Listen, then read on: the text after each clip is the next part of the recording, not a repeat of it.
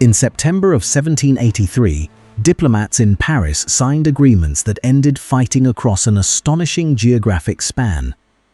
One treaty recognized of the United States, others redistributed islands, ports, and trading posts among European empires. British soldiers still occupied New York. Spanish officials governed conquered territory along the Gulf of Mexico. French and British fleets had recently fought for control of the Caribbean. On the Indian coast, armies connected to Mysore and the East India Company continued a conflict that had not stopped because negotiators in Europe had put their names on paper. The war that Americans remembered as a revolution had become something much larger. That expansion is the central problem of the story. How did a dispute between Britain and 13 mainland colonies become a global contest involving France, Spain, the Dutch Republic, native nations, Caribbean societies, African-descended people seeking freedom, and powerful states in India? The answer cannot be reduced to a single tax or battle. An imperial system designed for loose supervision collided with new demands for revenue and authority. Colonial resistance then became civil war. American survival attracted Britain's European rivals, and their entry forced London to defend an empire scattered from Canada to Gibraltar and Bengal. Independence emerged from that widening pressure, not from events in North America alone. The crisis began inside an empire that had long depended on distance. A sailing vessel might cross the Atlantic eastward in several weeks under favorable conditions, but weather, navigation, and the prevailing winds could make any passage unpredictable.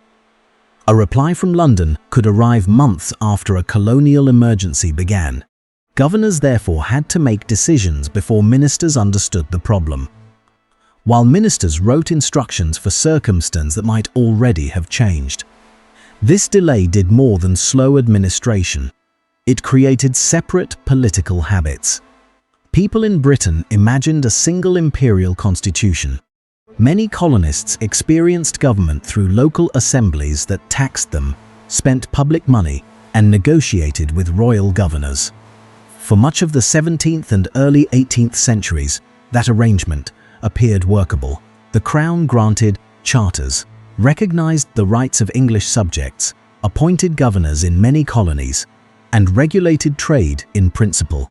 In practice, elect assemblies acquired substantial control over local finance and legislation. Commercial rules known as the Navigation Acts were enforced unevenly, and smuggling became part of Atlantic economic life. Historians later called this pattern salutary neglect. The phrase can imply that London simply ignored its possessions, but the reality was more deliberate. Britain had limited administrative resources, competing imperial priorities, and good reason to let local elites manage daily affairs so long as trade and allegiance remained secure. The mainland colonies were important, populous, and increasingly prosperous, yet they occupied only one part of Britain's Atlantic system. Caribbean sugar islands generated extraordinary wealth. The northern fisheries and fur trade linked merchants, native communities, and imperial posts. Naval stations protected shipping lanes and supported wars against France and Spain. A relatively small peacetime army guarded a vast continent. Most mainland defense depended on colonial militia, locally raised forces, and alliances with indigenous nations. That structure gave colonists experience in self-government and war, but it also concealed a basic disagreement. London saw delegated authority within an empire. Colonial assemblies increasingly treated powers exercised for generations as constitutional possessions of their own.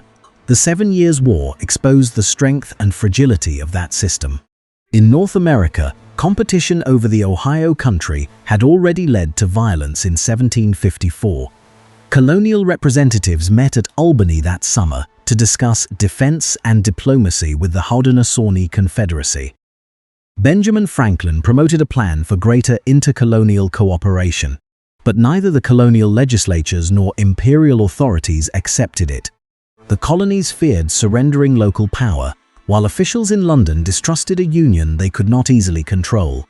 Even so, the meeting demonstrated that common action was imaginable when a shared danger became urgent. The conflict expanded into a global war fought in Europe, North America, the Caribbean, West Africa, India, and at sea. Britain eventually emerged with major territorial gains. French rule in Canada ended, and British power in India grew after victories won by the East India Company and its allies. Yet victory left a large debt and new lands to administer. It also removed France as the most immediate military threat to the mainland colonies.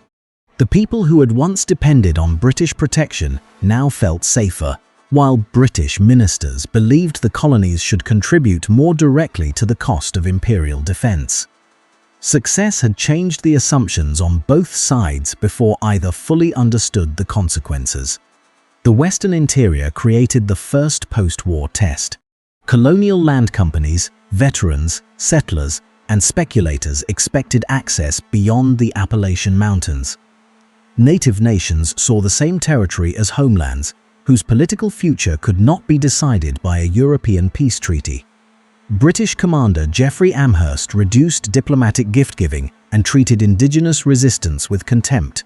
In 1763, a broad but not unified native war challenged British forts and settlements around the Great Lakes and Ohio country.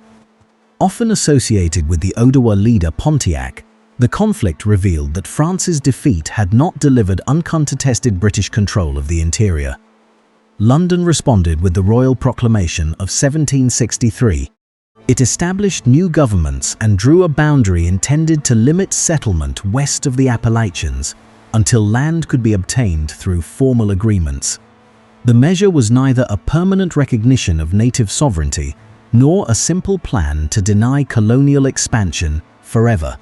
It was an attempt to manage expansion, trade, and diplomacy while preventing another expensive frontier war. Many colonists interpreted it differently. Existing settlements and speculative claims now seemed threatened by a distant government that had benefited from colonial wartime service and then blocked the expected reward. At the same time, British leaders sought a stable way to finance troops in North America. The Sugar Act of 1764 revised customs duties and strengthened enforcement. Its burden fell especially on merchants involved in Atlantic trade. The controversy became far greater when Parliament adopted the Stamp Act in March of 1765. The law required official stamps on newspapers, legal documents, licenses, and many other printed materials. Stamp duties were familiar in Britain, but this was the first parliamentary tax designed to raise internal revenue directly across the mainland colonies. Colonial opposition drew on both economic interest and constitutional argument. Printers, lawyers, merchants, sailors, artisans, and political leaders all had reasons to resist. Crowds intimidated stamp distributors, destroyed property, and used public ritual to make enforcement dangerous.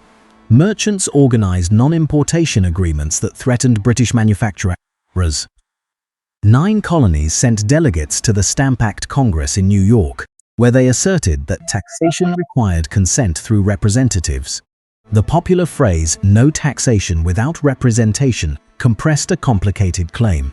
The colonists did not deny all imperial regulation, but many rejected taxation by a parliament in which they elected no members. British defenders of Parliament answered with the theory of virtual representation. Members of Parliament, they argued, represented the interests of the whole empire, including people who did not vote. That idea had a place within Britain's own unequal electoral system, but it persuaded few colonial critics. Their assemblies were immediate, visible, and accustomed to controlling local taxation. The dispute therefore concerned more than the amount collected. It asked where legitimate authority originated. If Parliament could tax without colonial consent, opponents feared that no clear boundary protected property or local government. If colonial assemblies could decide which parliamentary laws applied, ministers feared that imperial sovereignty would dissolve. Parliament repealed the Stamp Act in 1766 after colonial resistance and pressure from British merchants. Celebration on both sides of the Atlantic obscured the Declaratory Act passed at the same time. That law asserted Parliament's power to legislate for the colonies in all cases whatsoever. Each side could therefore interpret repeal as a victory without resolving the principle at stake. Colonial activists had proved coordinated resistance could work. Parliament had retreated from one policy while explicitly defending its authority to try another. The empire moved out of immediate crisis but retained the argument that would make future compromise increasingly difficult. The next experiment came through the townshend duties of 1767. These placed customs charges on imports including glass, paper, paint, lead and tea, while also strengthening the machinery of enforcement. British officials sometimes treated external duties as constitutionally distinct from the Internal Stamp Act. Many colonists refused that distinction because the purpose was still to raise revenue and make royal officials less dependent on elected assemblies. Boycotts returned. Women participated through household production and decisions about consumption. Committees, newspapers, and merchants connected protests across colonial boundaries, turning ordinary goods into tests of political loyalty. Massachusetts became the center of confrontation. Its assembly circulated a letter urging other colonies to resist unconstitutional taxation. Imperial authorities demanded that the letter be withdrawn and dissolved the assembly when it refused. In the autumn of 1768, British troops entered Boston to support customs officials and maintain order. Their presence placed armed regulars among civilians who saw the deployment as an occupation. Soldiers competed for work, endured insults, and faced crowds practiced in political street theater.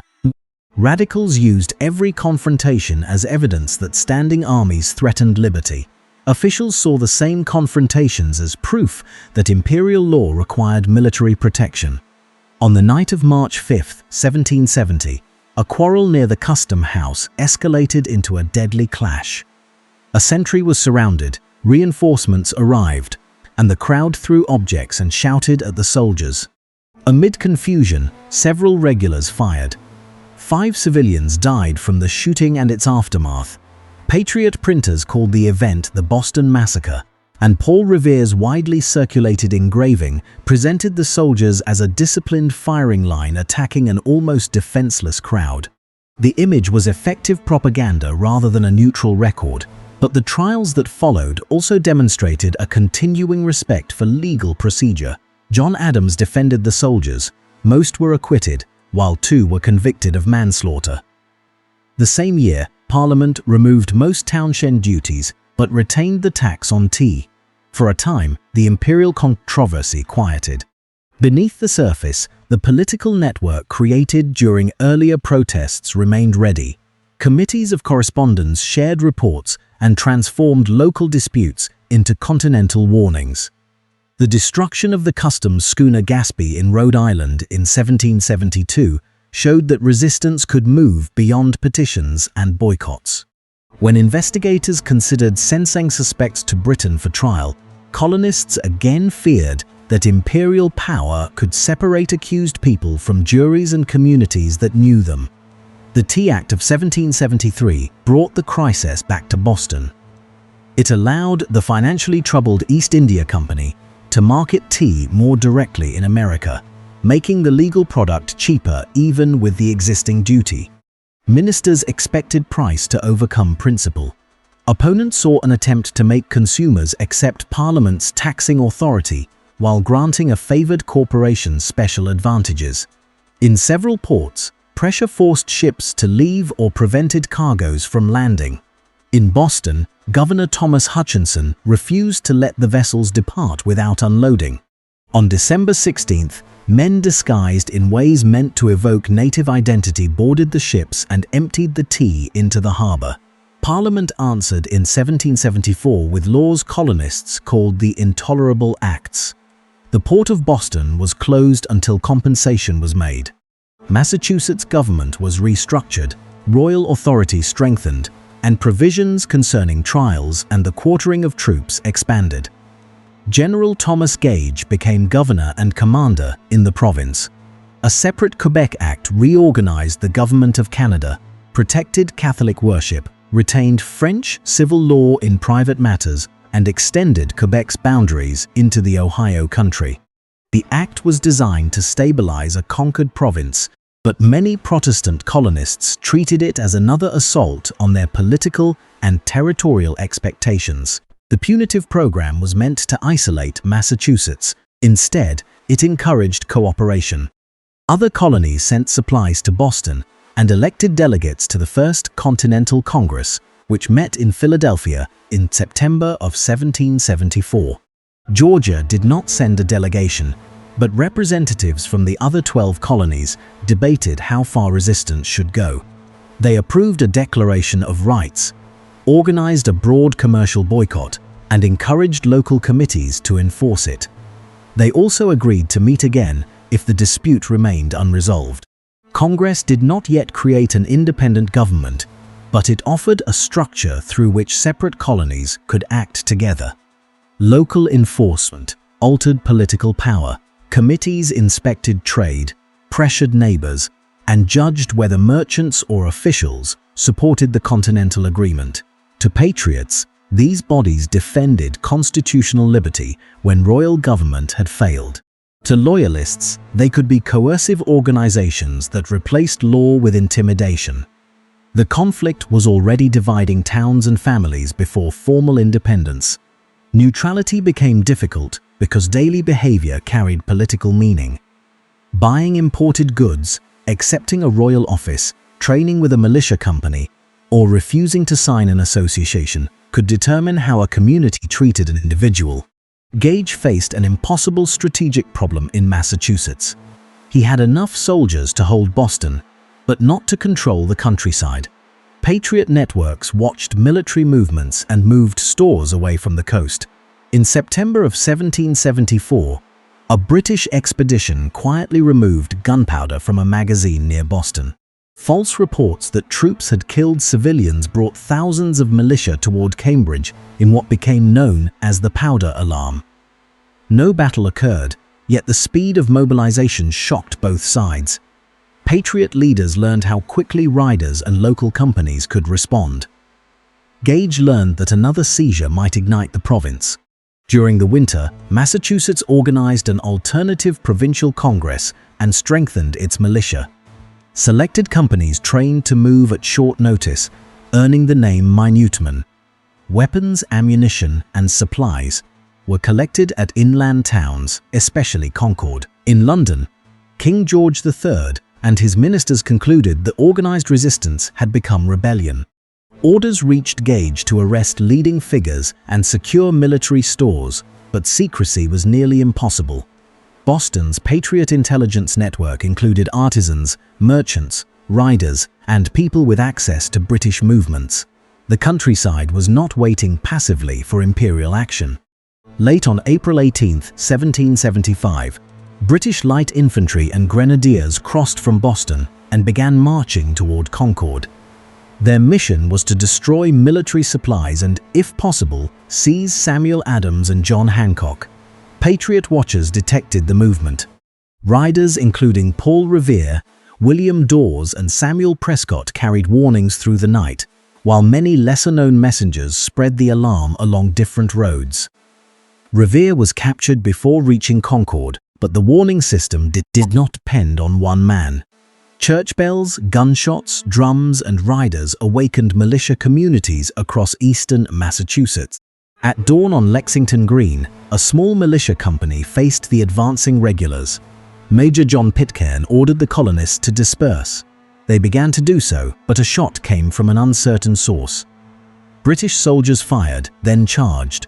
8 colonists were killed and others wounded. The brief encounter did not look like the opening of a world war. It was confused, local, and tactically insignificant. Yet bloodshed changed the meaning of everything that followed.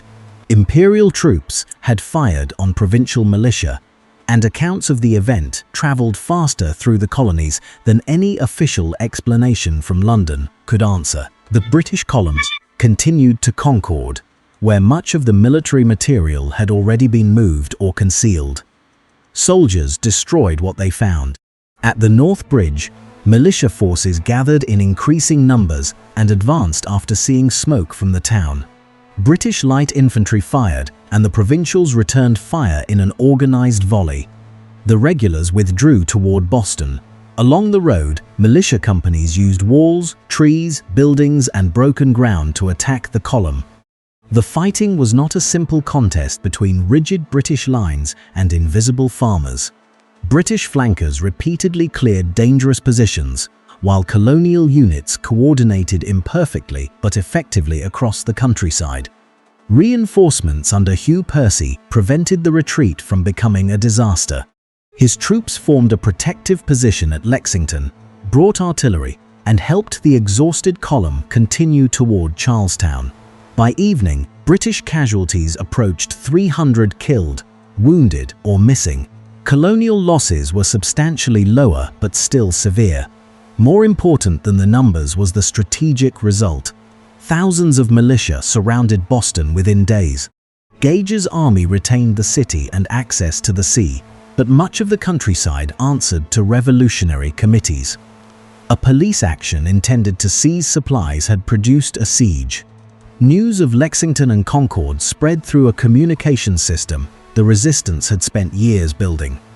Newspapers printed accounts, express riders carried depositions, and colonial leaders framed the battles as unprovoked attacks. British officers sent their own reports, but the longer Atlantic passage left London reacting to a story already established in America. Volunteers moved toward Massachusetts from across New England. Some came for a short emergency. Others expected a prolonged struggle. They brought local loyalties, different equipment, and elected officers. The force outside Boston was large but not yet a national army. The Second Continental Congress assembled in Philadelphia in May. Delegates now had to resist imperial policy while managing an armed conflict they had not formally declared. Moderates still hoped for reconciliation.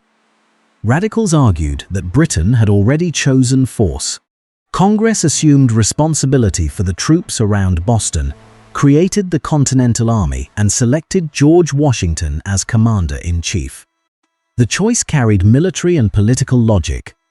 Washington had experience from the previous Imperial War, came from Virginia, and could symbolize a union broader than New England.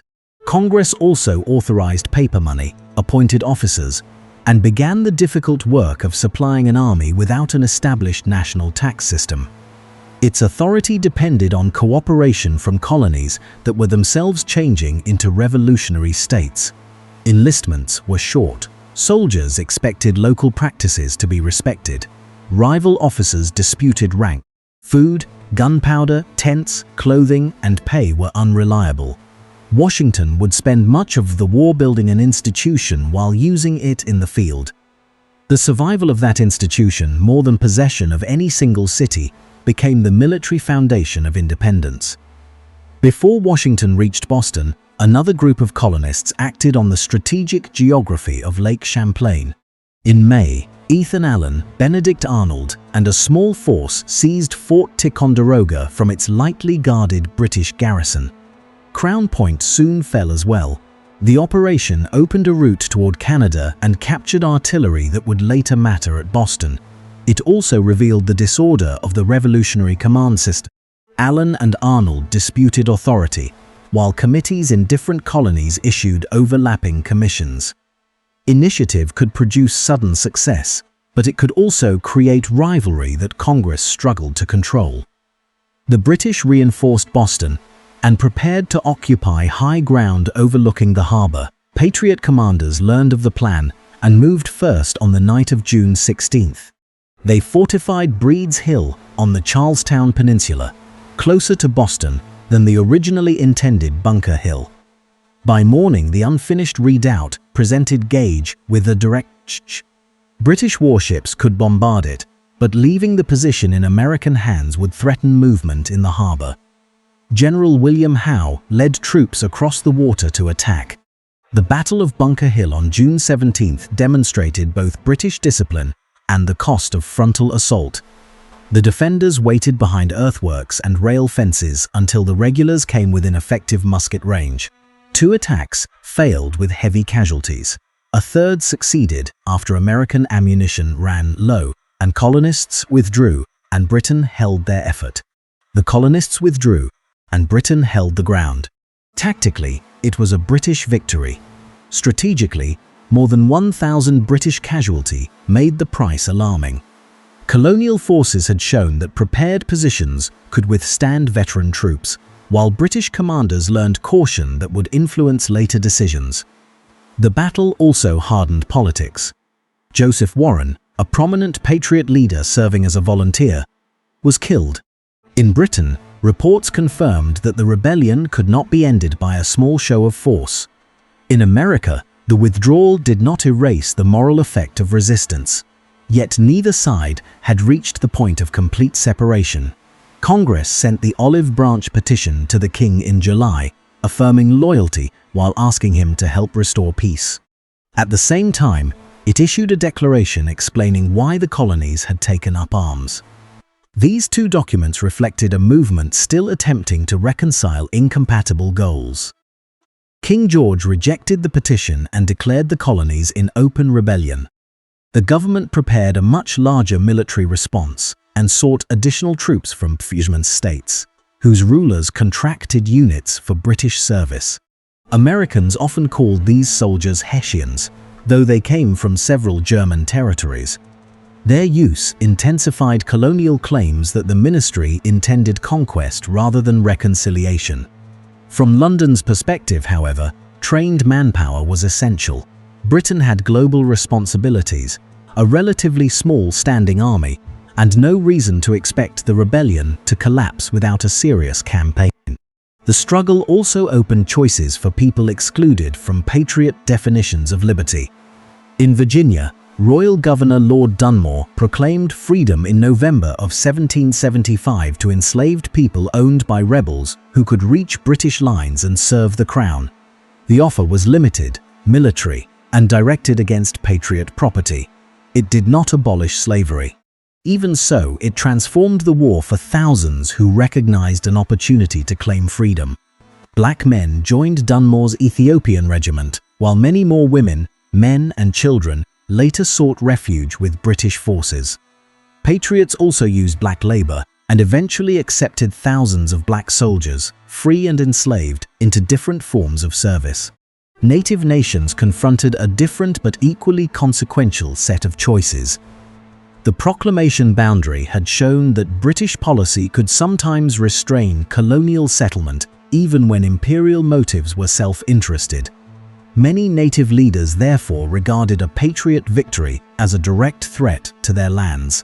Others distrusted Britain, maintained neutrality, or formed alliances with Americans based on local interests and older relationships.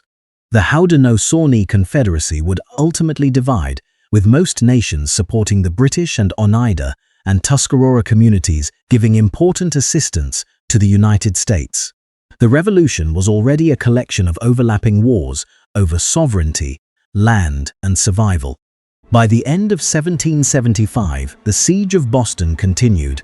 Congress governed without admitting it sought independence, and fighting had reached Canada and Virginia. The imperial crisis had crossed the threshold into sustained war, but its outcome remained entirely uncertain. Britain possessed naval power, professional troops, established credit, and the resources of a global empire. The Americans possessed space, local political networks, armed communities, and a growing conviction that compromise might no longer protect the liberties they claimed. The next year would test whether those advantages could become a viable revolution. The first American attempt to carry the war beyond the 13 colonies was the invasion of Canada. Revolutionary leaders hoped French-speaking Canadians might join a continental movement against British rule. They also feared that the St. Lawrence and Lake Champlain corridor would become an invasion route into New York. The expedition combined political ambition with military necessity, but it rested on weak assumptions. Britain had governed Quebec for only a little more than a decade. Yet the Quebec Act had protected Catholic worship and preserved important elements of French civil law. Most habitants had little reason to trust Protestant colonies whose own attitudes toward Catholicism were often openly hostile. One American column moved north through Lake Champlain under Philip Schuyler and then Richard Montgomery. It captured Fort St. Jean after a long siege and entered Montreal in November of 1775. A second force under Benedict Arnold followed a far more difficult route through the Maine wilderness. Faulty maps, leaking boats, cold weather, and dwindling food reduced the column before it reached the St. Lawrence. The survivors arrived outside Quebec exhausted. Montgomery joined them in December, but the combined army remained too small for a formal siege and faced expiring enlistments. The commanders chose a nighttime assault in a snowstorm on the final day of the year. The attack failed. Montgomery was killed early, Arnold was wounded, and many soldiers under Daniel Morgan were trapped and captured. The survivors maintained a loose blockade into the spring, increasingly weakened by smallpox and supply shortages. Reinforcements from the colonies arrived, but so did British troops and warships. An American attack at Trois-Rivières in June ended badly, and the army withdrew toward Lake Champlain. The campaign had delayed a British counteroffensive, but it did not bring Canada into the Revolution. Instead, the invasion reminded Canadians that American armies could also requisition supplies, spread disease, and demand allegiance. Retreat from Canada created an urgent naval problem. Britain could move south on Lake Champlain unless the Americans built a fleet. Arnold supervised the construction of small vessels at Skenesborough and commanded them against a larger British flotilla near Valcour Island in October of 1776. The Americans lost most of their craft, yet the battle consumed time. The British advance stopped for the winter rather than risk operations late in the season. Arnold's fleet was destroyed tactically but achieved a strategic delay. That year would matter when Britain attempted the same corridor with a much larger army. At Boston, Washington faced a different kind of stalemate. His lines surrounded the city, but the Continental Army lacked enough gunpowder for a major assault. Enlistments expired at the end of the year, requiring units to be rebuilt while still confronting the enemy. Disease and shortages affected both camps. Henry Knox offered a solution to the artillery problem. During the winter, he organized the movement of cannon captured at Ticonderoga across frozen lakes, rough roads, and the hills of New England. Teams hauled the heavy pieces hundreds of miles to the siege lines. In early March of 1776, American batteries bombarded Boston, while troops fortified Dorchester Heights. Engineers used prefabricated works and bundles of material to build defenses in a single night. From the heights, cannon could threaten the British position and harbor. Howe considered an assault, but weather interfered, and the memory of Bunker Hill made another direct attack unattractive. He chose evacuation. On March 17th, British troops, loyalists, and ships departed for Halifax. Washington had won his first major strategic success without storming the city. The evacuation carried several lessons. Artillery, labor, terrain, and patience had achieved what enthusiasm alone could not. British maritime mobility allowed Howe to save his army, but the same dependence on ships limited his choices when shore positions dominated an anchorage. For patriots, Boston appeared to prove that resistance could defeat imperial force. Yet Howe had not been destroyed. He was regrouping for a campaign on ground far more favorable to British naval power. New York, with its deep harbor, islands, waterways, and connection to the Hudson, would become the center of the war. Fighting in the South followed a different pattern. In Virginia, Dunmore's forces operated from ships after Patriot pressure drove them from the mainland. His proclamation attracted enslaved people seeking freedom, but disease devastated those gathered in crowded camps. At Great Bridge in December of 1775, Patriot troops defeated a British attack and tightened control of the colony. Dunmore's ships later bombarded Norfolk, while fires and destruction spread through the town from several causes. The campaign radicalized Virginia and demonstrated how war could become a struggle over both political allegiance and human property.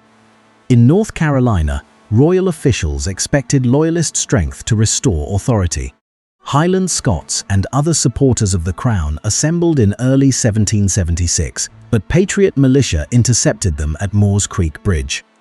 Defenders removed planks, greased parts of the bridge, and waited behind earthworks. A Loyalist charge failed under musket and artillery fire.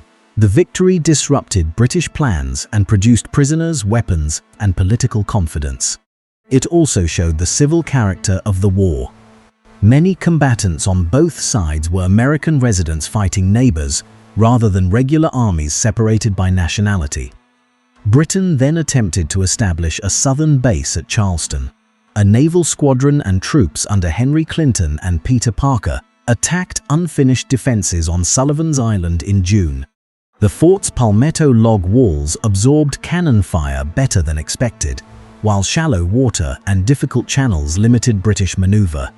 An attempted land crossing failed, and several warships were badly damaged. South Carolina's defenders held.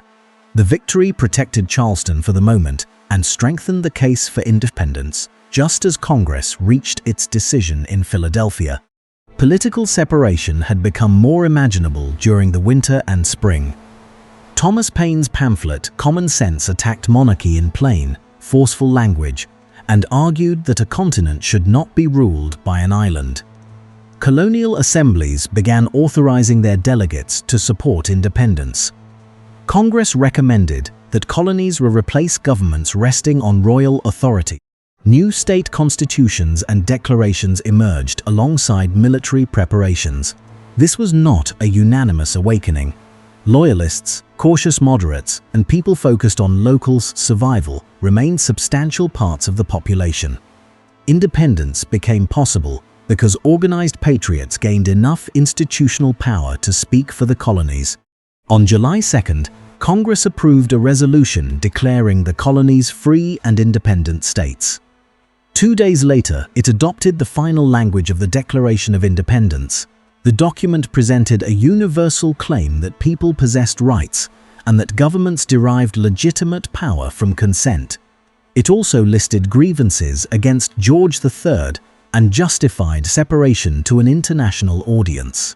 The declaration did not end slavery, include native nations within its political community, or grant equal political participation to women and men without property. Its principles were expansive. The government making them was limited. That contradiction would shape the nation born from the war. Declaration also served diplomacy. Foreign courts could assist a people claiming statehood more openly than subjects asking help against their king. France had already allowed secret support to flow through commercial channels, but formal alliance remained risky until the Americans proved they could survive.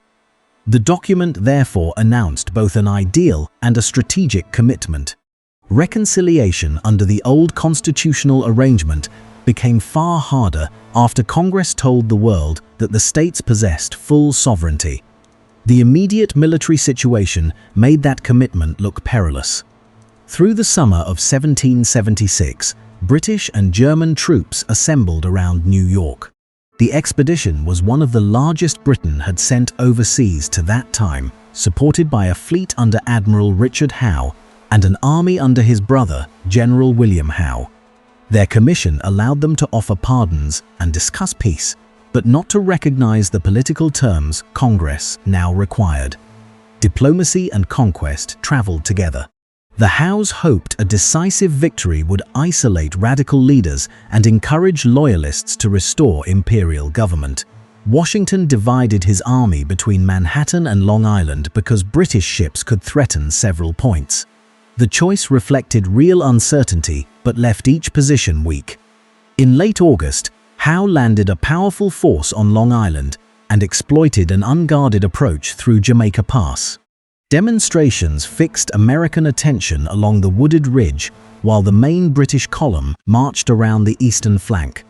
On August 27th, the Americans found troops in front and behind them. Units broke toward Brooklyn Heights. Others fought delaying actions through fields and marshes. The Maryland and Delaware soldiers near the Gowanus route became central to the memory of the battle. Roughly 400 Maryland troops participated in desperate covering actions around the old stone house and nearby approaches. Later legend often claimed that only a handful survived. The historical record supports a severe loss but not total annihilation. Maryland archival research identifies 256 men from the regiment as killed or captured across the battle. Their resistance mattered because it bought time for other troops to reach the fortified line, not because every participant died in a single charge. Howe stopped before an immediate assault on the Brooklyn works and began siege preparations. His caution was understandable after Bunker Hill, but it gave Washington time. With the East River behind his army, Washington ordered a nighttime evacuation. Boats were gathered, and maritime soldiers from Massachusetts managed repeated crossings under difficult conditions. Rearguard units maintained campfires and occupied the lines. Rain, changing wind, darkness, and then heavy fog concealed the movement. By the morning of August 30th, roughly 9,000 troops, guns, animals, and supplies had crossed to Manhattan. Britain had won the battle but failed to capture the Continental Army. The escape did not reverse the campaign. Howe landed on Manhattan in September, and panic at Kip's Bay sent American troops fleeing. Washington restored some confidence through a sharp engagement at Harlem Heights, but he still faced the danger of being trapped on the island. At White Plains in October, British forces pushed the Americans from a defensive position without destroying them. Washington withdrew north and then crossed into New Jersey, leaving garrisons to hold forts along the Hudson. The decision to defend those posts would prove costly. Fort Washington on Manhattan fell on November 16th after British and German attacks overwhelmed its outer defenses. Nearly 3,000 American troops were captured, one of the worst losses of the war. Fort Lee across the river had to be abandoned when Cornwallis landed nearby. Supplies, tents, cannon, and equipment were left behind as the Americans retreated through New Jersey.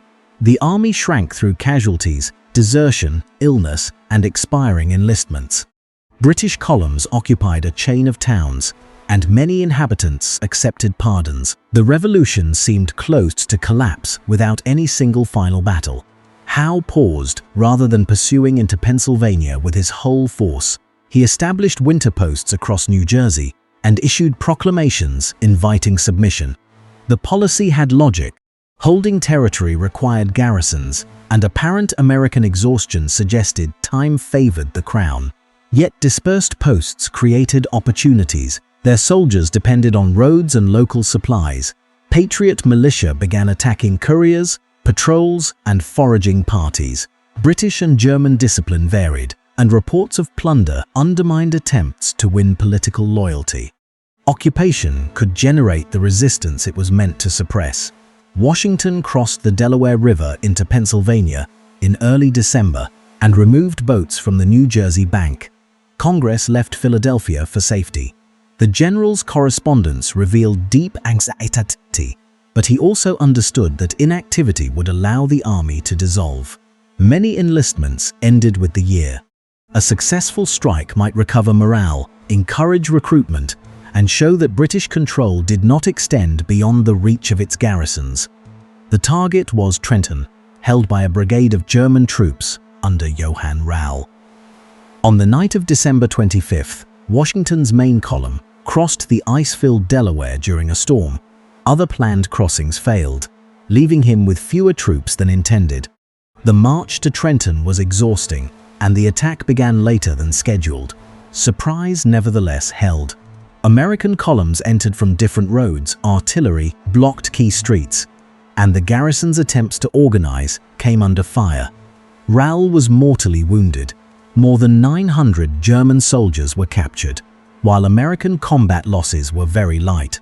The victory was modest in scale but enormous in psychological effect. Washington returned across the river with prisoners, then moved into New Jersey again. Cornwallis advanced to confront him near Trenton on January 2, 1777. American troops delayed the British along the road and held positions behind Assunpink Creek. Cornwallis expected to finish the battle in the morning. During the night, Washington left campfires burning, moved his army around the British flank, and marched toward Princeton.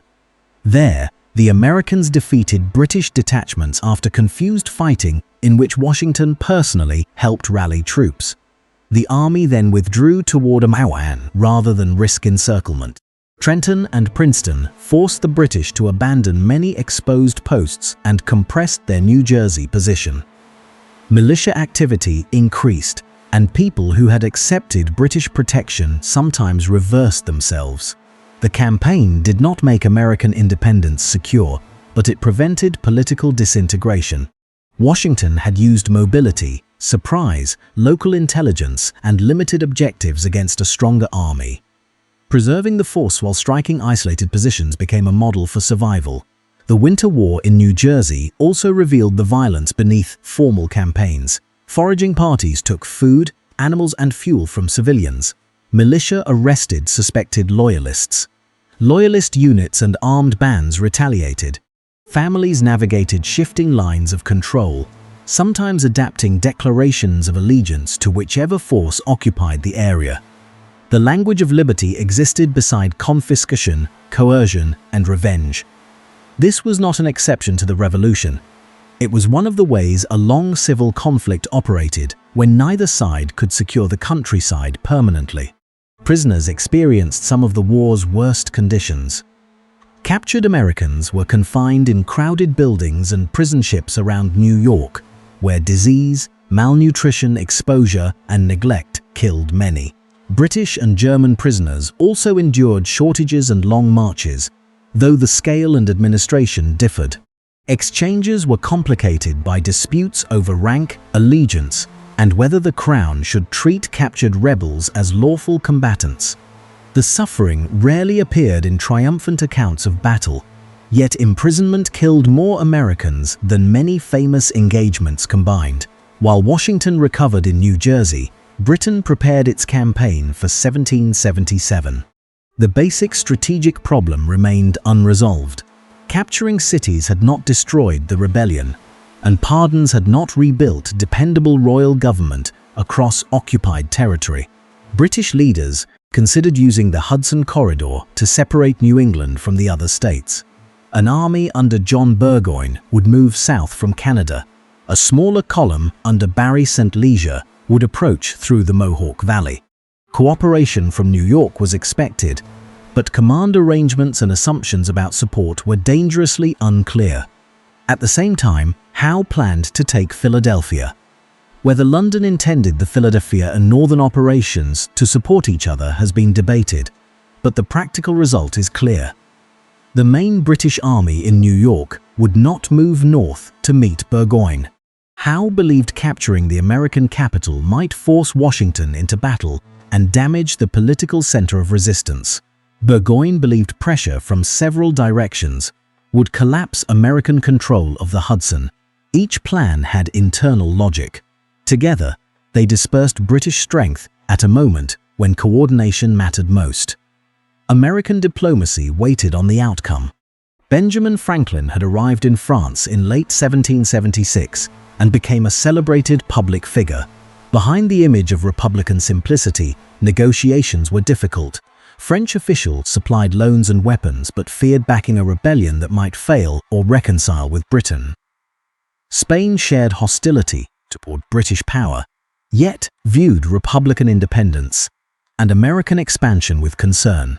A major American battlefield success could transform those calculations. A decisive failure could end them. Thus, the campaigns of 1777 would decide more than control of Philadelphia or the Hudson. They would test whether Britain could coordinate power across distance and whether the United States could turn survival into international credibility.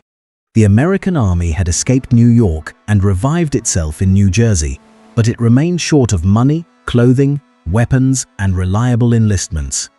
Britain still held the initiative. The next turning point would arise not where Howe concentrated the largest force, but along the long northern road from Canada. Burgoyne's expedition left Canada in June with British regulars, German contingents, Loyalists, native allies, artillery, and a large supply train. The force moved down Lake Champlain and approached Fort Ticonderoga, the position Americans had once regarded as a northern shield. Engineers discovered that artillery placed on high ground overlooking the fort could make it untenable. The American commander, Arthur St. Clair, withdrew in early July rather than sacrifice the garrison. The evacuation preserved troops but caused public outrage. A fortress associated with the first triumph of the Revolution had fallen without a major battle. The British pursuit brought victories at Hubbardton and other actions, yet the advance became slower. As it moved beyond navigable water, roads had to be cut through forest. Bridges required repair. Horses died or weakened. Every wagon of food consumed effort, simply to move forward. Burgoyne also dispersed forces to hold the route behind him. The campaign depended on supplies from Canada and on the expectation that Loyalists would rally in large numbers. Some did, but not enough to replace losses or solve transport. American militia, meanwhile, gathered as the danger became immediate. Native participation created both military value and political risk for the British. Scouts provided intelligence and mobility that European troops could not easily match. Yet the death of Jane Macria, a young woman connected to a Loyalist officer, became patriot propaganda after she was killed during an encounter involving native warriors. Details of the event were contested, but its political effect was clear. Newspapers portrayed the alliance as proof of British brutality. Burgoyne attempted to discipline his auxiliaries, and many native warriors left the expedition. The episode weakened his reconnaissance while increasing American mobilization. Seeking horses, cattle, wagons, and supplies, Burgoyne sent a detachment toward Bennington. On August 16th, New Hampshire militia under John Stark attacked positions held by German troops and Loyalists. The fighting destroyed much of the detachment, and American reinforcements defeated a second force arriving too late to rescue it. British losses exceeded what the campaign could easily replace. Bennington denied supplies, raised Patriot confidence, and demonstrated that local militia could concentrate quickly against an isolated column. The western arm of the strategy also faltered. Barry St. Leger advanced from Lake Ontario toward Fort Stanwix with regulars, Loyalists, and native allies.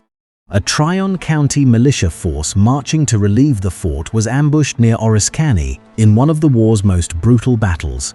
The engagement divided the Haudenosaunee Confederacy, placing warriors and families from allied communities on opposing sides. The militia suffered terribly, but the fort did not fall. A sortie struck the besiegers' camps, and rumors spread by Benedict Arnold exaggerated the size of an approaching relief force. St. Leger's native allies withdrew, compelling the expedition to retreat. Burgoyne now stood deep in hostile territory without the expected support from the West or the main army at New York. He crossed the Hudson and continued toward Albany, gambling that retreat would be more dangerous than advance. American forces under Horatio Gates occupied strong ground near Bemis Heights. Their numbers grew through Continental reinforcements and militia. Thaddeus Kosciuszko, a Polish engineer, helped select and fortify the position. Gates commanded the army, while Arnold and Daniel Morgan led aggressive elements that contested the woods and fields ahead. At Freeman's Farm on September 19th, British troops held the field after hours of intense fighting, but suffered casualties they could not afford. The Americans withdrew to their defenses and continued receiving reinforcements.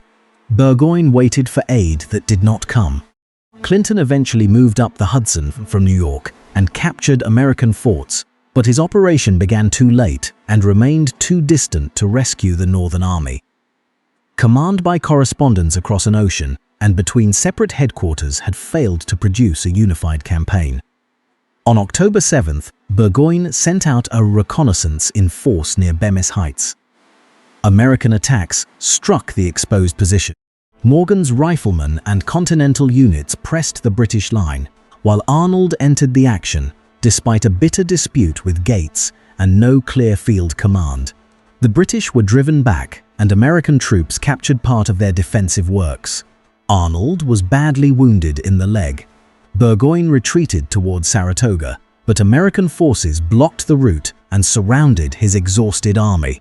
The surrender on October 17th removed more than 5,000 British and German soldiers from the campaign. Under the Convention of Saratoga, the troops were initially supposed to return to Europe after promising not to serve again in North America, but disputes prevented that arrangement from being carried out as intended. The prisoners became the Convention Army and remained in American custody. More important was the diplomatic effect. The United States had captured an entire British field army. France now had evidence that the rebellion could endure and that intervention might seriously weaken Britain. While Burgoyne moved toward disaster, Howe pursued the American capital. Rather than advance directly across New Jersey, he embarked the army and sailed south into Chesapeake Bay. The long voyage confused American observers and delayed the start of the campaign. Howe landed at Head of Elk in late August and marched north. Washington positioned his army along Brandywine Creek, trying to block the road to Philadelphia. On September 11th, British and German forces again used a wide flanking movement, while another column demonstrated against the American front. Washington received conflicting reports about the northern fords and shifted units too late. Howe's flanking columns struck the American right in the afternoon. Continental divisions resisted but were forced back. Nathaniel Greene's troops helped cover the withdrawal, preventing defeat from becoming destruction. The British won the battle and opened the way toward Philadelphia, yet Washington's army remained intact. The same patterns seen at New York returned. Operational skill gave Howe possession of ground, but not the decisive political collapse Britain needed. Congress left Philadelphia, and British troops entered the city on September 26th. Capturing the American capital carried symbolic value, but Congress reassembled elsewhere. Revolutionary government did not depend on one palace, treasury, or permanent bureaucracy. Its mobility frustrated European assumptions about the effect of taking a capital. Howe had gained comfortable quarters and a major port, but he also had to protect a long supply route down the Delaware River while Washington remained nearby. The Americans counterattacked at Germantown on October 4th. Washington planned several columns to converge on the British camp before dawn. Fog, smoke, difficult roads, and uneven coordination produced confusion. Some American troops fought each other by mistake. A British detachment held the Stone Chew House, and repeated efforts to clear it consumed time. After early success, the attack collapsed into retreat. Even in defeat, however, the willingness of Washington's army to assault a British position impressed foreign observers. The Continentals were no longer simply avoiding battle. Control of the Delaware became essential to supplying occupied Philadelphia. American forts at Mifflin and Mercer, supported by river obstacles and small naval vessels, blocked easy passage. A German assault on Fort Mercer at Red Bank failed with heavy losses. Fort Mifflin endured prolonged bombardment from shore batteries and warships before its defenders evacuated in November. Once the river defenses fell, British supplies entered the city. The operations demonstrated how forts, naval power, engineering, and logistics could determine whether a battlefield victory produced a sustainable occupation. Washington's army went into winter quarters at Valley Forge in December. The site allowed observation of routes into Philadelphia and offered defensible terrain, but it did not protect soldiers from administrative failure. Food existed in surrounding regions, yet currency depreciation, poor transport, and competition among authorities made delivery unreliable. Clothing and shoes were scarce. Disease spread in crowded huts. Later memory sometimes reduced Valley Forge to a single winter of starvation. The crisis combined supply breakdown, exposure, sanitation problems, and a government still learning to support an army. Thousands became sick, and roughly 2,000 soldiers died during the encampment, most from disease rather than cold or combat. The suffering was real, but Valley Forge was not simply a scene of helpless endurance. Soldiers constructed a planned camp of log huts. Officers improved sanitation. Washington supported inoculation against smallpox, a dangerous but ultimately crucial public health measure. Nathaniel Greene reorganized the Quartermaster Department. Congressional investigators examined the Army's needs. The winter became a test of whether the United States could turn emergency mobilization into a durable military system. Friedrich Wilhelm von Steuben, a Prussian veteran whose aristocratic title and service record were presented somewhat grandly by his promoters, arrived at Valley Forge and proved highly effective. He began with a model company, teaching a standardized manual of arms, movement, camp order, and battlefield discipline. Those soldiers then trained others. Steuben adapted European methods to American conditions rather than merely copying Prussian drill. His work gave units a common language of command and improved their ability to maneuver under pressure. The officer corps also matured through experience. Washington had survived political criticism and whispers that Gates should replace him after Saratoga. Congress created a board of war and considered reforms, but no organized coup removed the commander-in-chief. Washington's authority depended partly on personal restraint and partly on the recognition that the army required continuity. He made serious mistakes, yet he increasingly judged positions by whether holding them preserved the army's capacity to fight. The institution and its commander were becoming inseparable in public perception. Across the Atlantic, Saratoga resolved the French debate. Foreign Minister Charles Gravier, Comte de Vergennes, had long sought to weaken Britain but wanted to avoid backing a failed revolt. Secret French aid had already provided weapons, powder, clothing, and credit. American agents, especially Franklin, cultivated political support while managing rivalries among themselves. News of Burgoyne's surrender arrived as Britain explored possible reconciliation. France feared that a settlement might restore the Anglo-American connection and waste the opportunity created by the war. On February 6, 1778, France and the United States signed a Treaty of Amity and Commerce and a Treaty of Alliance. France recognized American independence, and the alliance committed the partners to continue the war under agreed, separate peace. And British recognition of American independence was an essential objective. The treaties changed the strategic scale. Britain now faced another great power with a navy, colonies, credit, and armies of its own. The rebellion had become part of a renewed imperial contest. The alliance did not guarantee quick victory. France and the United States had different interests, military cultures, and expectations. French leaders wanted revenge for losses in the 7 Years' War and protection for their own commerce and colonies. Americans needed money, supplies, naval power, and recognition, but many retained old anti-French and anti-Catholic prejudices. Coordination across the Atlantic would be slow. Fleets depended on wind, provisioning, and seasonal disease. Commanders could not assume that an ally's preferred target matched their own. Britain responded to the French alliance by changing priorities. Philadelphia became less valuable than concentrating forces near the fleet at New York. General Henry Clinton replaced Howe and prepared to evacuate the city. The Crown also sent a peace commission with authority to offer substantial concessions, including an end to parliamentary taxation.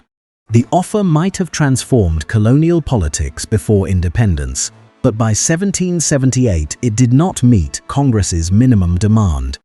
Negotiation without recognition of sovereignty appeared to ask Americans to abandon the diplomatic and military position they had just gained. In June, Clinton's army marched across New Jersey toward New York. Washington followed from Valley Forge, and officers debated whether to risk a major engagement. Charles Lee, recently exchanged from British captivity, doubted the wisdom of attacking. Washington ordered an advanced force to strike the British rear near Monmouth Courthouse on June 28. Confused instructions and changing circumstances led Lee to pull back. Washington met retreating troops, reorganized the line, and fought a long battle in extreme heat. The British held off American attacks and continued toward Sandy Hook during the night. Monmouth was tactically inconclusive, but it showed that the retrained Continental Army could maneuver and exchange sustained fire with British regulars in open terrain. Heat exhaustion killed and disabled soldiers on both sides. The battle also ended Lee's effective field career after a court-martial, arising from his conduct and confrontation with Washington. Clinton reached New York, where the main British army would remain based for much of the war. The French fleet under Charles Hector, Comte d'Estaing, arrived off the American coast in the summer. Hopes for a dramatic naval decision immediately encountered practical limits. Large French ships could not safely cross the bar into New York Harbor. Attention shifted to Newport, Rhode Island, held by a British garrison. American troops under John Sullivan and French forces planned a joint operation, but relations deteriorated when d'Estaing sailed out to meet a British fleet. A storm scattered and damaged both sides. The French commander then withdrew to Boston for repairs, prompting anger among Americans who had expected support. Sullivan continued the campaign, but had to retreat as militia departed and British reinforcements approached. The Battle of Rhode Island on August 29th allowed the Americans to disengage after hard fighting. The failed operation exposed the difficulty of coalition warfare. American officers interpreted French naval choices through the urgency of their local campaign. D'Estaing had to consider the condition of his fleet, orders from Europe, and the hurricane season. The alliance survived the resentment, but trust required patient political repair. France's entry opened fronts far from the United States. Britain had to protect the English Channel, Mediterranean positions, West Indian sugar islands, African trading posts and possessions in India. Troops and ships that might have reinforced Clinton were redirected. Insurance costs, convoy requirements and privateering expanded the economic burden. The Royal Navy remained formidable, but it could no longer concentrate overwhelmingly against American ports. Strategic arithmetic had changed even before French forces produced a decisive victory in North America. For the United States, the greatest benefit was not the immediate destruction of a British army. It was the redistribution of British attention. American survival had created time for the rebellion to become an international war. International war now increased the chances of further survival. This circular relationship lay at the heart of the revolution's outcome. Washington did not need to conquer the British Empire. He needed to keep a national army and political cause alive until the empire's leaders decided that restoring control of the 13 states cost more than the result was worth. That decision was still years away. Britain retained New York, naval access, a professional army, and substantial loyalist support. The United States suffered inflation, factional politics, enlistment problems, and dependence on uncertain state contributions. French intervention expanded possibility, but also expanded the war's geography. The struggle now moved simultaneously through frontier communities, southern plantations, Caribbean islands, European waters, and Indian states. Victory would emerge from the interaction of those theaters rather than a straight line from Saratoga to peace. Along the northern and western frontiers, the revolution had never paused while the main armies maneuvered around Philadelphia. Settlements in the Mohawk, Susquehanna, and Wyoming valleys sat within a contested borderland. British officials in Canada, Loyalist officers and native leaders organized raids against military posts and communities that supported the rebellion. Patriot forces answered with expeditions, destruction of villages, and attacks on food supplies. The violence followed local grievances as much as plans made in London or Philadelphia. For the people living there, the war was intimate, seasonal, and often directed at the resources required to survive winter. The Haudenosaunee division was particularly destructive.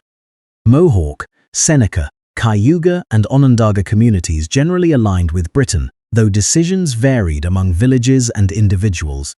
Oneida and Tuscarora allies assisted the United States. The Confederacy's council fire could not prevent members from fighting one another. Joseph Brant, a Mohawk leader with wide diplomatic experience, became one of the best-known British Allied commanders. On the American side, Oneida's diplomats and warriors carried intelligence, guided troops, and supported the defense of the Mohawk Valley. Each alliance reflected calculations about land, security, trade, and older rivalries, not simple loyalty to a European flag. In July of 1778, a force including loyalists and native warriors defeated local defenders in the Wyoming Valley of Pennsylvania. Patriot accounts described the aftermath as a massacre and circulated exaggerated stories of indiscriminate killing. Later that year, Cherry Valley in New York suffered a raid in which civilians were killed and taken captive. The attacks intensified demands for retaliation. British Allied native leaders also condemned Patriot destruction and killings. Propaganda on both sides turned complex frontier warfare into proof that the enemy recognized no moral limits.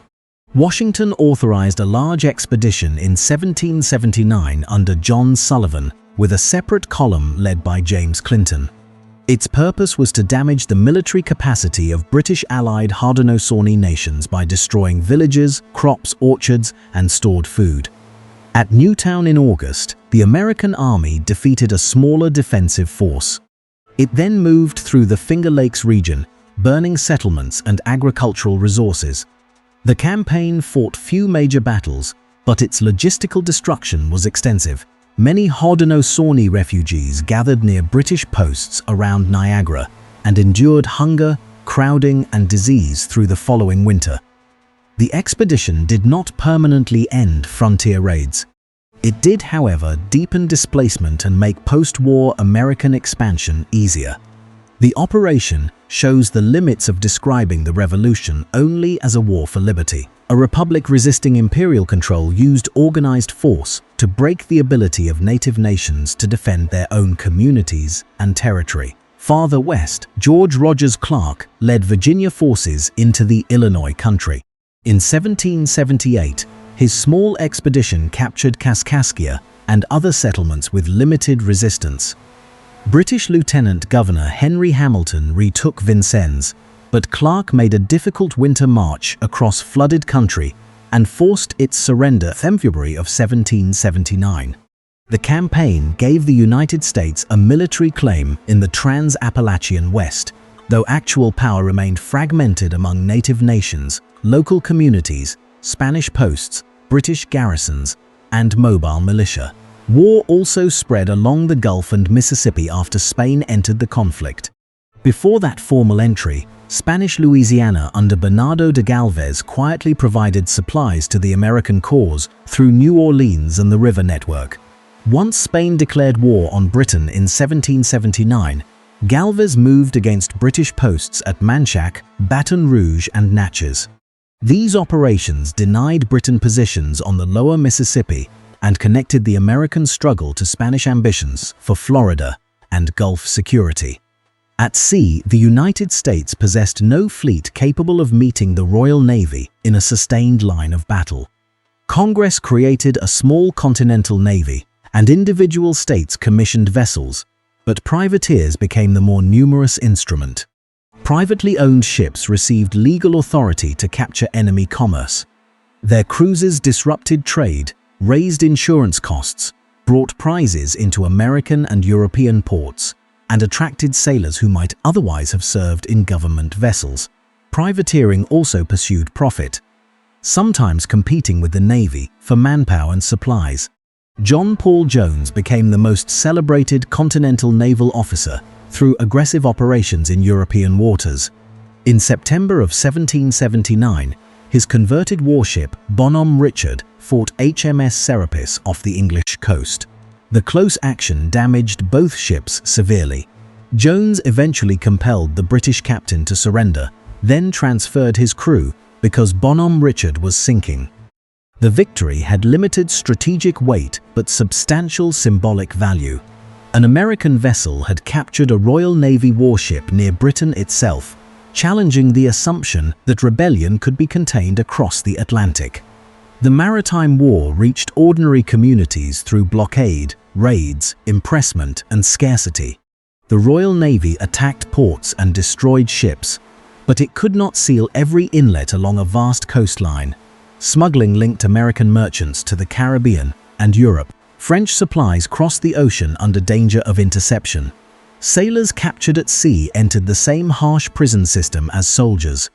Coastal people learned to read sails on the horizon as signs of trade, rescue, or attack.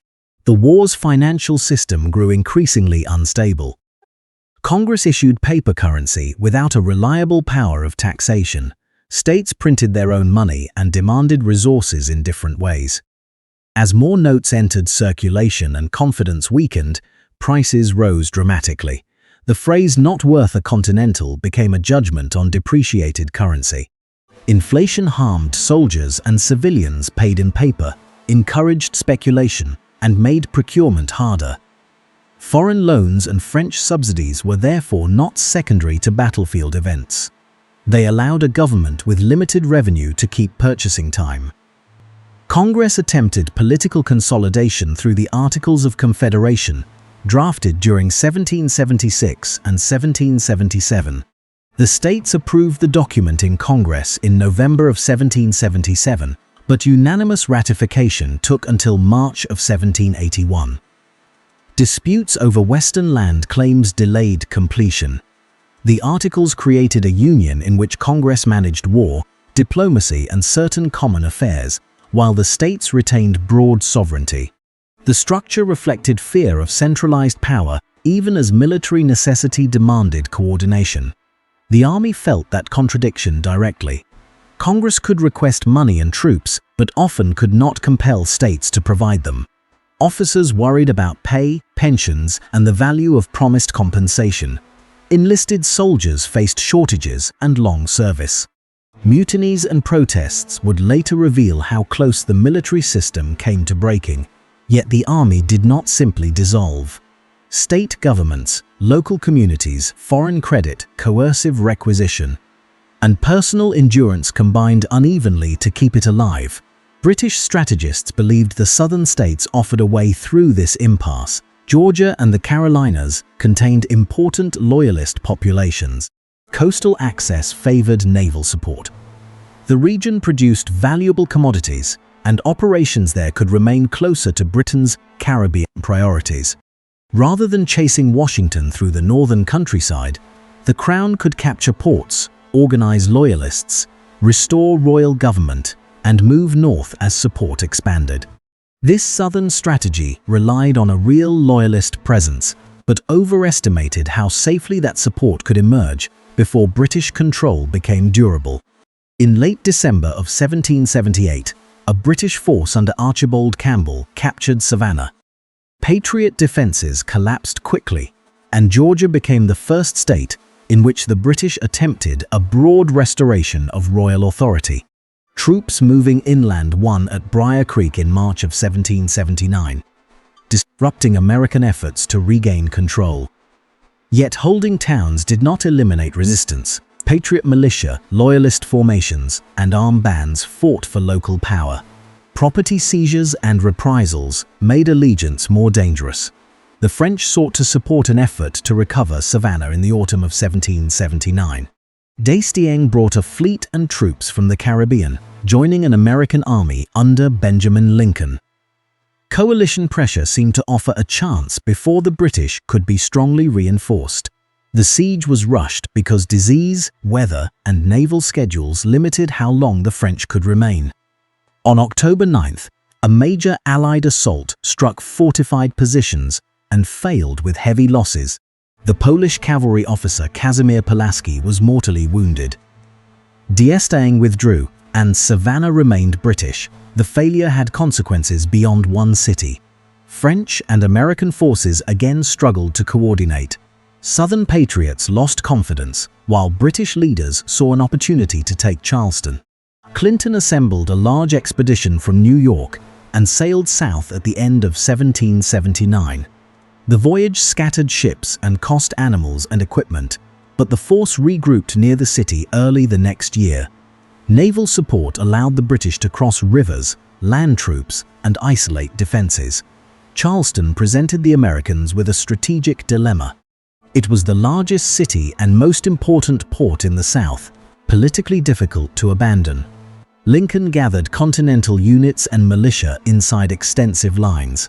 As British forces tightened the siege, the defenders lost their routes of escape. Royal Navy vessels passed the harbor defenses. Cavalry under Banastre Tarleton defeated American mounted troops at Monk's Corner, and British trenches approached the fortifications. On May 12, 1780, Lincoln surrendered the city and more than 5,000 troops. The fall of Charleston was one of the greatest American disasters of the war. It removed much of the Continental strength in the South and gave Britain a base from which to project power inland. Clinton issued terms intended first to protect civilians who remained peaceful, then demanded more active allegiance as he prepared to return to New York. The shift forced people who might have remained neutral to choose. Some joined the royal cause. Others interpreted the demand as release from earlier parole and returned to resistance. Tarleton's legion pursued a retreating Virginia Continental force under Abraham Buford and overtook it near the Waxhaws on May 29th. The Americans attempted to surrender after the fighting began, but close combat continued and many were killed or badly wounded. Whether Tarleton deliberately ordered a massacre remains disputed. Patriot propaganda called the action Buford's Massacre and used the phrase Tarleton's Quarter to recruit resistance. As with earlier frontier stories, the political meaning of violence soon exceeded what surviving evidence could establish about individual intent. British columns occupied posts across South Carolina, including Camden 96 and Cheraw. Loyalist militia organized under royal protection, and for a moment the strategy appeared successful. Yet the interior could not be pacified by a chain of forts alone. Patriot leaders such as Francis Marion, Thomas Sumter, and Andrew Pickens used local networks, swamps, forests, and rapid movement to attack outposts and communications. Their commands varied in discipline and purpose, and the romantic image of clean guerrilla war hides plunder and personal vendettas. Still, they made British control expensive and uncertain. The Southern conflict intensified the choices of enslaved people. British proclamations and military practice offered paths to freedom for many who escaped Patriot owners, though disease, recapture, and re-enslavement remained constant dangers. British commanders also used enslaved labor and protected the property claims of loyalists. Patriot states employed black soldiers, wagoners, pilots, laborers, and spies while maintaining slavery. Individuals navigated these contradictory systems in pursuit of family, safety, or freedom. The Revolution's language did not determine their decisions. Opportunities created by moving armies often did. Women sustained households, farms, shops, and supply networks while men were absent, and some traveled with armies as laundresses, cooks, nurses, servants, and family members. Others carried intelligence, protected property, or suffered displacement. Formal politics excluded them, yet wartime mobilization depended on their labor. The conflict also brought sexual violence, widowhood, confiscation, and refugee experience that military reports seldom recorded. Any account confined to commanders and battles misses the social infrastructure that allowed those battles to continue. After Charleston, Congress sent Horatio Gates to restore the Southern Army. His victory at Saratoga gave him reputation, but the situation he inherited was precarious. Continental troops from Maryland and Delaware formed a reliable corps. Militia supplied numbers but varied in training and willingness to remain. Food was scarce, heat severe, and intelligence uncertain. Gates advanced toward the British post at Camden, hoping action would recover momentum. Cornwallis moved from Charleston to meet him. The armies encountered one another during the night of August 15th and deployed before dawn. Gates placed inexperienced militia opposite some of Britain's strongest regulars. When the British advanced, much of the militia fled, exposing the Continental flank. Maryland and Delaware units resisted but were overwhelmed. Baron Johann de Kalb was mortally wounded. Gates rode far from the battlefield and lost command credibility. The defeat at Camden appeared to confirm that organized American resistance in the South had collapsed. Yet British victory produced no stable conclusion. Cornwallis could defeat armies, but every advance lengthened communications through hostile country. Loyalists who openly supported the crown became targets when regular troops moved away. Patriot militia recovered after reverses because their political and social networks remained. The Southern strategy depended on translating military occupation into local government faster than resistance could regenerate. That translation repeatedly failed. The war was now entering its most destructive phase in North America, while becoming more demanding overseas. Spain pressed British positions along the Gulf and maintained the siege of Gibraltar. France contested Caribbean islands and prepared further aid for the United States. In India, tensions between the East India Company, Mysore, and European rivals were approaching a new war. Britain's problem was no longer how to defeat Washington alone.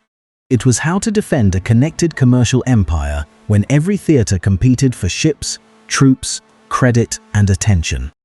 France's formal entry began with naval movements on both sides of the Atlantic.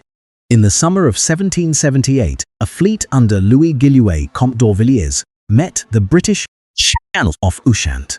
The battle was indecisive, but its very occurrence forced Britain to prepare against invasion and protect home waters. Ships required for blockade or reinforcement in America could not be treated as permanently available. The Royal Navy still possessed deep experience and extensive bases, yet it now had to calculate risk across several seas at once. The Caribbean was especially important because sugar plantations generated immense commercial value and customs revenue. Islands lay close enough for fleets and troops to shift rapidly, but tropical disease could destroy forces more efficiently than battle. Britain captured French St. Lucia in late 1778 after hard fighting around the cul-de-sac and nearby heights. The island's harbors gave the Royal Navy a useful position near Martinique. France took Dominica, then captured St. Vincent and Grenada the following year. Control changed through expeditions whose scale often exceeded operations on the North American mainland. D'Estaing's victory at Grenada in July of 1779 demonstrated both the potential and limits of French naval success. His fleet fought British ships under John Byron and retained possession of the island, but it did not destroy the opposing fleet. Caribbean commanders had to protect troop convoys, trade, anchorages, and seasonal routes. A tactical opportunity could be outweighed by the need to preserve ships for the next campaign. The same caution that frustrated American partners was embedded in the logistics of 18th-century naval war. Spain entered the conflict in June of 1779 as an ally of France, not through a formal alliance with the United States. Madrid sought its own objectives: recovery of Gibraltar, Minorca, and Florida, protection of Louisiana and Caribbean possessions, and limitation of the new republic's western ambitions. Spanish officials could help the Americans against Britain while remaining uneasy about a successful colonial revolution. Cooperation rested on a temporary alignment of interests, rather than a shared political project. A combined French and Spanish fleet entered the English Channel during the summer and created a genuine invasion alarm. The Allied force outnumbered Britain's available fleet for a time, but disease, supply shortages, poor coordination, and changing weather prevented a landing. Ships remained at sea while plans shifted. The episode tied down British resources and revealed the difficulty of coalition command. Numerical superiority mattered only if fleets could arrive together, remain healthy, communicate intentions, and support an army at the right place and moment. Gibraltar became Spain's most persistent objective. The fortress controlled the narrow entrance to the Mediterranean and carried symbolic importance from its capture by Anglo-Dutch forces early in the century. In June of 1779, Spanish forces began the Great Siege. Rather than storm the rock immediately, they attempted blockade and bombardment. The British garrison under George Augustus Eliot rationed food and strengthened defences. Civilians remained inside, enduring rising prices, crowded shelter, and repeated fire. The siege depended on maritime supply. If British convoys could pass the Spanish fleet and land provisions, the garrison might hold indefinitely. Admiral George Rodney brought a major relief convoy in early 1780 after defeating a Spanish squadron off Cape St. Vincent in what became known as the Moonlight Battle. Another large relief under George Derby reached Gibraltar in 1781. Each arrival reset the siege and forced Spain to continue an expensive commitment. Gibraltar absorbed troops, ships, guns and political attention that otherwise might have served elsewhere. Spain achieved greater success around the Gulf of Mexico. Galvez moved against Mobile in early 1780 and forced its surrender after a siege. Pensacola, the principal British base in West Florida, was a harder target. Naval commanders hesitated to enter the harbor under British guns, and storms scattered an early expedition. Galvez eventually sailed through the entrance in his own vessel, shaming or persuading others to follow. Spanish, French, Caribbean, and locally recruited troops then enclosed the British defenses. The Siege of Pensacola in 1781 combined engineering, artillery, naval support, and multinational manpower. A shell struck a British redoubt's powder magazine in May, creating an opening for Spanish assault. General John Campbell surrendered shortly afterward. The victory gave Spain control of West Florida and removed a British threat to Louisiana. It also secured the lower Mississippi flank of the American War without placing that territory under United States authority. One enemy's defeat could advance several Allied agendas at once. Across the Atlantic world, imperial warfare depended on enslaved labor. Fortifications, docks, roads, plantations, transport systems, and military camps drew on coercion. In the Caribbean, the wealth being defended came from plantation societies in which enslaved majorities faced violent control. European commanders feared both enemy invasion and slave revolt.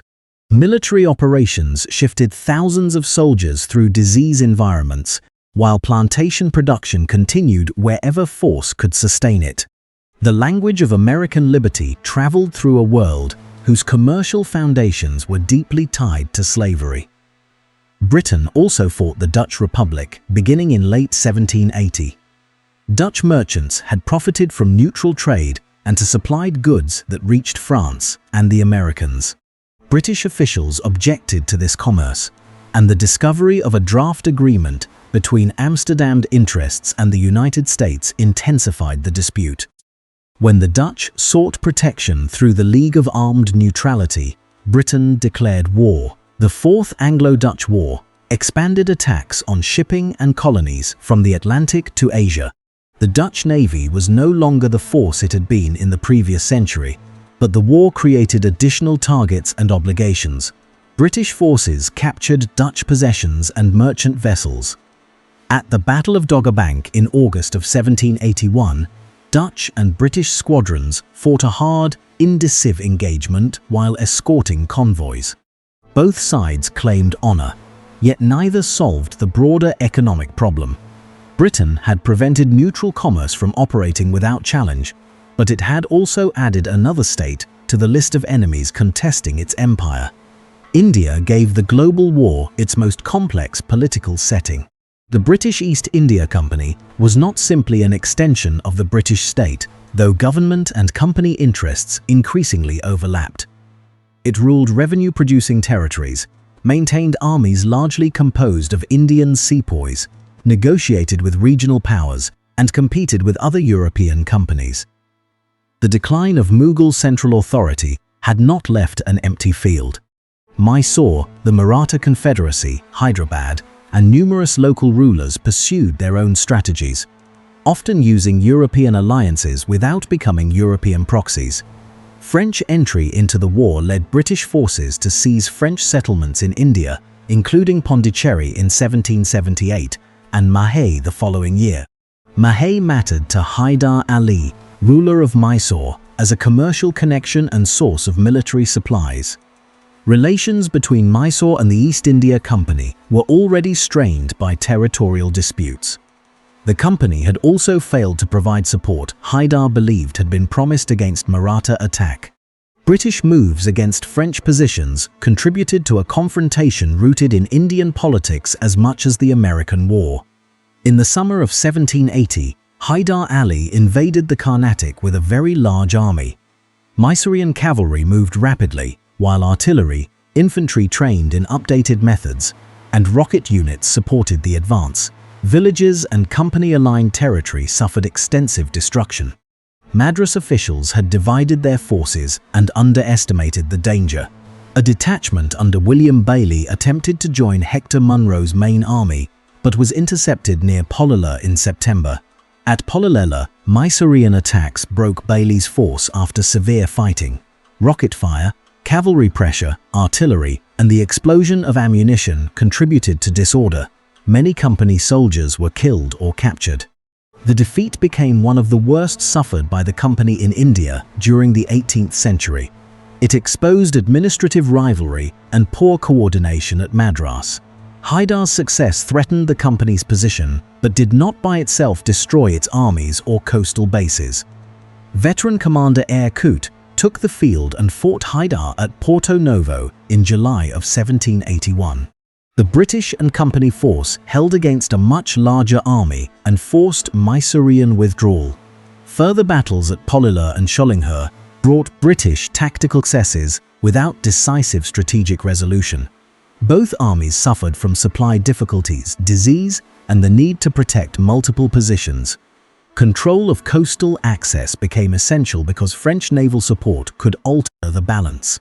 French Admiral Pierre-André de Suffren arrived in the Indian Ocean and fought a remarkable series of engagements against British Admiral Edward Hughes. From Sadras and Providian to Negapatam and Trincomalee, neither fleet achieved easy destruction of the other. Suffren was aggressive and often frustrated by captains he considered insufficiently obedient. Hughes maintained his force and protected key British interests. Their battles showed how naval power enabled land campaigns without guaranteeing political control ashore. Suffren helped French troops operate with Mysore and captured Trincomalee in 1782 before another battle with Hughes. Yet coalition problems persisted. French officers served a monarchy pursuing global aims.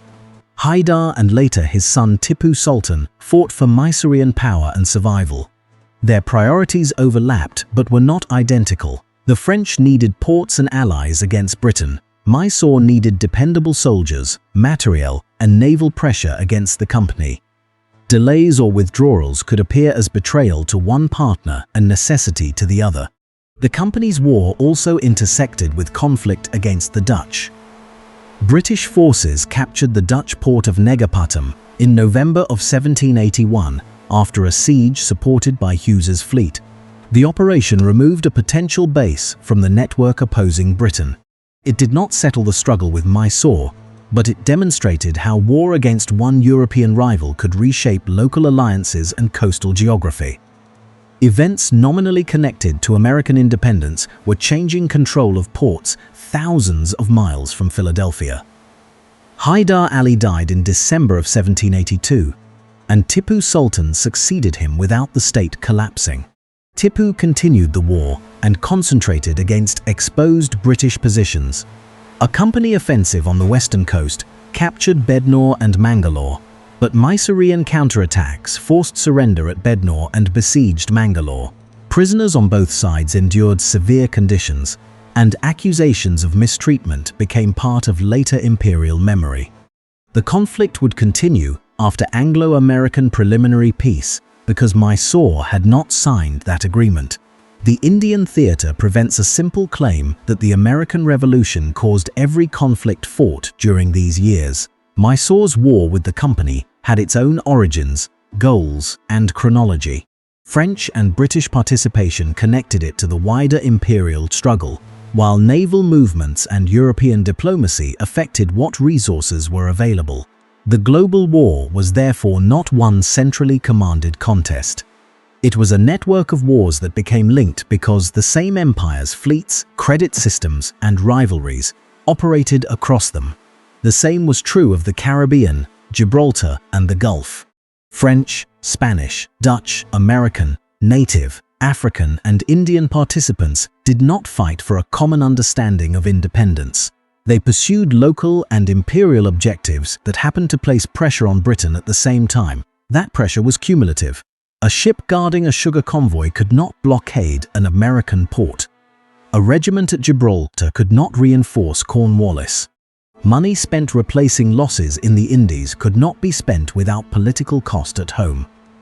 By 1780, British arms had won spectacular successes, including Charleston, and still protected most of the empire's essential structure. Yet the strategic margin had narrowed. Britain could defeat an American army, hold New York, relieve Gibraltar, contest France at sea, and defend company territory in India. Doing all of those things together was the challenge. The revolution would be decided when a temporary concentration by the Allies met a temporary British vulnerability before London could move resources across the global system. In the American South, the months after Camden seemed to offer Cornwallis a path toward North Carolina and perhaps Virginia. He established his army around Camden, while detachments guarded communications and encouraged loyalist organization. Major Patrick Ferguson, an innovative officer and experienced recruiter, operated in the backcountry with loyalist militia. He warned communities beyond the mountains not to interfere with British operations. The warning had the opposite effect. Militia leaders from settlements west of the Appalachians gathered to confront him before he could threaten their homes. The mounted Patriot force crossed difficult mountain terrain and pursued Ferguson to Kings Mountain, near the border of the Carolinas. On October 7, 1780, Loyalists held the wooded summit while Patriot groups surrounded it from several directions. The attackers climbed using trees and rocks for cover. Bayonet charges pushed them back in places, but they returned and continued firing uphill. Ferguson was killed while attempting to break through. The remaining Loyalists surrendered after suffering severe losses. Kings Mountain was not a battle between British regulars and an American National Army. With the important exception of Ferguson, Americans fought Americans. Its strategic effect nevertheless reached Cornwallis. The destruction of an organized Loyalist force weakened recruitment and threatened the British flank. Cornwallis pulled back into South Carolina, and illness affected him during the retreat. The battle showed again that Loyalist support could not be converted into stable control when isolated formations faced concentrated Patriot militia. The partisan war grew harsher.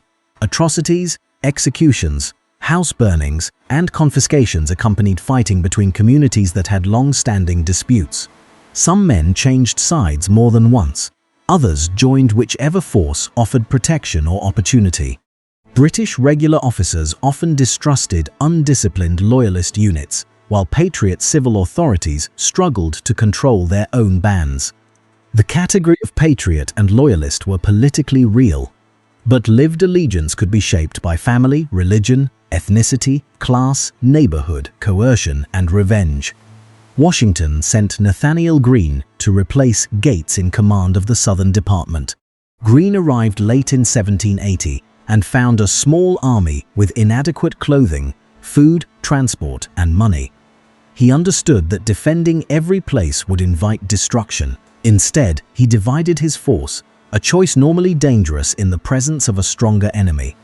One part under Daniel Morgan moved into the western districts, threatening British posts and gathering supplies. Greene took the remainder toward the east. The separation forced Cornwallis to choose targets and expanded the area the British had to cover. Cornwallis sent Tarleton after Morgan with fast-moving troops that included cavalry, light infantry, and regulars. Morgan knew militia often broke under bayonet attack, but he used that expectation as part of his plan. At Cowpens on January 17, 1781, he placed skirmishers forward, militia behind them, and Continentals on rising ground, with cavalry in reserve. The first lines were instructed to fire limited volleys before withdrawing. Rather than interpreting movement as immediate collapse, the plan gave each element a defined task. Tarleton attacked quickly, believing he had caught Morgan before escape. His men drove in the skirmishers and pressed the militia, then confronted the Continental line. A misunderstood order caused part of the American line to begin withdrawing, and the British rushed forward. Morgan turned the movement into a controlled reversal. The Continentals fired at close range and charged. American cavalry struck the British flank, while militia returned to the fight. The converging attacks surrounded much of Tarleton's force. Cowpens destroyed or captured most of the British detachment. It was a tactical victory built on terrain, knowledge of troop behavior, discipline sequencing, and an opponent's haste. Morgan began withdrawing immediately with prisoners because Cornwallis would pursue. The victory mattered not merely for morale, but for force ratios. Britain could not easily replace trained light troops and cavalry in the southern interior. Cornwallis now chose to burn much of his baggage and chase Greene with a lighter army. The pursuit became the race to the Dan. Morgan and Greene reunited, then moved north through rain, mud, swollen rivers, and exhausted communities. American detachments prepared boats and guarded crossings. Cornwallis came close but reached the Dan River after the main American army had crossed into Virginia. The Continentals escaped, received reinforcements, and soon returned to North Carolina. Cornwallis had marched fast and shed supplies without achieving destruction. His army stood deep inland with a weakened logistical base. Greene gathered militia and chose ground near Guilford Courthouse. On March 15th, he deployed 3 lines: North Carolina militia 1st, Virginia militia 2nd, and experienced Continentals in the 3rd. The arrangement is often compared to Cowpens, but the terrain was more broken and control more difficult. British troops advanced through heavy fire and repeated resistance. Portions of the American militia withdrew, while other units fought hard. At the final line, combat became close and confused. Cornwallis used artillery against an area where troops from both sides were engaged, a decision intended to halt an American counterattack at great risk to his own men. Greene eventually ordered withdrawal rather than commit his army to destruction. The British held the battlefield and could claim tactical victory. Their casualties, however, were severe in proportion to the force. Cornwallis lacked the supplies and replacements to remain. He moved toward Wilmington on the coast, effectively yielding the interior initiative. Guilford Courthouse captured the strategic paradox of the Southern campaign. Greene could lose a battle and improve his position if the British paid more than they could replace. Cornwallis could win ground and become less capable of controlling it. The American objective was not to defeat every British unit in a formal engagement. It was to sustain resistance, recover posts, and make occupation consume the army intended to enforce it. Attrition had political meaning because Britain fought far from its main base and amid expanding global commitments. Greene turned back into South Carolina rather than follow Cornwallis to the coast. His army attacked the network of British posts that supported occupation. At Hobkirk's Hill near Camden in April, Lord Rawdon defeated Greene after a hard action, but the result did not restore British control. Smaller forts became isolated as militia cut communications. Fort Watson fell after Americans built a tower that allowed riflemen to fire into the position. Other garrisons withdrew or surrendered when relief became uncertain. At 96, Greene besieged a fortified Loyalist post in May and June. Engineers constructed trenches and a wooden tower, while defenders maintained a star-shaped redoubt and conducted sorties. Learning that Rawdon was approaching, Greene ordered an assault before the relief force arrived. The attack failed and the Americans withdrew, yet the British soon abandoned 96 because the wider position had become too exposed. Tactical defense could not solve the strategic contraction. The Battle of Eutaw Springs in September was another bloody, inconclusive engagement. American forces initially drove British troops through their camp, but disorder and resistance from a strong brick position checked the advance. Both armies suffered heavily. The British withdrew closer to Charleston afterward. By late 1781, Royal forces held the major coastal enclaves, but Patriot government had returned through much of the countryside. Greene had not won an unbroken series of battles. He had dismantled the territorial logic of the British Southern strategy. The war's command crisis was not confined to the South. In 1780, Benedict Arnold's long accumulation of grievance, debt, ambition, and resentment led him to negotiate secretly with the British. Arnold had served with extraordinary courage at Quebec, Lake Champlain, Ridgefield, and Saratoga. He also quarreled repeatedly over rank, recognition, finances, and political enemies. While commanding West Point on the Hudson, he offered to betray the fortress and weaken a critical American position. British intelligence officer John Andre met Arnold and carried plans of the defenses. Returning toward New York in civilian clothing, Andre was stopped by American militiamen and searched. The documents revealed the conspiracy. Arnold learned of the capture in time to escape aboard a British vessel. Andre was tried as a spy and hanged despite efforts to exchange him. Arnold received money and a British commission, then led Crown forces. His defection became a lasting American symbol of treason, while the capture of Andre showed how local militia and chance could defeat a carefully arranged intelligence operation. Arnold raided Virginia in early 1781, burning military stores at Richmond and operating along navigable rivers. The state had contributed troops elsewhere and was poorly prepared for invasion. British maritime mobility allowed raiders to appear, strike and withdraw before militia could concentrate. Washington sent the Marquis de Lafayette south with Continental troops, and French naval forces to trap Arnold at Portsmouth. A British fleet fought off the French near the Chesapeake in March, preserving the garrison. The Virginia theater then drew in larger forces. William Phillips arrived with British reinforcements and campaigned along the James River before dying of illness. Cornwallis marched north from Wilmington and joined the troops in Virginia, believing the state's supplies and communications made it a more decisive target than exhausted Carolina districts. Clinton in New York about defending the principal base, and did not share every assumption. Their correspondence produced orders that allowed interpretation rather than a single, stable plan. Cornwallis pursued Lafayette across Virginia, sending fast detachments to seize stores and disrupt government. Tarleton raided Charlottesville, nearly capturing legislators, while John Graves' Simcoe struck other targets. Lafayette avoided a decisive battle until reinforced by Anthony Wayne and militia under Steuben. At Green Spring in July, Cornwallis set a trap that nearly brought on a serious American defeat, but Wayne's aggressive charge and controlled withdrawal helped the force escape. British raids destroyed supplies and demonstrated military reach, yet they did not produce political submission. Virginia's government relocated and continued. Militia gathered, dispersed, and gathered again.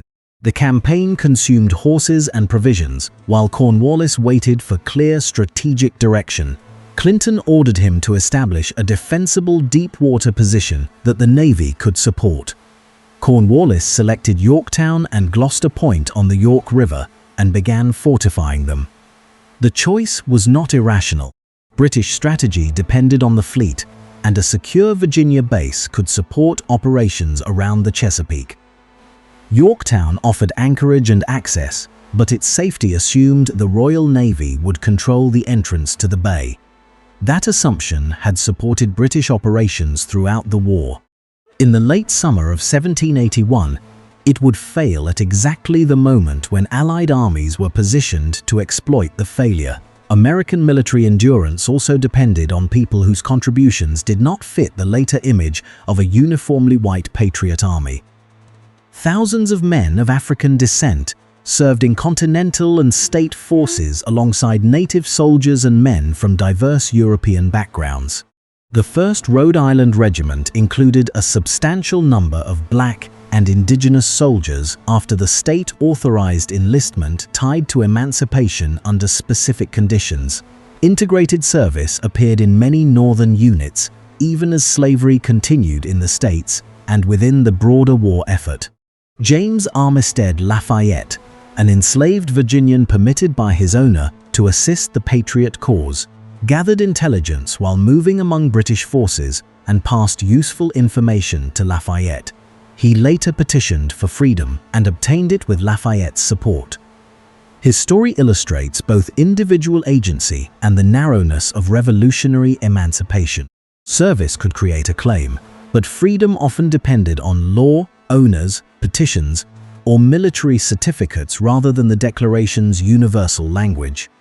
For the British, the movement of black refugees created a vast practical and moral problem.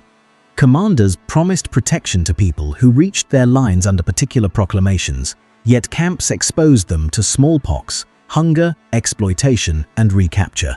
Some served in military labor units or loyalist formations. Others worked, traveled with families, or were evacuated to new parts of the empire. British policy was never a consistent abolitionist program, but it opened routes out of slavery that thousands chose despite immense danger. The Southern War therefore undermined slavery while also preserving it. Patriot victory protected slaveholding governments, and confiscated loyalist human property could be sold rather than freed. British and loyalist evacuations carried enslaved people as property alongside black people who had secured certificates of freedom. Individuals could experience the same army as liberator, employer, captor, or enslaver. The political revolution did not resolve that contradiction. It made it impossible to ignore. By mid-1781, the main British field army in the South was entrenching at Yorktown. Greene had reduced British territorial control in the Carolinas. Lafayette shadowed Cornwallis in Virginia. Washington remained outside New York with the Continental Army. French troops under Jean-Baptiste Donatien de Vimeur, Comte de Rochambeau, had been in Rhode Island since the previous summer. The pieces required for a combined operation existed, but they were separated by distance and uncertainty. The decisive question was where the French fleet would appear. Rochambeau had arrived at Newport in July of 1780 with several thousand disciplined troops.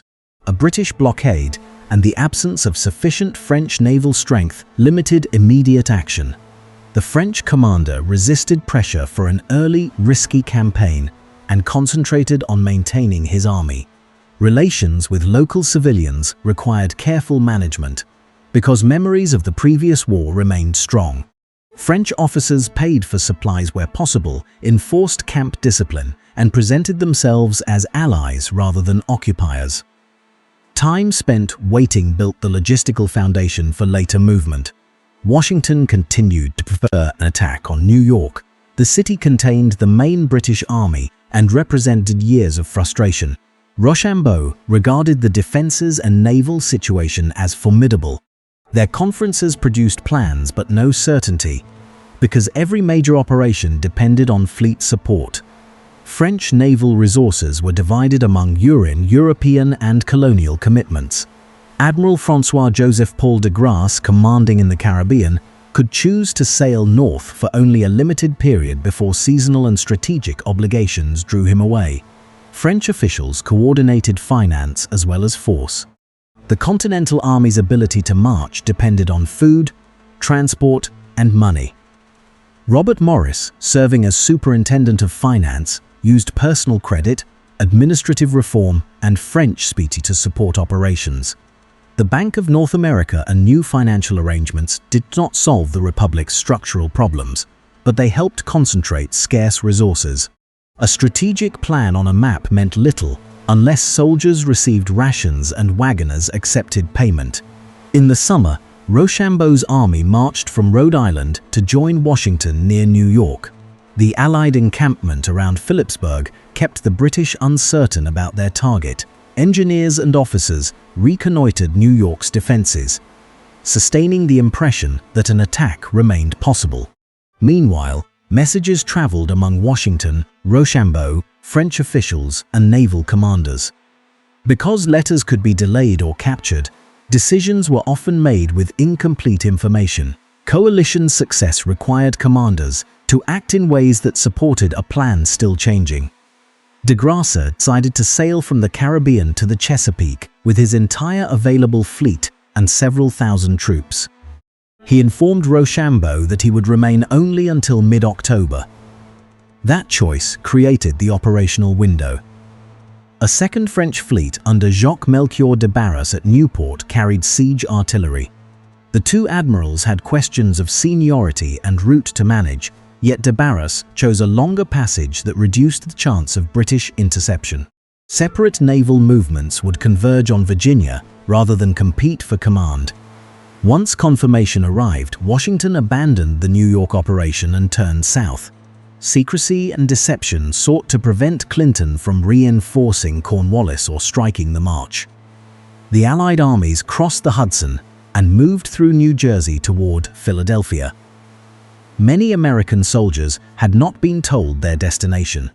As the route became clear, the march produced public celebration, but it also exposed the material contrast between the French force and its American partner.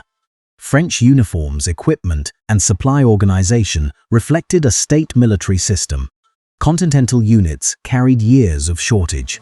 The movement from New England to Virginia was a strategic achievement in itself. Thousands of soldiers, artillery, baggage, animals, and supplies traveled hundreds of miles on roads not designed for such traffic.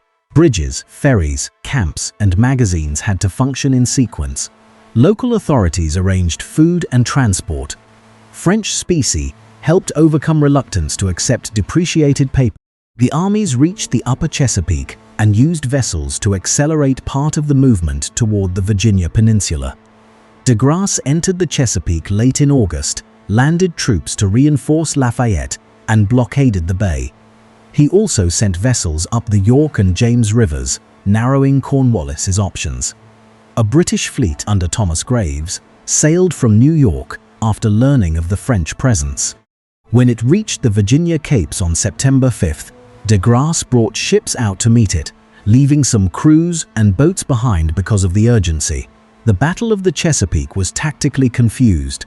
Signals, wind, spacing, and the conventions of line-ahead fighting limited the number of ships that engaged closely. The British van suffered damage, while part of the fleet never entered effective range. De Grasse did not destroy Graves, but he maintained control of the bay. After several days at sea, the British returned to New York for repairs. De Barras entered the Chesapeake with siege guns while the fleets were away. The operational result was decisive. Cornwallis could not be reinforced or evacuated by sea. This was the concentration Britain had failed to prevent. French naval superiority existed only temporarily and locally, but temporary local superiority was enough. Washington and Rochambeau did not need command of the Atlantic for the whole war. They needed command of the Chesapeake while their armies surrounded Yorktown. British global commitments, communication delays, and naval dispersal had created that moment. French willingness to risk a major fleet converted it into strategic advantage. Cornwallis had considered crossing the York River and had constructed defenses around Yorktown and Gloucester Point. Clinton's messages promised a relief effort, encouraging him to hold. Once Allied troops arrived in late September, the British position became a siege. American and French forces formed a semicircle around the town, while de Grasse controlled the water. The besiegers outnumbered the defenders and possessed heavy artillery, but they still had to approach through formal engineering rather than assume surrender. The first parallel opened on the night of October 6th. Soldiers dug trenches under cover of darkness, creating positions from which artillery could batter British works. Batteries began firing a few days later. Cannon and mortars struck fortifications, buildings, and shipping. British guns answered, but Allied fire increasingly dominated. Civilians, soldiers, free black residents, enslaved laborers, and refugees were trapped within the shrinking position. Cornwallis expelled some black people from his lines as supplies tightened, leaving them exposed between armies and to disease. Two advanced British redoubts prevented the Allies from extending a second parallel. On October 14th, separate assault columns attacked them. American light infantry under Alexander Hamilton stormed Redoubt No. 10 with unloaded muskets and bayonets to preserve surprise. French troops under Wilhelm von Zweibrücken captured Redoubt No. 9 after fierce resistance. The positions were incorporated into the Allied line, bringing artillery closer to Yorktown. The attacks became celebrated examples of Franco-American cooperation, though the wider siege depended on thousands of less visible laborers and gunners. Cornwallis attempted a sortie against Allied batteries on October 16th, but the attackers caused only temporary disruption. That night, he tried to ferry troops across the river to Gloucester Point, hoping to break through and move north.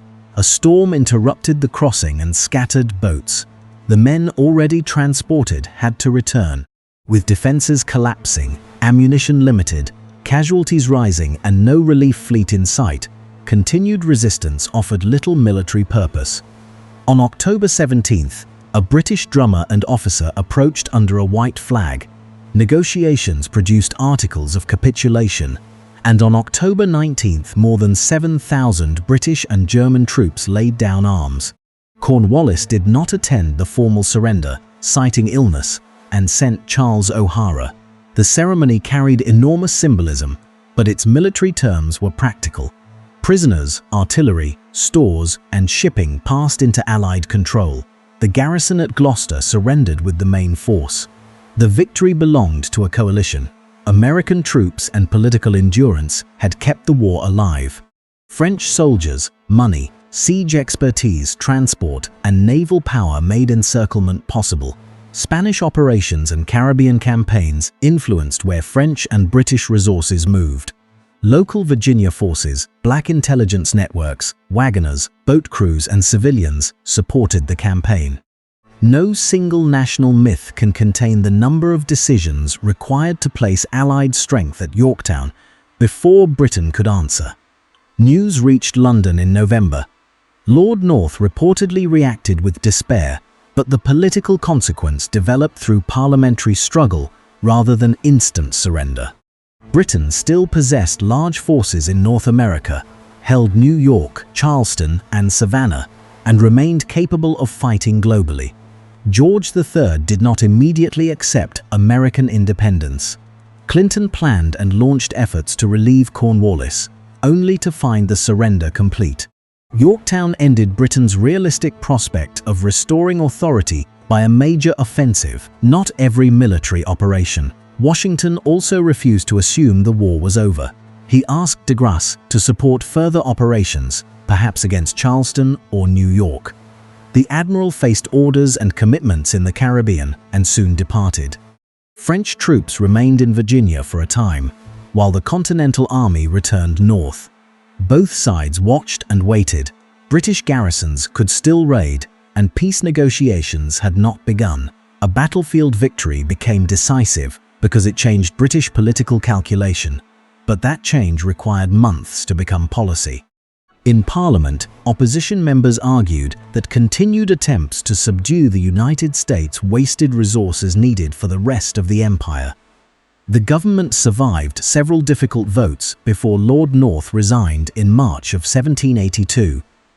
A Rockingham ministry came to power committed to ending offensive war in America. Orders limited further operations, and Guy Carleton replaced Clinton in New York with a mandate connected to peace and evacuation. The fall of the ministry was not caused by Yorktown alone, but the surrender made existing doubts impossible to contain. American and French finances were also near exhaustion. Continental soldiers remained unpaid. States resisted requisitions, and the public carried years of inflation and destruction. France had funded war through borrowing that contributed to its later fiscal crisis, though the revolution was only one part of a much larger problem. Spain continued to prioritize Gibraltar and its imperial claims. Every combatant had reason to seek advantage before negotiation, so fighting elsewhere intensified even as the North American political decision moved toward peace. The Yorktown campaign answered one part of the central question. The American rebellion survived long enough to attract formal allies. Those allies transformed Britain's command of the sea from a constant into a variable. When de Grasse controlled the Chesapeake for a few critical weeks, Washington and Rochambeau could trap an army that depended on naval rescue. Yet the global war did not merely assist the United States and then stop. Its remaining campaigns would shape the terms under which Britain accepted the loss. In the Caribbean, de Grasse returned to prepare operations against British islands. France had captured Tobago in June of 1781, and Spanish planners hoped for an assault on Jamaica, Britain's richest and most important Caribbean possession. Such an attack required a powerful combined fleet and a large army. Jamaica's defenses, disease environment, and distance made the project formidable, but success would have transformed the peace settlement. Britain therefore treated the Caribbean endgame as strategically critical even after Yorktown. Early in 1782, French forces attacked St. Kitts and Nevis. Admiral Samuel Hood used bold maneuver to enter an anchorage and temporarily interpose his smaller fleet. But he could not prevent the British garrison on Brimstone Hill from surrendering. The French gained the islands. These victories encouraged the plan to join Spanish forces and move against Jamaica. De Grasse carried troops and convoy responsibilities as he sailed from Martinique in April. Rodney, now commanding the British West Indies Fleet, pursued. A preliminary clash on April 9th led to a larger engagement 3 days later near the islands called the Saints. Changes in wind and gaps in the French formation allowed British ships to pass through the line in several places. Concentrated gunnery disrupted de Grasse's fleet. The French flagship Ville de Paris surrendered, and de Grasse was captured along with several ships. The precise development of the celebrated line-breaking tactic included opportunity as well as command. But the victory was unmistakable.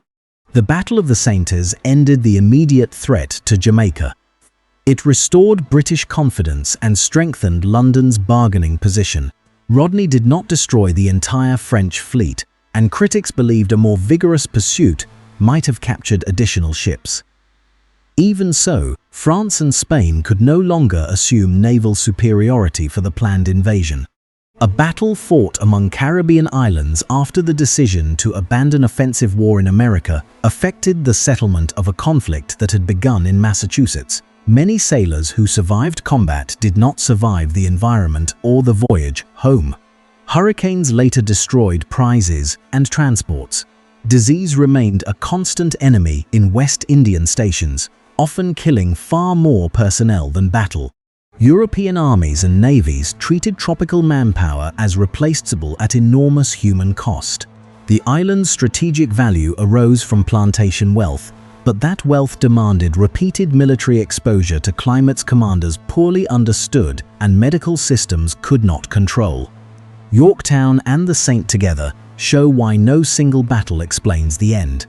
One Allied concentration secured American independence by destroying Cornwallis's position. One British naval victory protected Jamaica and limited French leverage. Britain could lose the political contest over the 13 states while defending essential parts of its commercial empire. Peace would reflect both realities. The United States could become independent without France or Spain obtaining every objective for which they had entered the war. Spain had already secured another major prize. A Franco-Spanish expedition landed on Minorca in August of 1781 and besieged the British garrison at Fort St. Philip. Disease, especially scurvy, weakened the defenders while bombardment and blockade prevented relief. The fortress surrendered in February of 1782. Minorca gave Spain leverage and removed a British Mediterranean base, but Gibraltar remained the larger symbol and strategic objective. The Great Siege reached its climax in September of 1782. French engineer Jean-Claude Le Michaud d'Asson designed floating batteries intended to withstand or deflect British fire while carrying heavy guns close to the fortress. A combined assault employed these vessels, land batteries, and a vast concentration of artillery. The plan promised to overcome defenses that years of blockade had failed to break. Thousands of observers and troops gathered for what Allied leaders expected to be a decisive operation. British gunners used heated shot as well as conventional fire.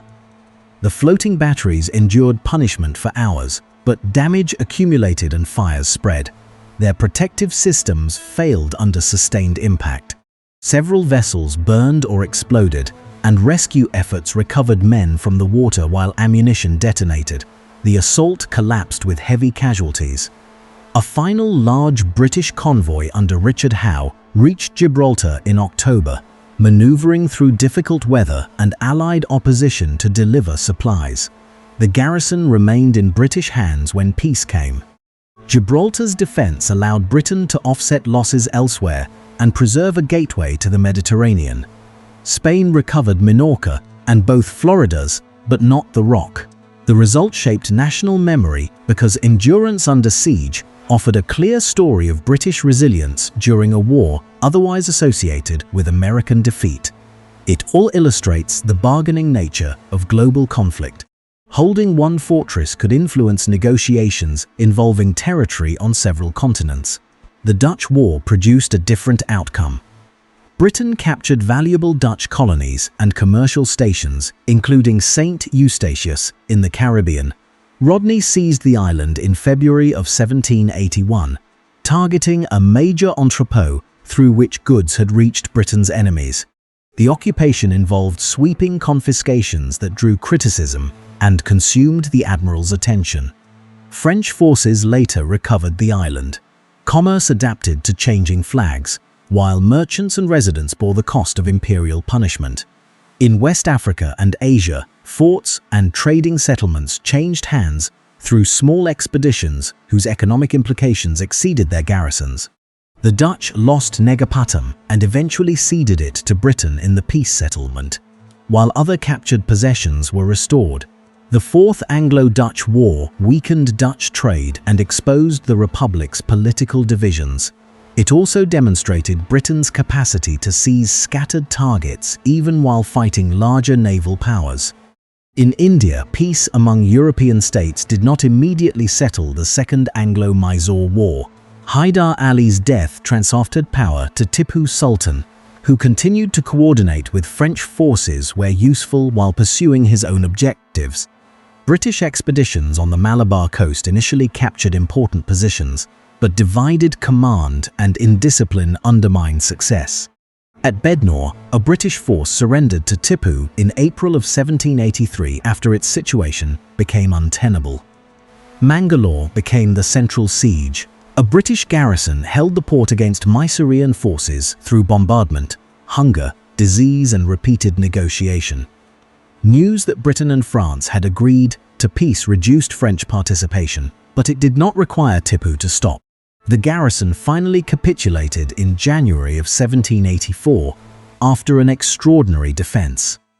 Both Mysore and the company were exhausted, and authorities in London wanted stability while Parliament reorganized oversight of company affairs. The Treaty of Mangalore, signed in March of 1784, restored conquered territories and prisoners broadly on the basis of pre-war conditions. Tipu negotiated as the ruler of a state that had forced the company to seek terms. The agreement did not settle the rivalry.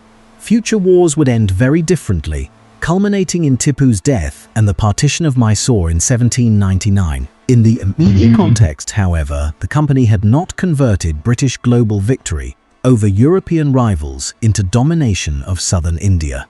This continuing conflict makes the date 1783 an imperfect endpoint for a global narrative. Diplomatic peace moved at the speed of ships, and treaties bound only the parties that signed them. A soldier at Mangalore could still be fighting months after American and British representatives agreed on boundaries. News, authority, and enforcement traveled through the same communication system whose delays had helped create the imperial crisis 20 years earlier. Formal negotiations over American independence began amid political change in Britain. Benjamin Franklin had been in Paris throughout the alliance, joined in the Peace Commission by John Adams, John Jay, Henry Laurens, and Thomas Jefferson.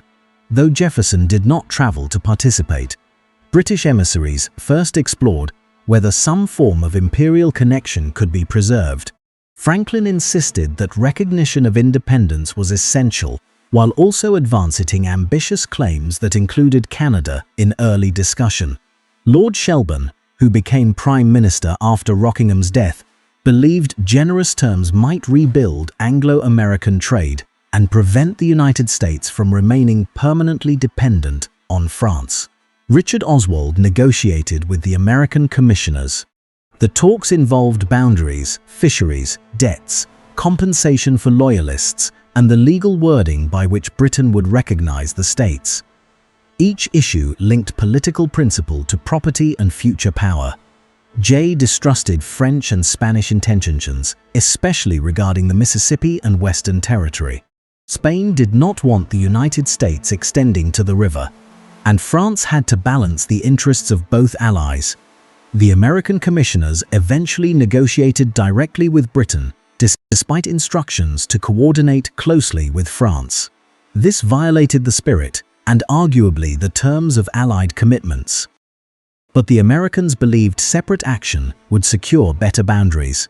Franklin managed the resulting tension with Vergennes, who protested yet continued financial assistance. Preliminary articles were signed on November 30, 1782. Britain recognized the United States as free, sovereign, and independent. The agreed boundaries extended west to the Mississippi, north toward the Great Lakes and Canada, and south to Spanish Florida, though later disputes would reveal ambiguities. Americans received fishing rights in waters associated with Newfoundland and access to specified shores for drying fish. Creditors on either side were not to face lawful obstruction in recovering valid debts. The agreement recommended, but did not compel, that state legislatures restore confiscated Loyalist property and end further persecution. Congress lacked power under the Confederation to force the states to comply. Many Loyalists had already lost land, businesses, social standing, or family connections. British negotiators sought protection for them, but strategic priorities outweighed individual claims. The peace ended an imperial relationship while leaving thousands who had trusted the crown to navigate exile or hostile communities.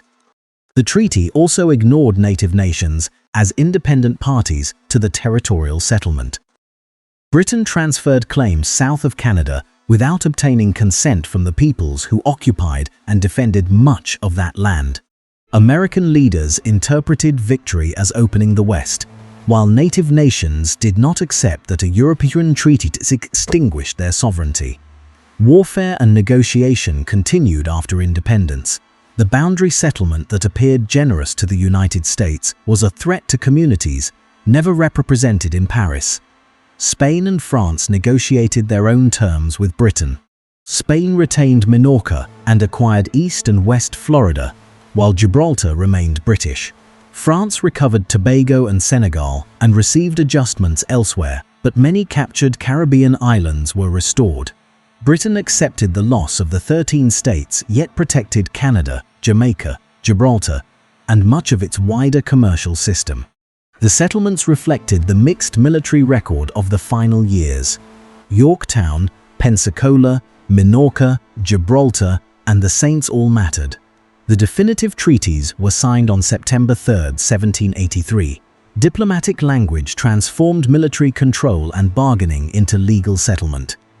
For the United States, recognition carried more importance than possession of any single captured city. For France, the war weakened Britain and avenged part of the previous defeat, but it did not produce economic recovery. French debt increased, and expectations of commercial influence in America proved too optimistic. For Spain, gains around Florida and Minorca were real, while fear of United States expansion remained. Britain's settlement has often been described as loss, but it also marked strategic adaptation. Ministers concluded that forcing the 13 states back into the empire was no longer worth the cost. They preserved bases and colonies considered more valuable or defensible, restored trade with the Americans, and soon redirected attention toward Asia and the Pacific. The empire did not collapse. In the decades that followed, it expanded in other forms, increasingly centered on India, maritime commerce, settlement colonies, and naval power. Before peace could be felt in North America, British forces and civilians had to leave occupied ports. Savannah was evacuated in July of 1782 and Charleston in December. These departures involved soldiers, loyalist families, free black people, enslaved people, native allies, merchants, officials, and camp followers. Ships carried communities toward East Florida, the Caribbean, Nova Scotia, Britain, and other imperial destinations. Evacuation was not a simple lowering of a flag. It redistributed people and property across the Atlantic world. The Black Loyalist experience exposed conflict between British promises and American slaveholding claims. At New York, Carleton refused Washington's demand that all people described as American property be returned indiscriminately. British officials recorded thousands of black evacuees in the Book of Negroes, listing names, ages, physical descriptions, former owners, and grounds for freedom. The record helped some depart, though others were excluded, kidnapped, or carried away as enslaved property by Loyalists. Freedom secured through British lines often led to poverties rather than safety. Nova Scotia received many black Loyalists who encountered poor land, unequal treatment, and delayed provisions. Some later joined a settlement project in Sierra Leone. Others went to London, the Caribbean, or elsewhere in the Empire.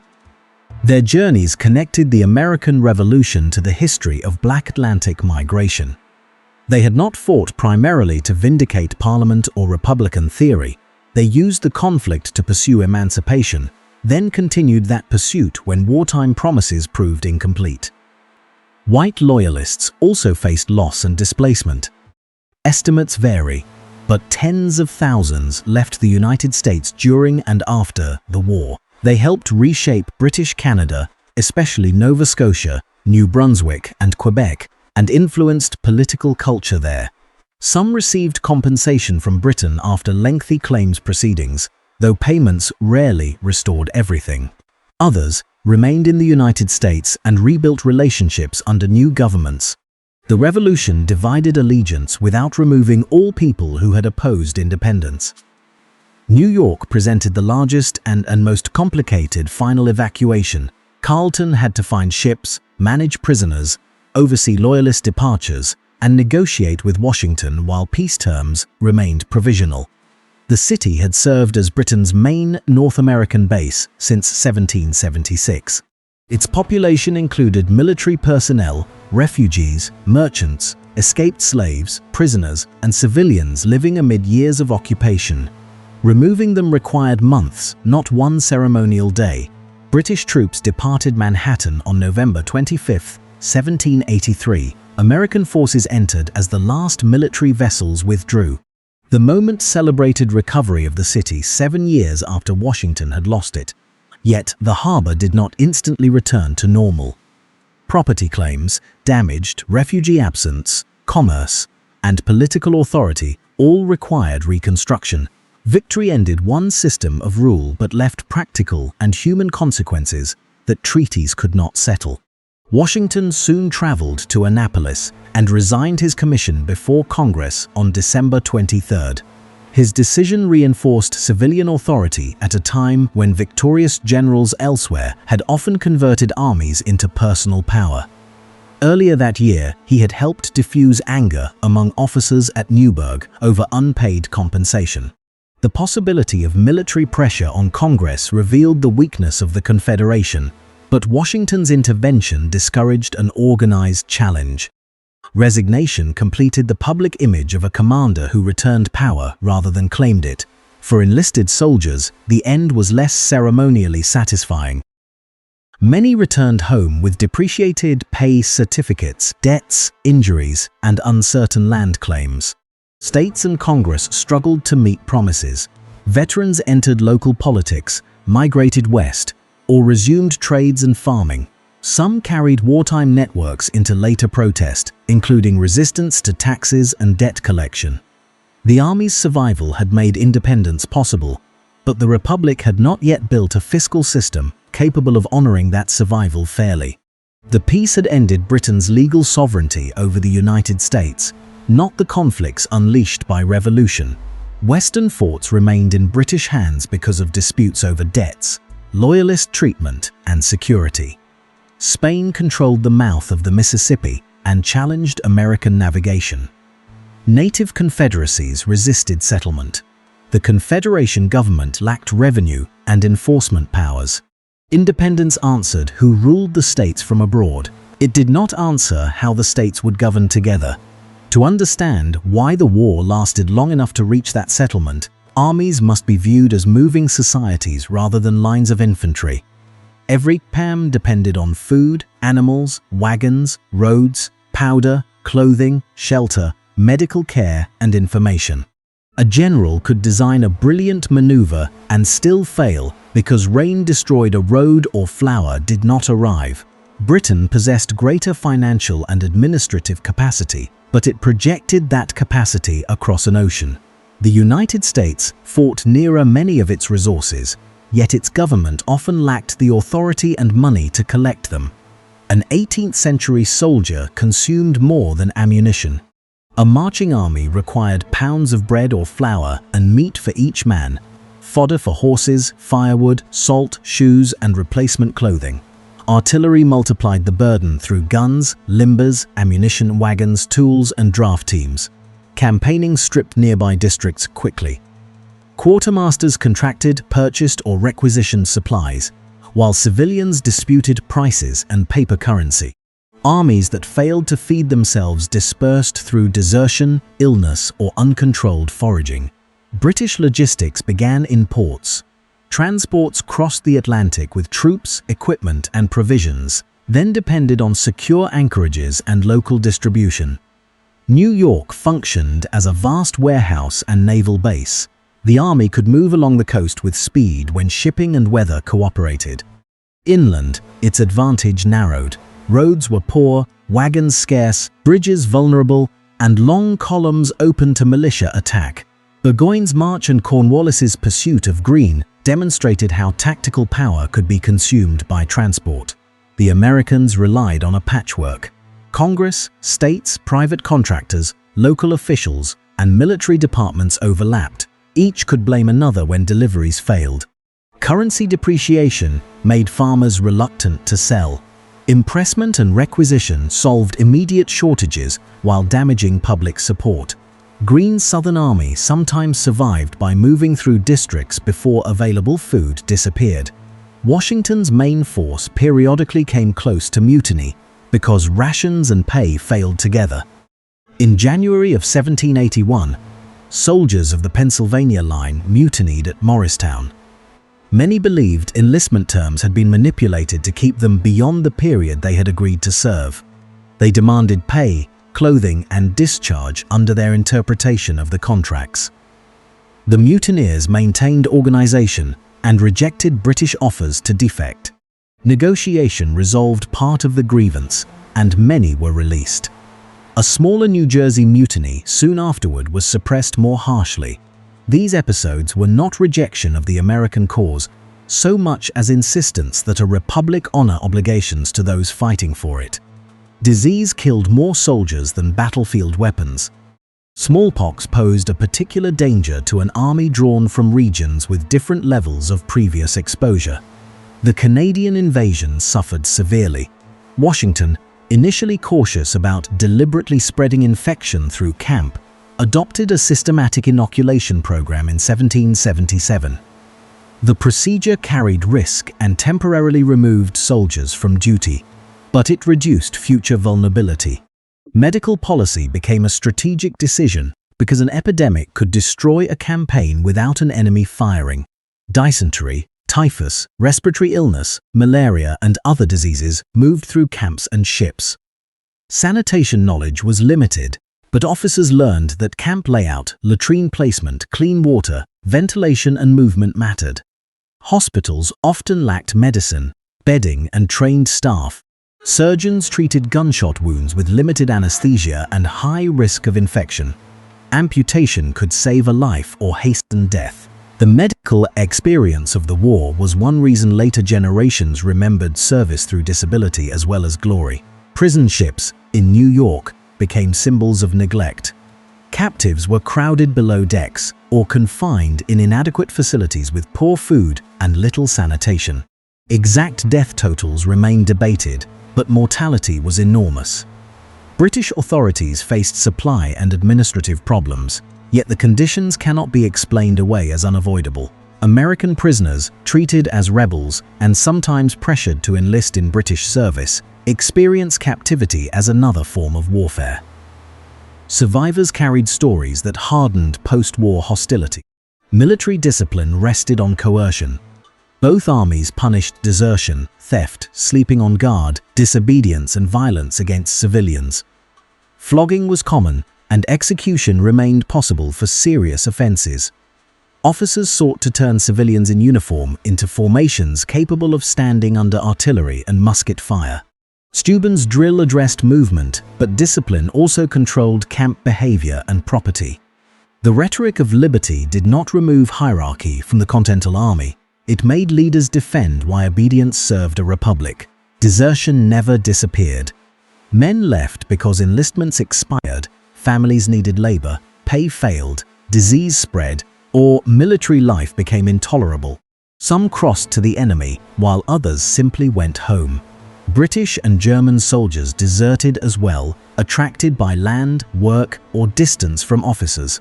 Commanders often described deserters as moral failures, but the pattern reflected the limits of states trying to claim years of service from individuals with obligations of their own. The German troops in British service were neither mercenaries in the simple modern sense nor a single Hessian body.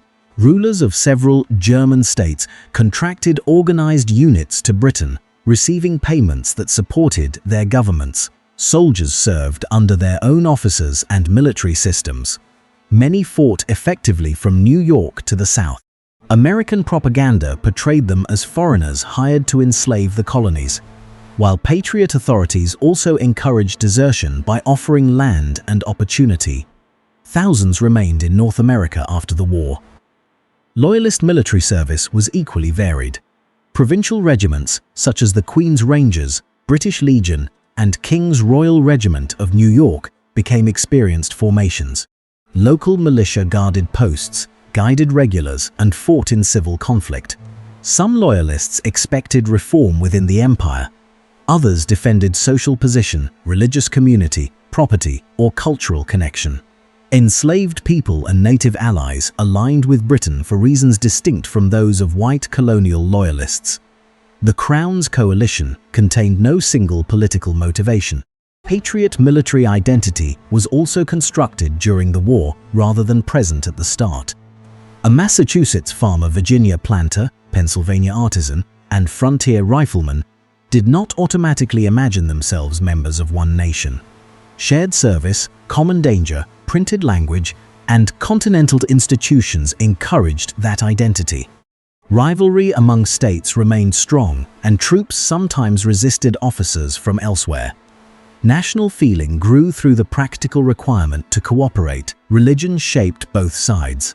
Clergy preached resistance, loyalty, providence, or moral reform according to denomination and conviction. The Quebec Act's protection of Catholicism became anti-Catholic propaganda among colonists. Yet alliance with France later required public accommodation. Catholic officers and soldiers served the American cause, while Protestant language remained powerful. The Revolution broadened some ideas of religious liberty without ending prejudice. Print culture gave events continental meaning. Newspapers reprinted letters, battlefield reports, poems, sermons, casualty lists, and rumors. A local clash could be framed evidence of tyranny or rebellion across multiple colonies. Editors worked within partisan networks and often published before facts could be verified. Engravings such as Revere's Boston Massacre image or later surrender scenes created memories more orderly than the events themselves. Political mobilization relied on narrative as much as muskets. British print culture was divided. Government supporters described Americans as ungrateful rebels and emphasized imperial sovereignty. Opposition politicians criticized taxation, military management, corruption, and the conduct of the war. Some defended colonial rights without supporting independence. Reports of Bunker Hill, Saratoga, and Yorktown altered parliamentary debate. but no battlefield message produced one automatic response. Ministers survived or fell through coalitions, elections, patronage, public debt, and perceptions of the wider war. Intelligence moved through merchants, enslaved servants, women, sailors, scouts, deserters, spies, and intercepted letters. Washington developed networks around British-held New York, including the group later known as the Culper Ring. Agents used codes, invisible ink, concealed messages, and ordinary commercial travel. Intelligence could reveal route movements, but commanders still had to judge reliability. False information and deliberate deception affected campaigns from Burgoyne's relief expectations to the march toward Yorktown. Women operated within these networks in ways official records often concealed. Anna Strong is traditionally associated with signals in the Culper system, though later stories can exceed surviving evidence. Lydia Darrah became part of another intelligence tradition surrounding occupied Philadelphia, again with details debated. More broadly, women carried letters, observed quartered officers, passed rumors, and used social roles that military authorities underestimated. The value of intelligence did not depend on the fame of one story. Camp followers performed indispensable work. Wives and other women attached to regiments washed clothing, cooked, nursed, carried water, and sometimes helped under fire. They received rations under regulations that also limited their numbers. Children traveled with military households. Popular memory transformed some women into a composite Molly Pitcher, but there was no single woman behind every water carrier or artillery story. The collective labor is more historically important than locating one legendary identity. Civilian households became supply systems. Women managed farms and shops, negotiated debts, petitioned for aid, and protected families from soldiers. Their legal dependence did not prevent economic responsibility. Abigail Adams's appeal to remember the ladies expressed awareness that revolutionary principles raised questions beyond independence. But wartime governments did not establish political equality between sexes. Changes in education and ideas of Republican motherhood later expanded women's significance while preserving formal exclusion. Indigenous women sustained agriculture, diplomacy, kinship, and refugee survival as war-divided nations. Haudenosaunee political traditions gave clan mothers important authority in community decisions, though European observers often misunderstood their roles. Destruction of villages during Sullivan's expedition targeted food systems largely maintained by women. Refugee movement therefore attacked both military capacity and social continuity. Native experiences of the revolution cannot be separated into warriors at battle and civilians elsewhere. For enslaved women, war created openings and dangers shaped by family. Escape required decisions about children, partners, distance, and the likelihood of capture. Military camps could offer protection or expose refugees to labor exploitation and disease. Owners advertised runaways and petitioned for return. Some women obtained freedom through British evacuation or Patriot-era manumission. Others were transported and sold. Their choices appear in fragments because institutions recorded them mainly as property, labor, or dependence. The economy of confiscation redistributed property. Patriot states seized loyalist estates and used sales to raise funds or reward supporters. British forces confiscated rebel goods, and officers sometimes treated plunder as legitimate reprisal. Enslaved people, livestock, tools, crops, houses, and land all entered the accounting of war.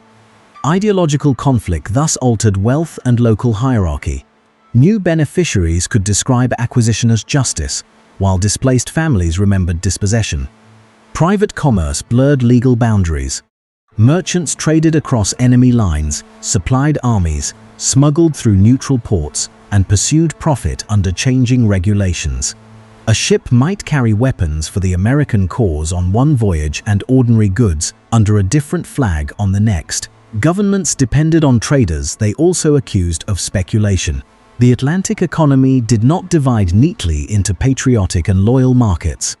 The French alliance brought cash and materiel, but also cultural negotiation. French soldiers marching through the United States relied on local purchases and interpreters. Officers observed American society with curiosity and criticism. Americans compared French professionalism with their own shortages. Encounters challenged older images formed during the French and Indian War. Cooperation at Yorktown did not erase national difference. It proved that difference could be managed for a shared operation. Military music, uniforms, flags, ceremonies, and public readings helped make authority visible. The Continental Army's clothing never achieved complete uniformity, but standardized expectations increased. British red coats identified the Crown's regulars, yet campaign wear, loyalist uniforms, German contingents, sailors and militia created far more visual variety than later paintings suggest. Appearance communicated unit, rank, and discipline, while weather and shortage constantly degraded it. Weapons also resist simple mythology. Most infantry used smoothbore flintlock muskets effective through massed volleys at relatively short battlefield ranges. Rifles offered accuracy at longer distances, but loaded more slowly and initially lacked bayonets. Artillery could disrupt formations, damage fortifications, and dominate roads. Bayonets mattered in assault and morale as much as in casualties. Terrain, training, numbers, and command usually mattered more than possession of one superior weapon. Native warriors used firearms within tactical traditions suited to wooded terrain, raiding, ambush, and dispersed movement, while also adapting to siege and alliance warfare. European officers valued their scouting and feared losing their cooperation. Patriot propaganda depicted native methods as inherently savage while ignoring destructive expeditions conducted by regular armies.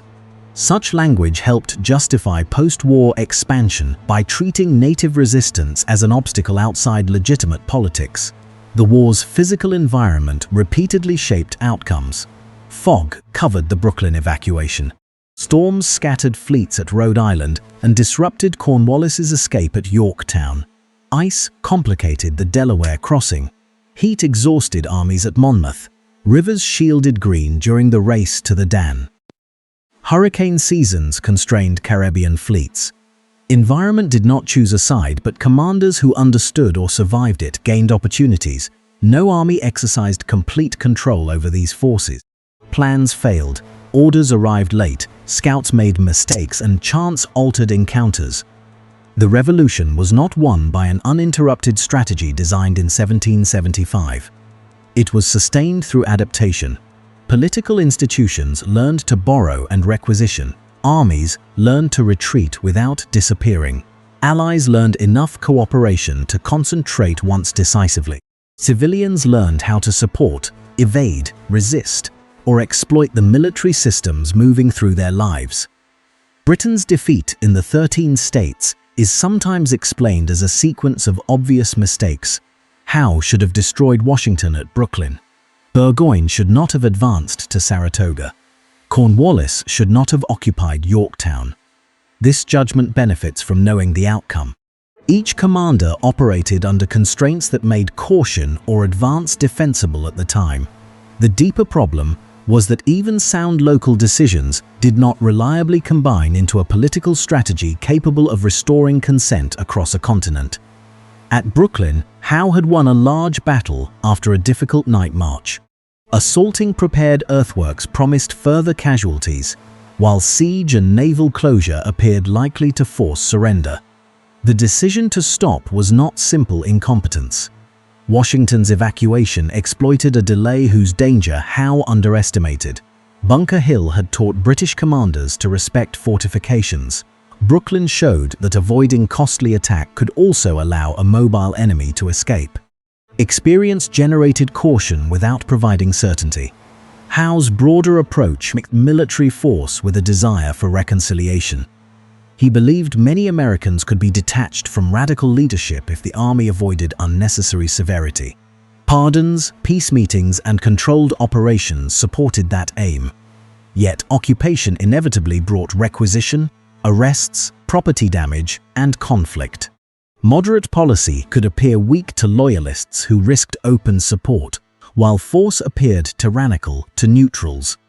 Britain needed both submission and voluntary political restoration, goals that often pulled commanders in opposite directions. The Howe Peace Commission lacked authority to grant the condition Congress required after July of 1776. At the Staten Island Conference in September, Admiral Howe met Franklin, John Adams, and Edward Rutledge, but could not recognize independence. The conversation therefore tested courtesy rather than a real common settlement. Britain offered pardon to subjects. The delegates represented sovereign states. The constitutional gap had grown too wide for the available mandate. The Northern Campaign of 1777 suffered from command architecture. Burgoyne received approval for an advance from Canada, but the exact responsibilities of Howe and Clinton were not joined by a single operational authority in America. Lord George Germain in London communicated across weeks of delay. Howe chose Philadelphia, Clinton had limited forces at New York, and Burgoyne continued expecting assistance. No one commander controlled the complete plan or timely movement of all its parts. Burgoyne also carried assumptions about loyalist recruitment, native support, transport, and American willingness to fight. Early success reinforced confidence. Once roads worsened and militia gathered, retreat became politically and militarily difficult. Every garrison left behind reduced the field force. Bennington and Fort Stanwix stripped away supporting elements. By the time Burgoyne recognized the scale of danger, supply and geography limited options. Saratoga was produced by accumulating friction as much as one battlefield decision. Clinton inherited the main command after France entered the war. His resources were reduced because Britain had to defend the West Indies and other theaters. He doubted the feasibility of conquering the interior and often argued with ministers and subordinates.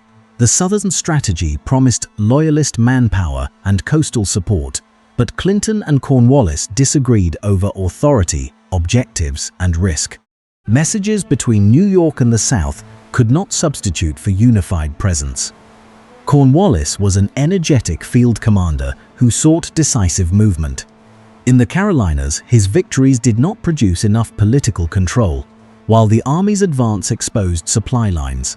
In Virginia, he believed destruction of American resources could break Southern resistance and that a naval base would serve future operations.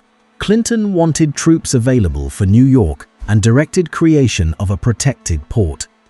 Yorktown emerged from their interaction, not from one commander intentionally walking into a trap. The Royal Navy's apparent failure at the Chesapeake also requires scale. British ships protected trade, supplied garrisons, watched European fleets, relieved Gibraltar, fought in the Caribbean, and operated in India. Graves reached the Chesapeake with the force available near New York and found de Grasse temporarily superior. Signals and line tactics reduced effectiveness, but the strategic cause lay in dispersal. France had created a stronger local concentration at the critical point. Britain's navy was not absent, it was outmatched for the necessary weeks. Britain's political leadership had to weigh the value of America against the cost of other losses. Sugar islands produced extraordinary revenue. Gibraltar controlled access and national prestige. India promised growing commercial and territorial power. Home waters required protection from invasion. Once France and Spain entered the war, sending every available regiment and ship against Washington would have endangered possessions ministers considered at least as important. The global empire gave Britain strength and also created targets its enemies could use. The United States survived its own strategic errors. The invasion of Canada assumed support that did not appear and exposed thousands to disease and capture. Washington defended New York with divided forces, misread British intentions, and suffered repeated defeats. Fort Washington's garrison was lost after he failed to insist on timely evacuation. The attack at Germantown was too complex for the conditions. Political pressure sometimes led the army to defend places whose strategic value did not justify the risk. American command rivalry could be severe.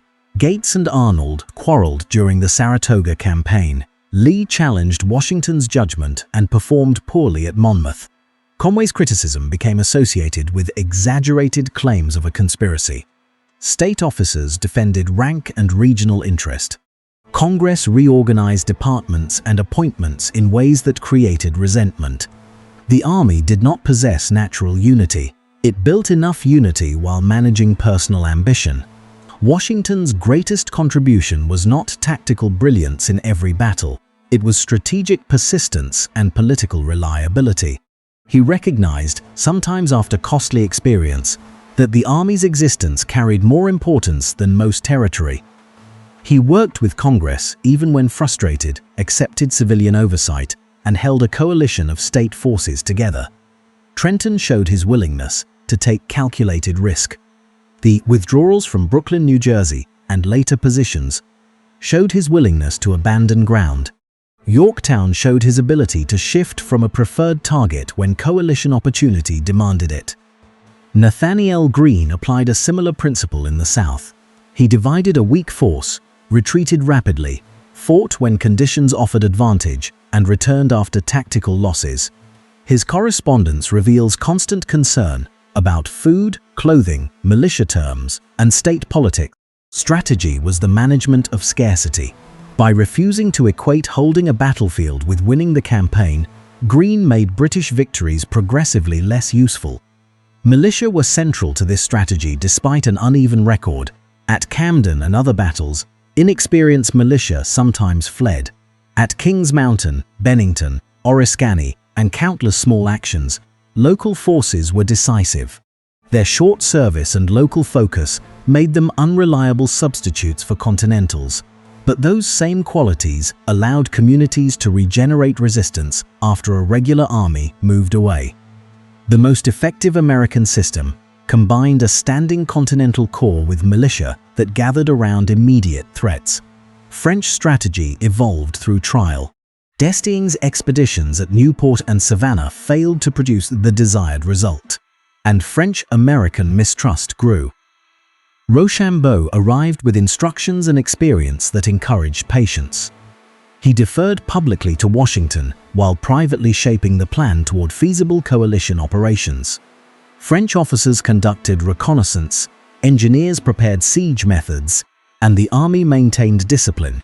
De Grasse then accepted operational risk at the Chesapeake. Yorktown emerged from lessons learned through earlier disappointment. Spain's contribution operated largely outside Washington's command. Galvez's Gulf campaigns removed positions and redirected resources. Spanish money and supply networks supported the Americans indirectly. The Siege of Gibraltar fixed a major Allied objective and tied down British power.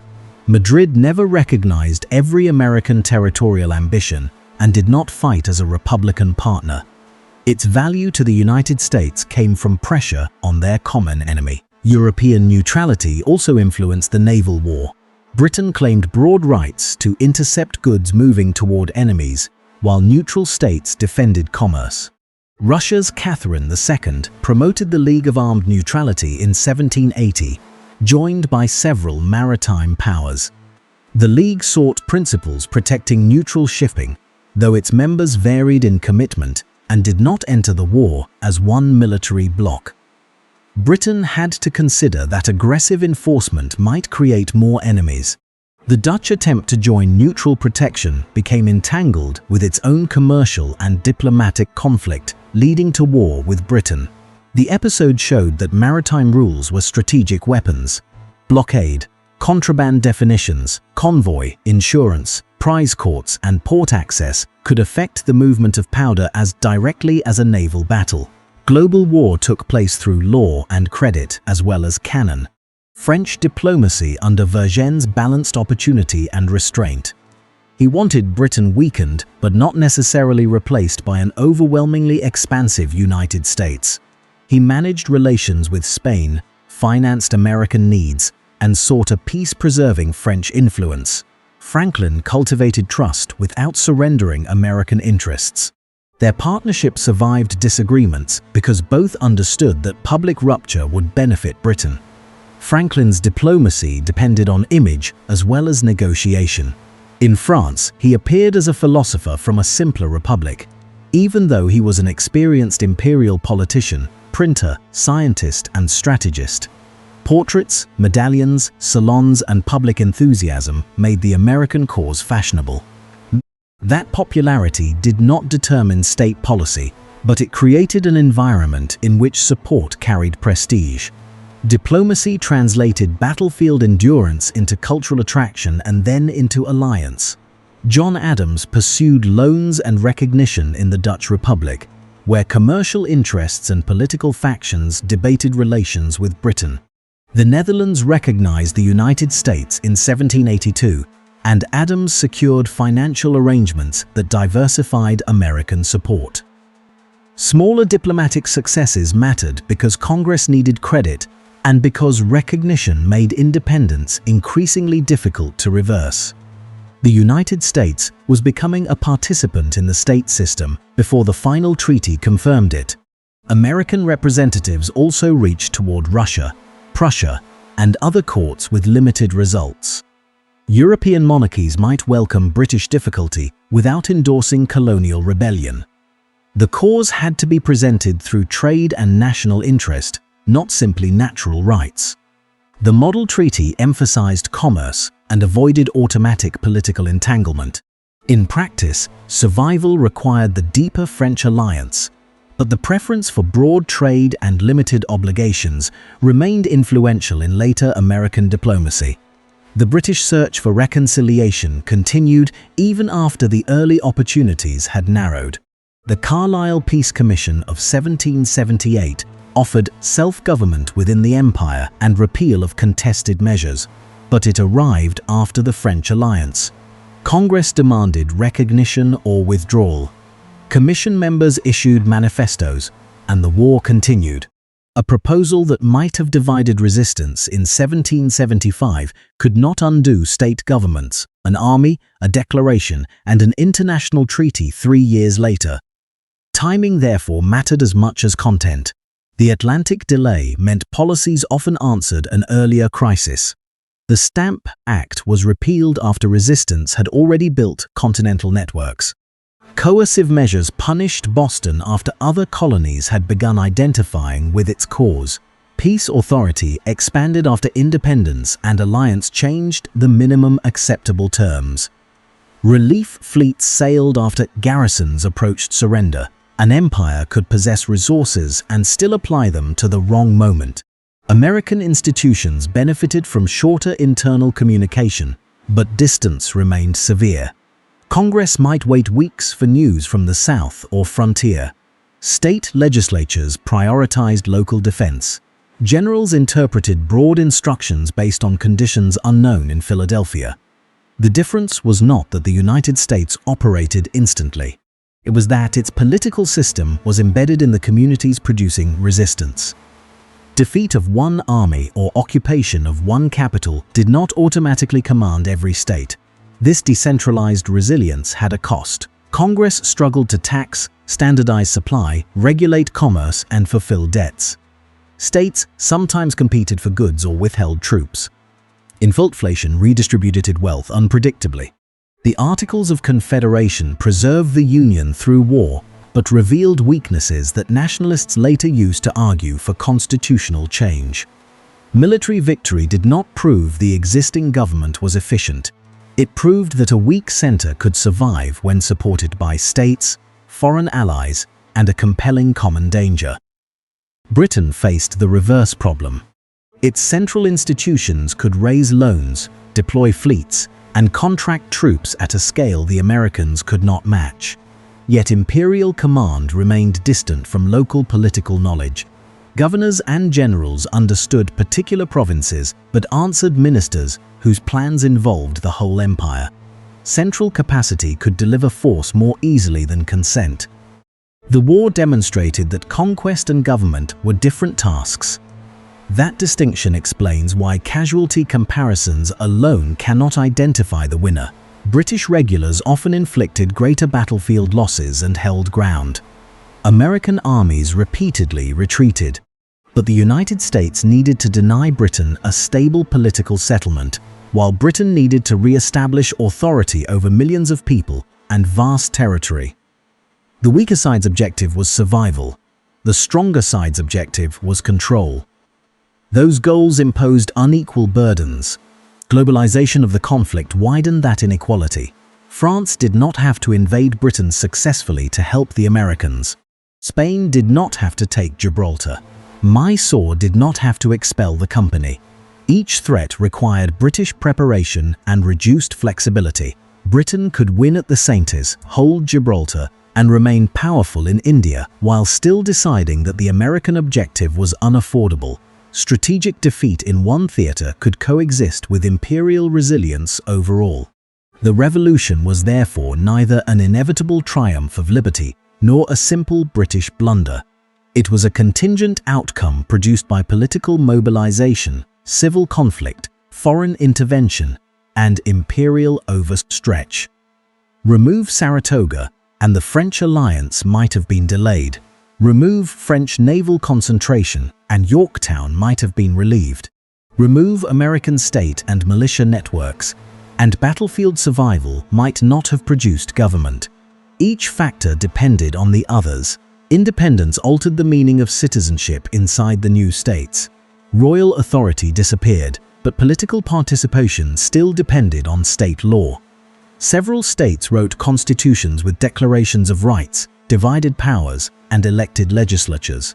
Pennsylvania experimented with a highly democratic unicameral system for eligible men, while other states preserved stronger executives or upper houses. Property requirements varied. The revolution did not create one Republican model. It opened arguments about how consent should be organized and restrained. Voting expanded for some white men as older hierarchies weakened, though change was uneven and could later contract. Office holding remained more restrictive than voting. Wealthy families continued to exercise influence, but inherited rank carried less formal legitimacy. Public service, revolutionary reputation, land, education, and commercial power created new forms of elite status. Equality meant opposition to legal privilege more often than equality of condition. The principle of religious establishment also came under pressure. Virginia's long struggle over public support for religion led to Thomas Jefferson's Statute for Religious Freedom in 1786, advanced legislatively by James Madison. Other states changed at different speeds, and some maintained established churches into the 19th century. The revolution weakened the assumption that political loyalty required one official denomination, while evangelical growth and wartime pluralism encouraged broader toleration. Republican government required citizens thought capable of judgment and virtue. Writers therefore emphasized education, public morality, and the household. The idea, later called Republican motherhood, assigned women responsibility for raising informed citizens. It could justify greater female education while leaving political authority male. Women read, wrote, managed businesses, petitioned, and shaped boycotts, but their wartime participation did not translate into national voting rights. In New Jersey, property-based language temporarily allowed some women to vote before legislation ended the practice in 1807. For free Black Americans, revolutionary language became a tool of claim-making. Petitions in New England challenged slavery by invoking natural rights. Vermont's constitution prohibited adult slavery in principle, while Pennsylvania adopted gradual abolition in 1780. Massachusetts court decisions effectively ended slavery under its new constitution's equality language.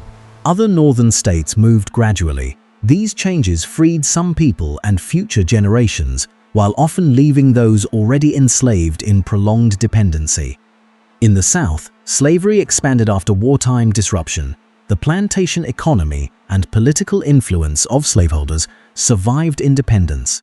Individual manumissions increased in parts of the Upper South for a time, inspired by religion, service, or revolutionary principle, but law and economic interest maintained the institution. The new nation's liberty rested beside forced labor on a vast scale. This was not a contradiction hidden from the founders. Enslaved people and critics repeatedly made it visible. Thousands of African Americans had made their own revolution through escape, service, petition, and movement. Some Patriot veterans gained freedom or community standing. Black loyalists built new settlements under the British flag.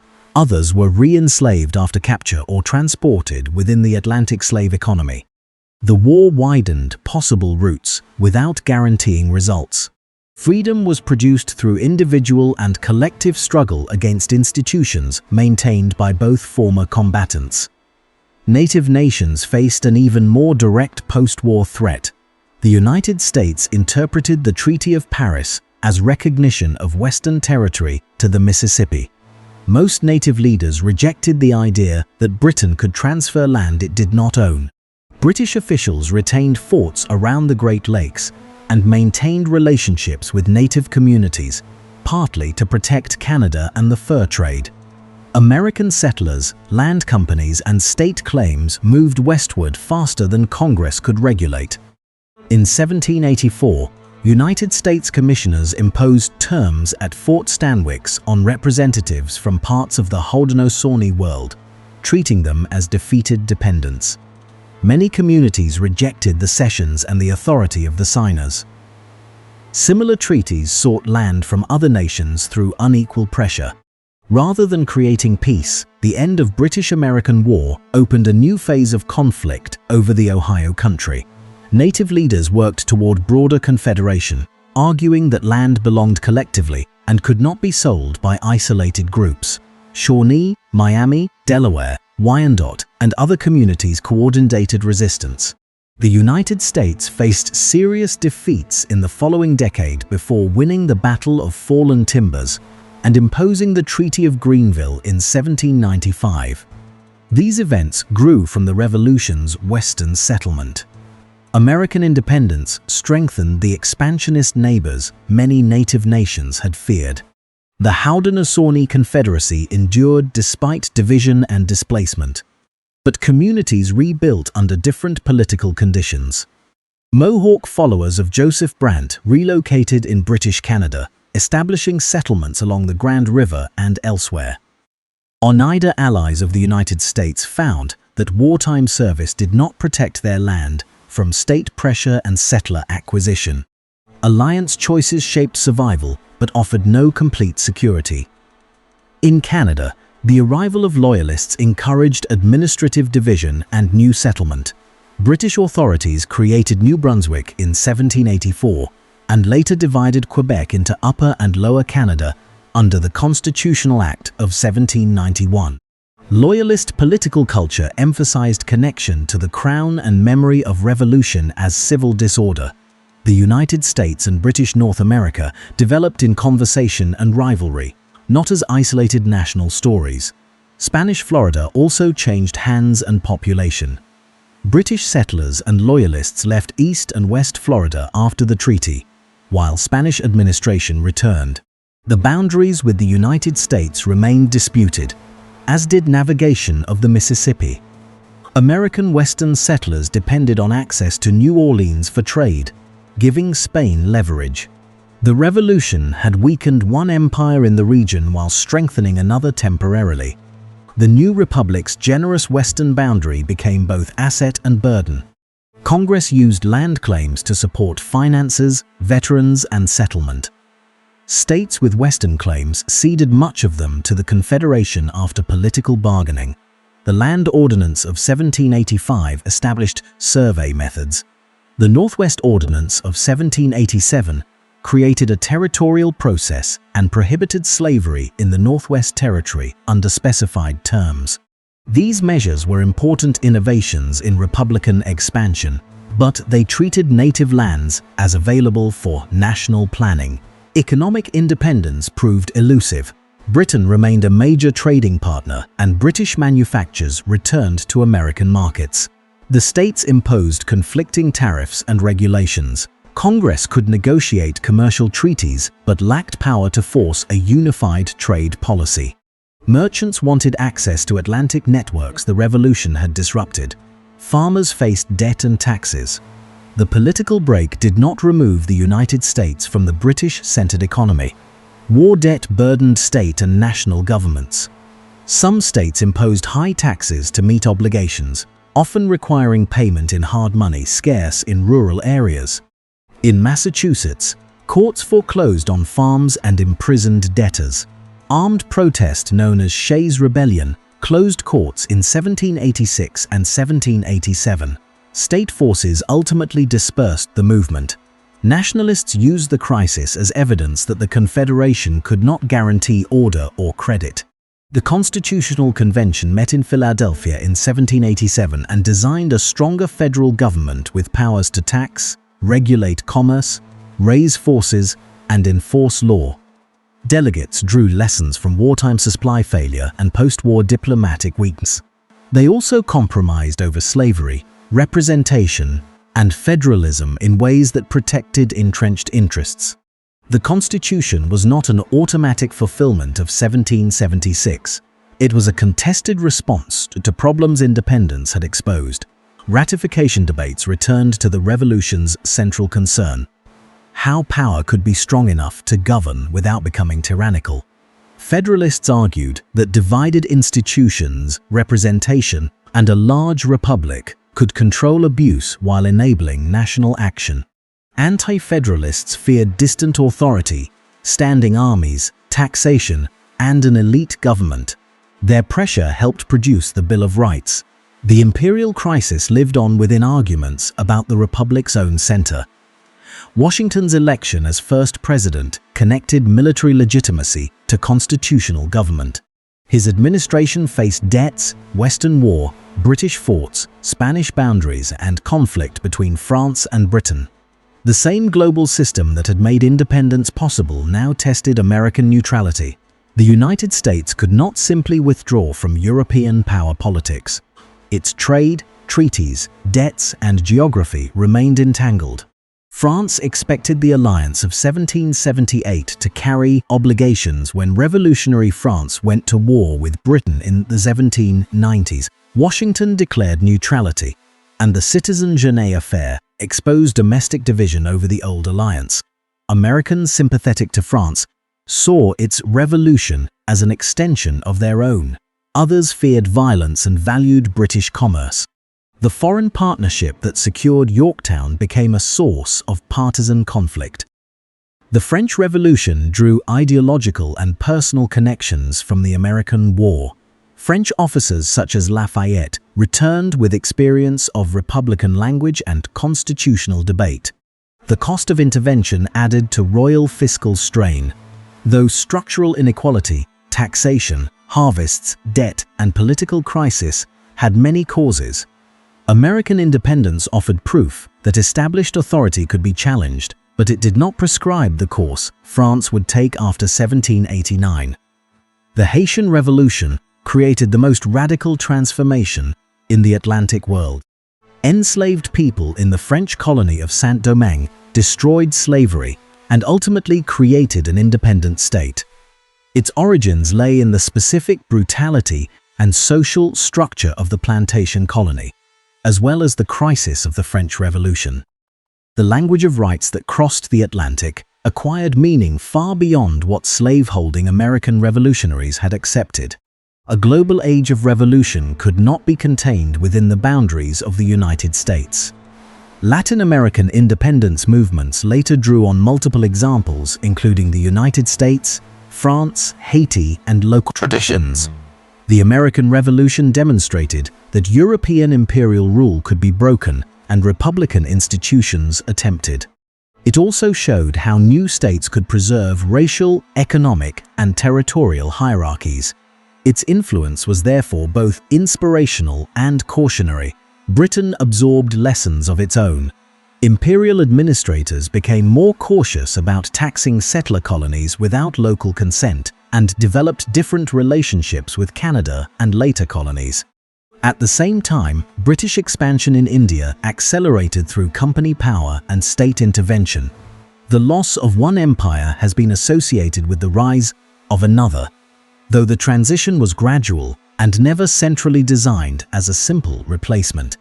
Parliament increased oversight of the East India Company through reforms, including the India Act of 1784.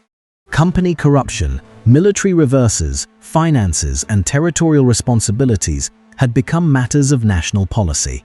Figures such as Warren Hastings faced intense political scrutiny.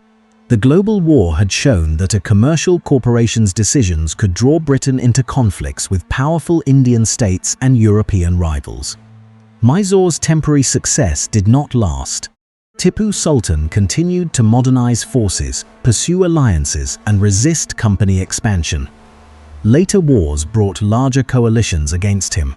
His death at Seringapatam in 1799 marked a decisive British victory. Remembering that later outcome can distort the early 1780s, when Mysore negotiated from strength and the company's future dominance was not inevitable. The Royal Navy emerged from the war criticized but still central to British power. It had failed to relieve Yorktown, yet won at the Saints, supplied Gibraltar, protected commerce, and fought across oceans. Post-war reform, professional development, dockyard capacity, and experience contributed to later success against revolutionary and Napoleonic France. Tactical failure in one decisive place did not erase institutional depth. France achieved American independence but gained less commercial and territorial reward than many expected. Its navy had demonstrated renewed capability, especially at the Chesapeake. Financial cost and the Saints' complicated triumph. The monarchy could claim revenge against Britain while confronting debt and political discontent at home. Victory abroad did not stabilize the regime.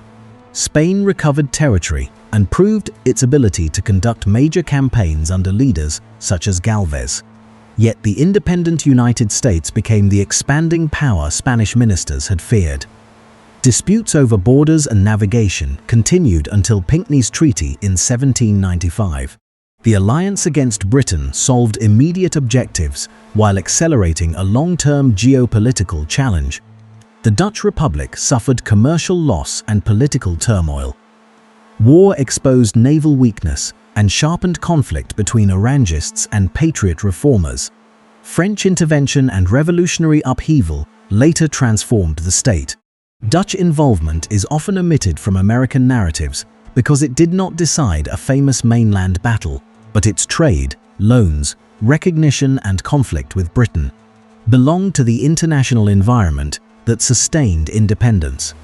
Each participant therefore carried a different revolution out of the peace. Americans gained sovereignty and Western claims. Britain preserved and redirected an empire. France gained revenge and debt. Spain recovered key territories but faced a rising neighbor.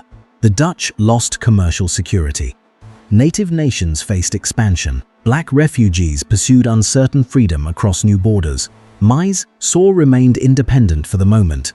No universal balance sheet captures these outcomes in one category of victory or defeat. Public memory, nevertheless, prefers clear categories. In the United States, the Revolution became a founding story populated by familiar scenes. Minutemen on Lexington Green, a declaration in Philadelphia, Washington crossing the Delaware, winter at Valley Forge, and surrender at Yorktown. These scenes matter, but their repeated use creates a straight path from protest to nationhood. People living through the war saw no such line. They experienced reversals, rumor, local violence, changing prices, disease, and uncertainty about which government would survive. Lexington acquired the phrase "shot, heard round the world" through Ralph Waldo Emerson's 19th century poem.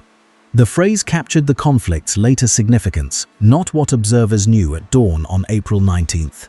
No conclusive evidence identifies who fired first. Each side produced testimony supporting its own account. The uncertainty is historically valuable because it shows how quickly confused violence became political narrative. The battle mattered less because one side could prove the first trigger pull than because years of mistrust made both ready to interpret bloodshed as confirmation. Bunker Hill developed another famous line about withholding fire until soldiers could see the whites of their opponent's eyes. Versions of the command predated the battle and were attributed to more than one officer. The defenders probably received instructions to conserve scarce ammunition and wait for effective range, whether or not anyone spoke the exact later wording. Legend condensed a real tactical problem into a memorable sentence. Historical caution does not diminish the discipline required to hold fire against an advancing line. The Declaration's signing produced its own visual myth.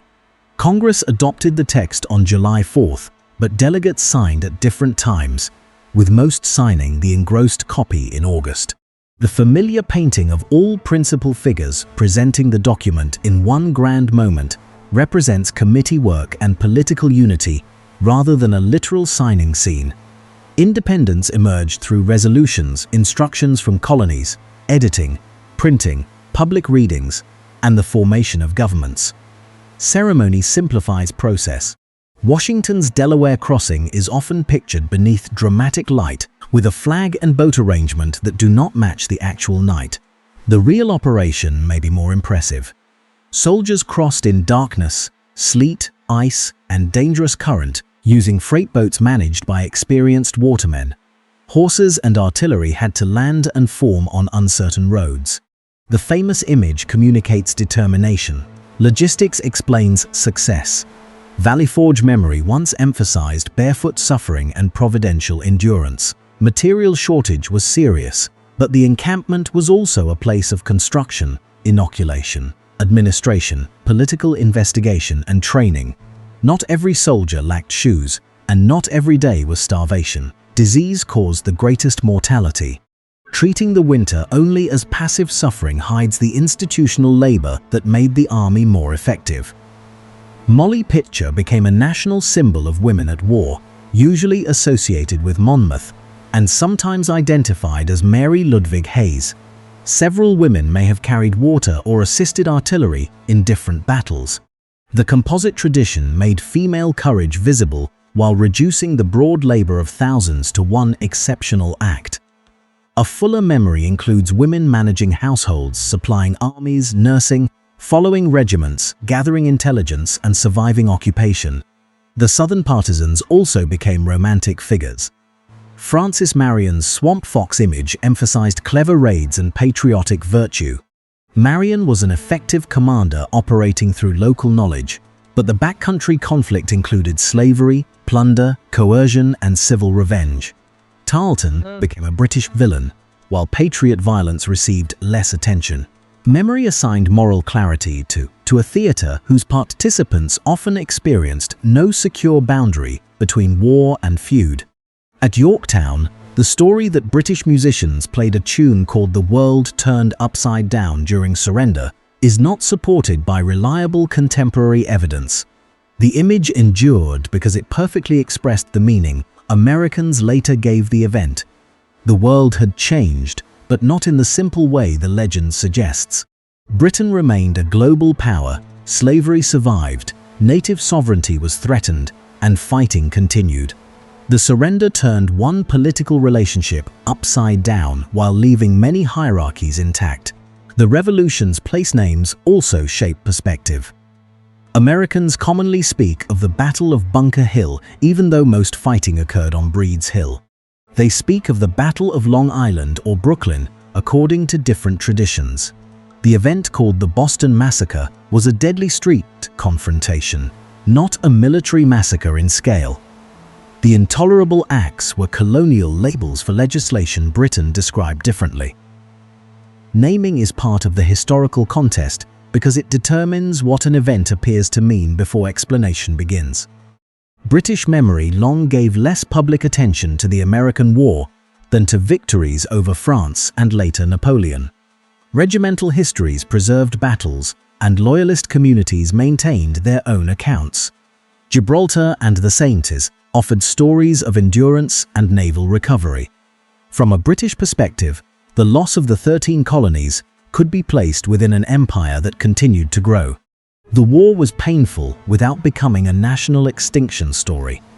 French memory could celebrate Yorktown and the restored navy, while the later revolution transformed how royal policy was judged. Lafayette linked the American and French experiences in public imagination. Yet French soldiers who served in America did not return with one shared ideology, and the fiscal cost cannot be isolated as the single cause of 1789. Memory connected the revolutions more neatly than social and political history allows. In Spain, Galvez became central to the memory of Gulf victories. His campaigns at Baton Rouge, Mobile, and Pensacola demonstrated initiative and coalition command.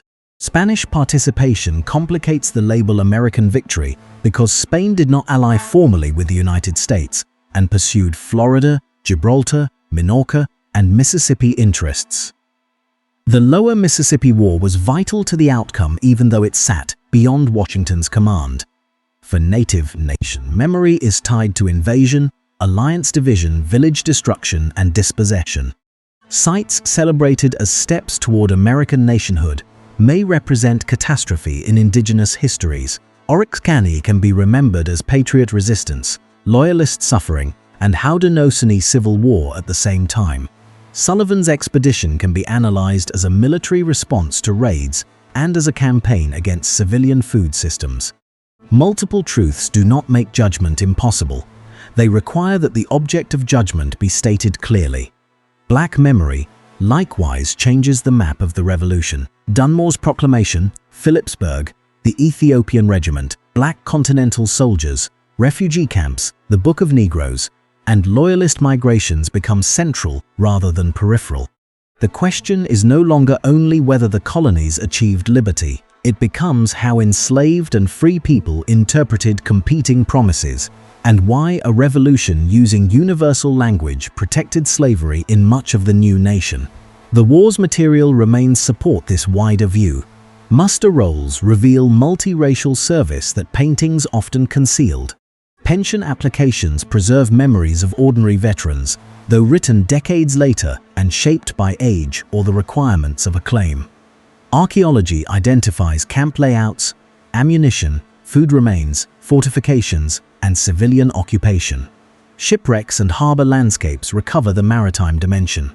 Records from French, Spanish, British, Dutch, Canadian, Caribbean, and Indian archives prevent the story from belonging to one national collection. Casualty numbers require particular care.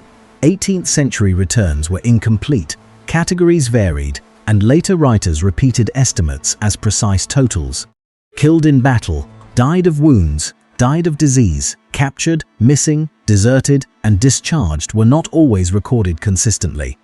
Civilian and native losses are even harder to quantify.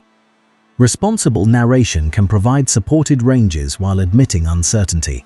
Precision without evidence creates confidence, not knowledge. The size of political factions is similarly difficult.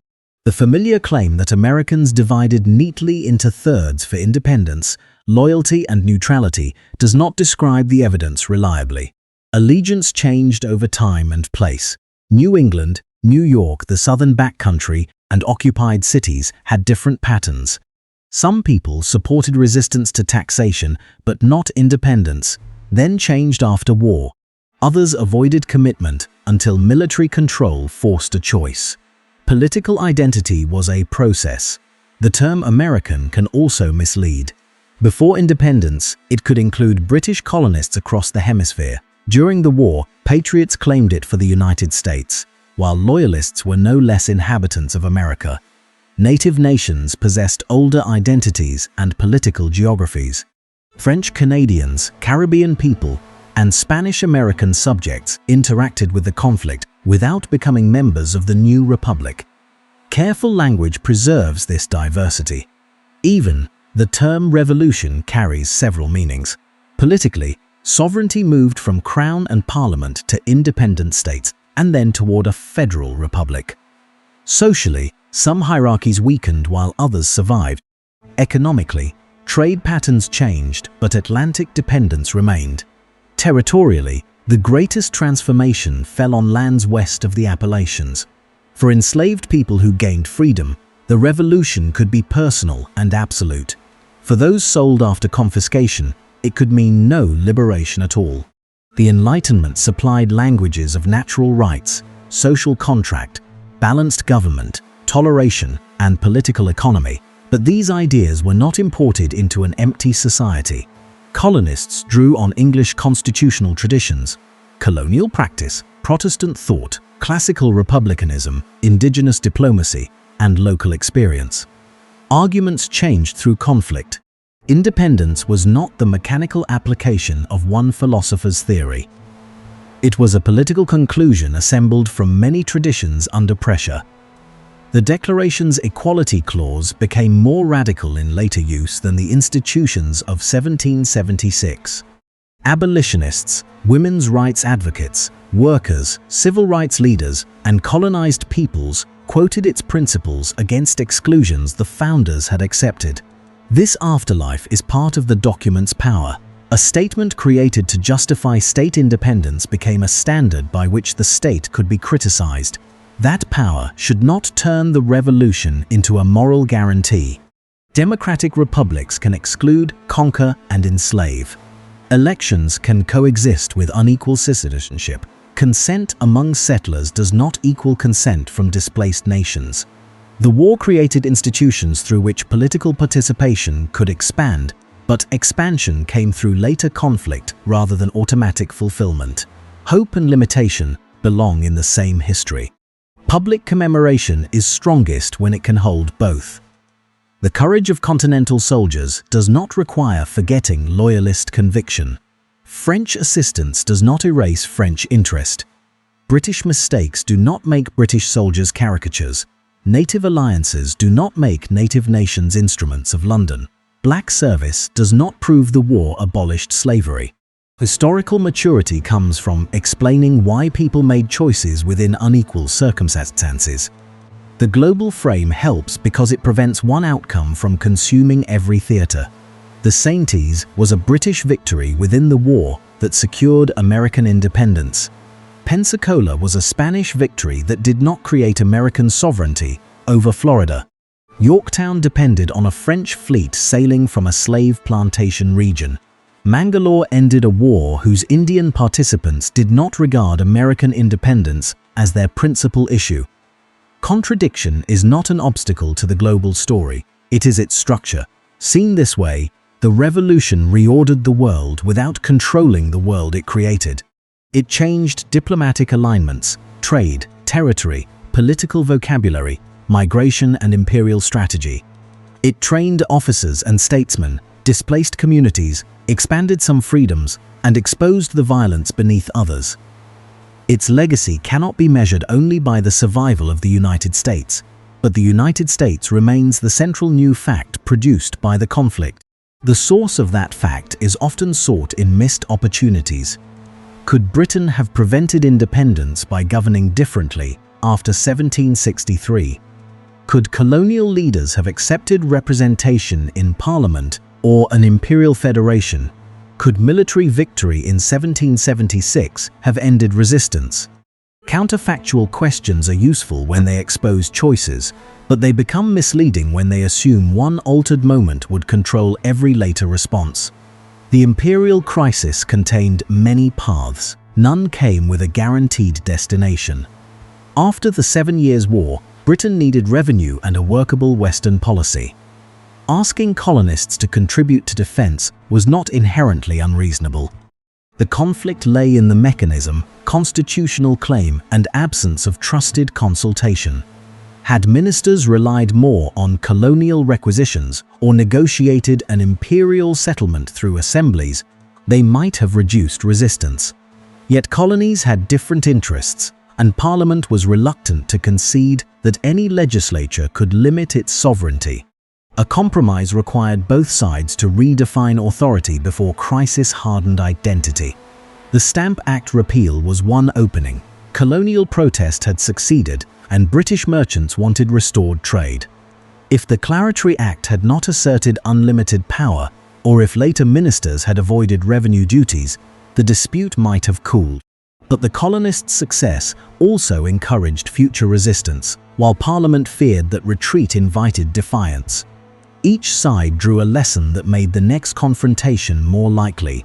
The Boston Massacre could have accelerated rebellion in 1770, yet most townshend duties were repealed and tension declined. This shows that war was not inevitable at that point. Local politics, trade, and ordinary life resumed without full reconciliation. The remaining tea duty preserved principle on the British side. Committees preserved organization on the American side. quiet was an armistice within the constitutional dispute. The Tea Act was another policy designed partly as commercial relief rather than a simple new tax. Its lower price might have succeeded if colonists treated consumption only as economics. Activists understood that acceptance would weaken their constitutional case, and the East India Company's privilege added fear of monopoly. Hutchinson's refusal to let ships depart and the destruction of tea narrowed choices. Parliament then chose collective punishment, transforming a Boston action into a continental cause. The coercive acts might have isolated Massachusetts if other colonies believed the punishment proportionate and confined. Instead, the laws appeared to threaten institutions any colony might value. The First Continental Congress gave that fear an organized form. Once local committees enforced a common boycott, imperial policy no longer confronted separate provincial disputes. It confronted an emerging political union.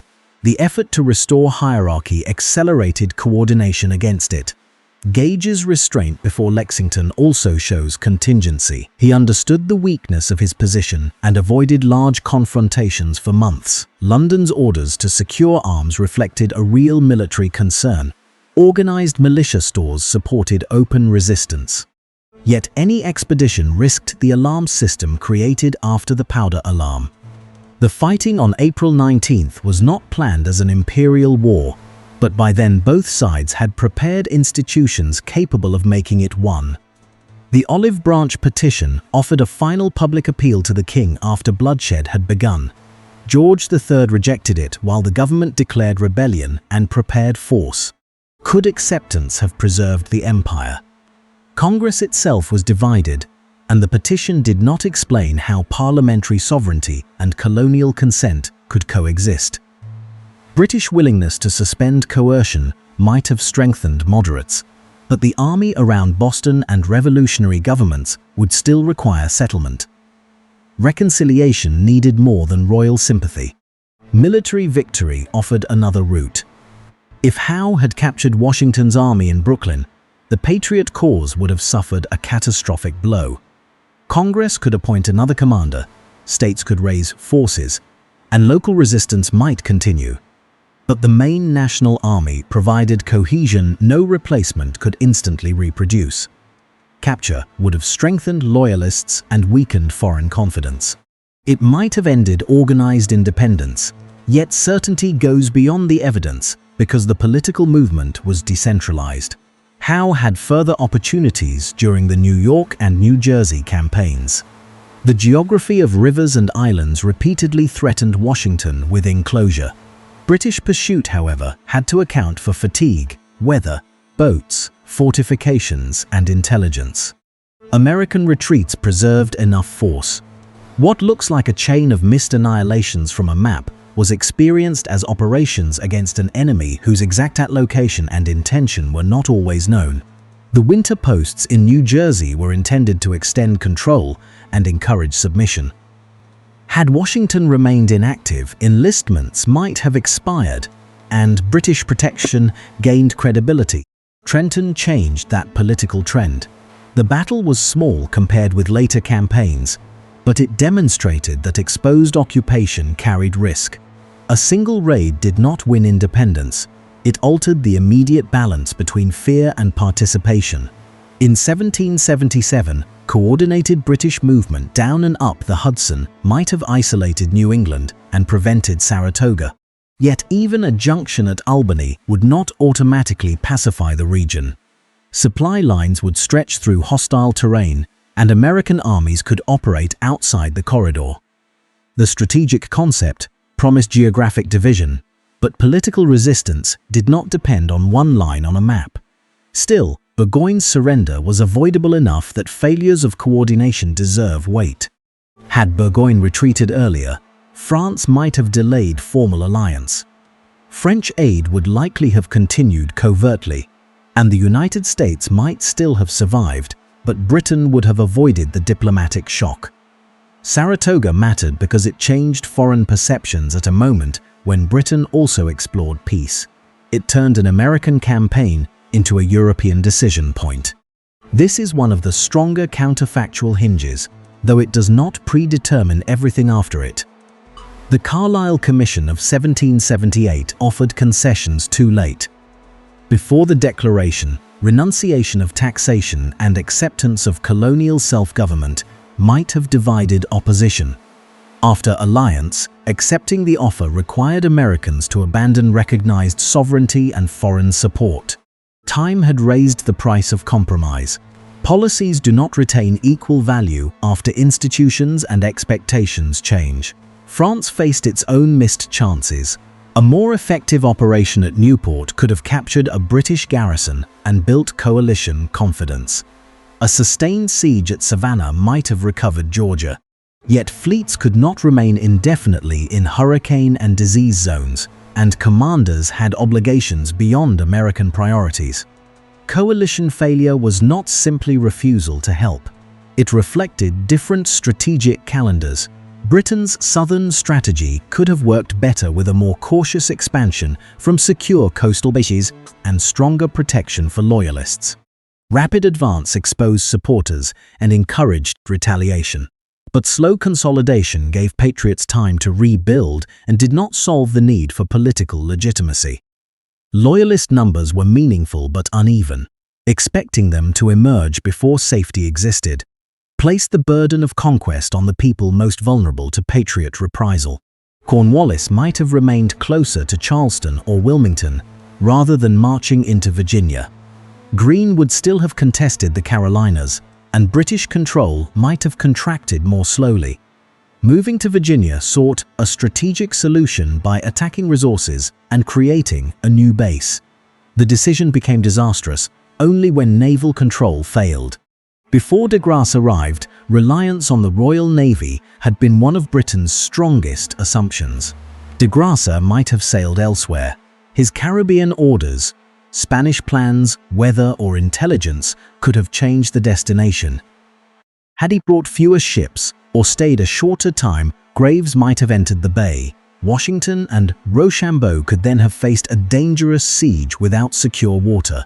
Yorktown's apparent inevitability after encirclement hides the uncertainty that preceded concentration.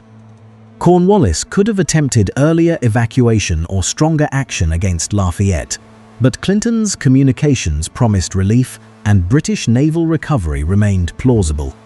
Once Allied armies arrived, a breakout carried severe risk. The failed crossing to Gloucester came late because abandoning a fortified post without orders also had consequences. Commanders do not act with the freedom later analysis assigns them. After Yorktown, Britain could theoretically have continued major war in America. Tens of thousands of troops remained, and the Royal Navy recovered strength.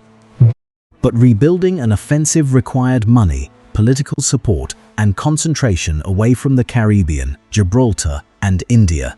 Even victory over another American army might not restore government. The key change was not physical inability. It was the conclusion that the objective no longer justified the imperial price. American independence therefore depended on British choice in a precise sense. No rebel movement forces a sovereign to sign recognition without making alternatives less attractive. The United States and its allies raised the cost of reconquest, demonstrated staying power, and created losses.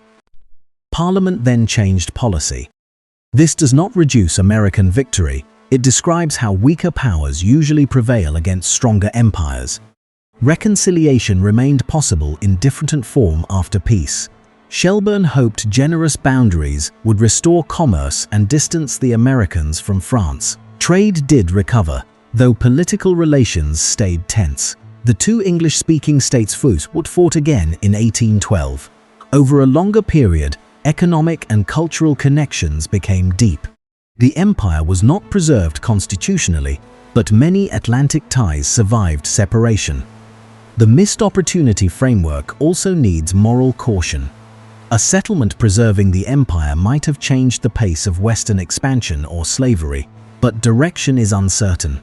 British policy sometimes restrained settlement and offered freedom during war, yet Britain also practiced slavery across its empire and sought indigenous land through its own treaties. American independence accelerated some harms without making imperial rule an uncomplicated, humane alternative. The question is not which side embodied perfect liberty. No side did. The question is why competing political systems and communities made the choices they made. Parliament defended a concept of sovereign authority shared by many Britons. Colonists defended local consent while claiming land and labor from others. Native nations defended sovereignty against both. Enslaved people pursued freedom through whichever opening appeared. European monarchies used republican revolt for strategic ends. Motives could be coherent and still produce injustice. Counterfactual discipline returns us to the central causal chain. Imperial reform after 1763 created constitutional resistance. Coercion encouraged colonial union. War encouraged independence. American endurance produced French alliance. French and Spanish intervention dispersed British power. Coalition concentration produced Yorktown. Global losses and threats changed Parliament's calculation. Peace recognized a state whose Western and social conflicts remained unresolved. Each link was contingent, but together they explain the outcome without our exploring destiny. That chain also clarifies the relationship between ideology and force. Ideas alone did not defeat armies, but armies could not create lasting authority without ideas people accepted. Colonial arguments about consent gave resistance a language broader than local grievance. Military survival gave that language institutions capable of claiming sovereignty. Foreign alliance gave those institutions protection. The settlement then converted military endurance into international law. Remove the political idea, and war becomes factional violence. Remove force, and the idea remains a protest Britain can suppress. The Stamp Act crisis was therefore not merely a prelude. It trained the mechanisms of revolution. Boycotts linked consumption to politics. Committees connected towns. Crowds learned how to make laws unenforceable. Assemblies developed common constitutional arguments. British merchants learned that colonial resistance could affect them economically. Repeal taught organizers that coordinated pressure worked. The techniques later used to sustain independence began before most participants wanted separation. The imperial government also learned habits that shaped escalation. Customs enforcement, dissolution of assemblies, military deployment, and punitive legislation treated resistance as a problem of authority. From London, conceding one legislature's right to reject Parliament threatened the whole imperial structure. Ministers did not need personal arrogance to fear that result, though arrogance and poor information often worsened decisions. Their institutional role encouraged them to test obedience. The tests repeatedly strengthened the opposition they intended to divide. Communication delay amplified mutual suspicion. A conciliatory gesture could cross the Atlantic while reports of new violence traveled the other way. Instructions arrived after governors had already acted. Newspapers selected the most alarming versions of distant events. Neither side possessed a neutral channel trusted by the other. An empire held together partly through negotiated ambiguity became vulnerable when both parties demanded explicit definitions of power.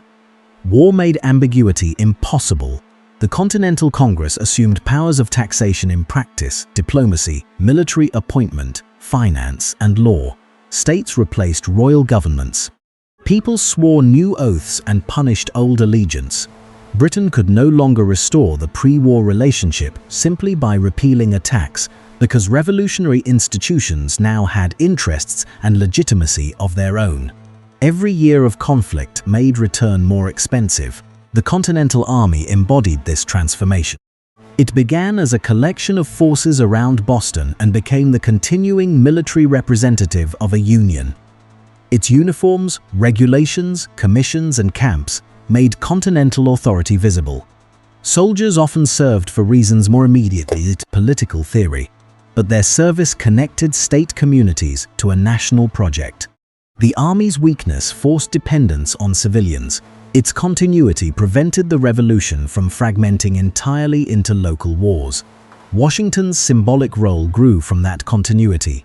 He did not cause every victory and was absent from many theaters, Gates commanded at Saratoga, Greene in the south, Galvez along the Gulf, and French admirals determined naval opportunities. Yet Washington connected the army to Congress across 8 years. His presence provided foreign allies with a recognizable command partner and Americans with a figure around whom survival could be narrated. The risks of concentrating memory on him are clear. It can erase the decentralized system that actually sustained the war and minimize Washington's errors. It can also hide the enslaved labor supporting his estate and the contradiction between his public cause and private wealth. He arranged freedom for the people he owned in his will under conditions that did not immediately free everyone at Mount Vernon. His evolution mattered, but it did not resolve the national institution. Other leaders carried similar contradictions. Jefferson wrote the Declaration while enslaving people. Franklin became an anti-slavery petitioner late in life after earlier participation in a slaveholding society. Henry Laurens served diplomacy while owning interests tied to slave trading.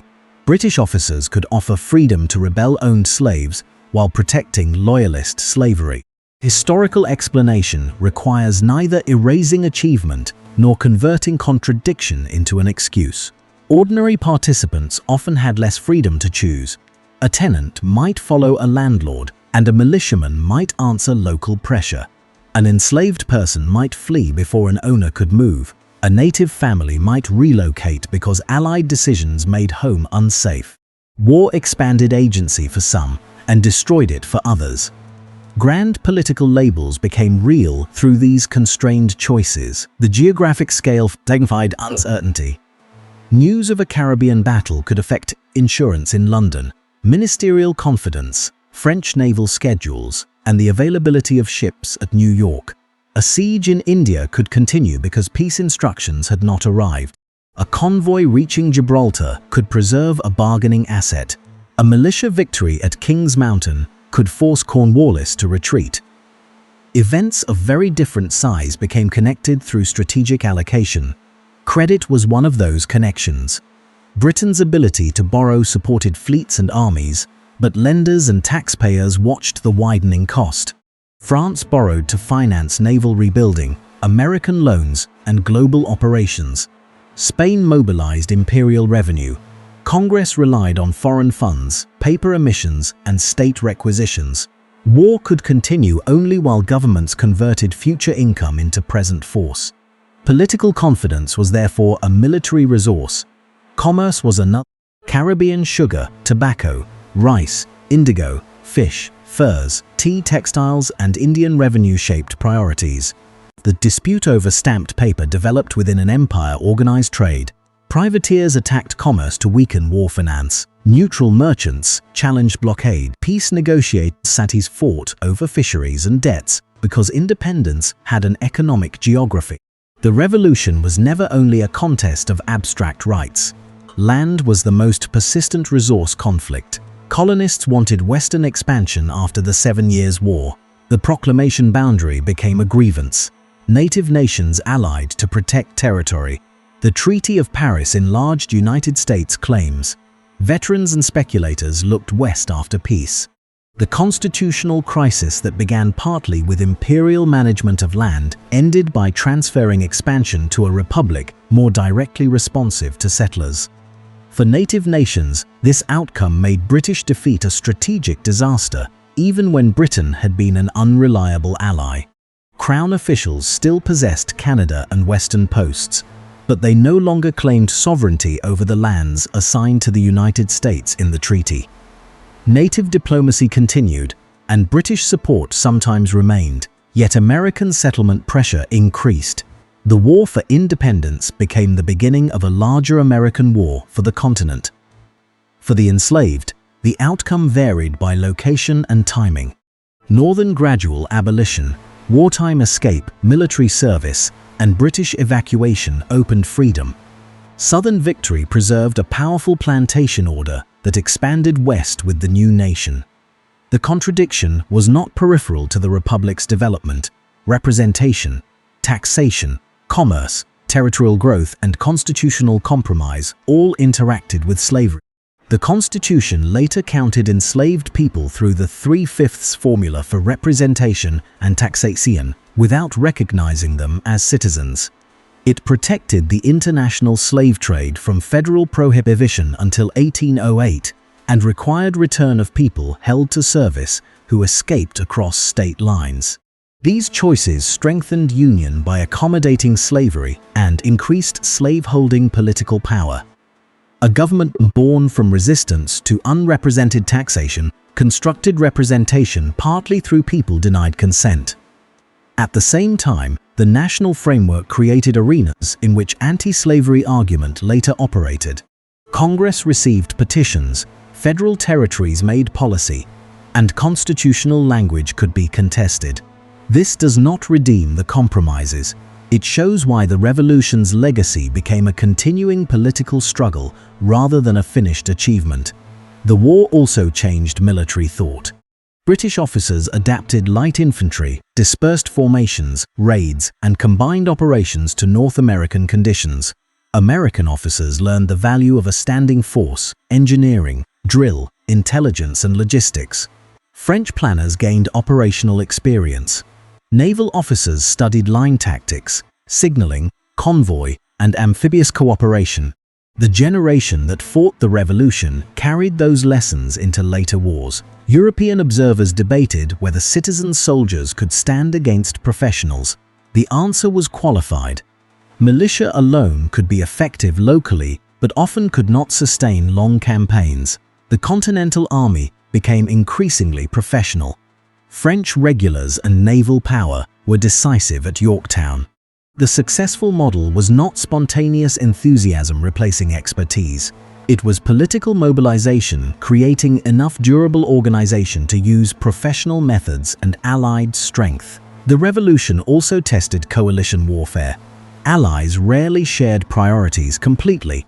Americans focused on independence, France on weakening Britain and recovering influence, Spain on territorial objectives, and Dutch interests on trade and domestic politics. Coalition success came when overlapping aims supported one operation, as at Yorktown. Coalition friction appeared when fleets withdrew or negotiators acted separately. Modern alliance problems were already visible in 18th century form. British coalition resources deserve equal notice. German states provided organized troops. Loyalist regiments supplied local knowledge and manpower. Native allies extended frontier reach. Enslaved and free black labor supported operations, and black loyalists served in various capacities. The Crown fought through an imperial and contracted coalition, not British regulars alone. Its inability to protect all partners after defeat damaged trust and scattered communities. The war's end created archives of claims. Loyalists petitioned for compensation. Veterans applied for pensions. Merchants litigated debts. Owners sought enslaved people. Officers defended reputations. States documented confiscations and service. These records are partial and self-interested, but they preserve experiences otherwise lost. The peace settlement continued as an administrative struggle over who had sacrificed what and whose the new order recognized. International recognition did not guarantee respect. European powers tested the commercial and military weakness of the United States. Barbary corsairs captured American vessels once they no longer sailed under British protection. Britain restricted trade and retained forts. Spain closed the Mississippi. The Republic learned that formal sovereignty required naval, fiscal, and diplomatic capacity. The same problem that faced Congress during war persisted in peace. The creation of the federal government was one answer, though not the only possible one.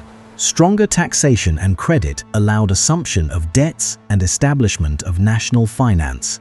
A small army defended frontiers, and a navy eventually protected commerce. Critics feared that these institutions resembled the imperial powers resisted in the Revolution. American state-building therefore reproduced the central tension between liberty and capacity in a new constitutional setting.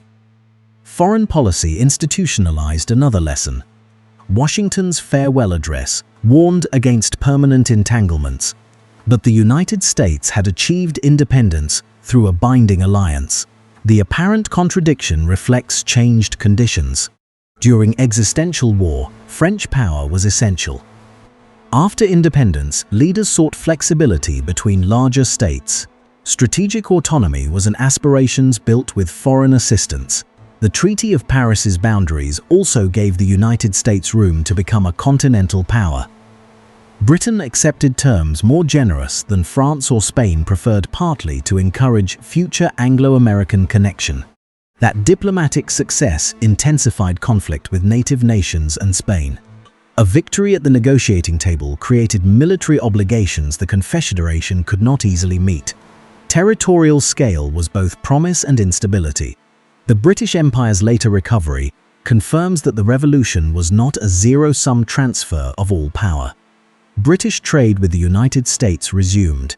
Canada developed under the Crown. Victory in later wars expanded influence. India became central to imperial wealth and governance. The Royal Navy eventually achieved dominance against France. Britain lost direct rule over the 13 states while adapting its global system. France's later crisis confirms that winning a war can weaken a state.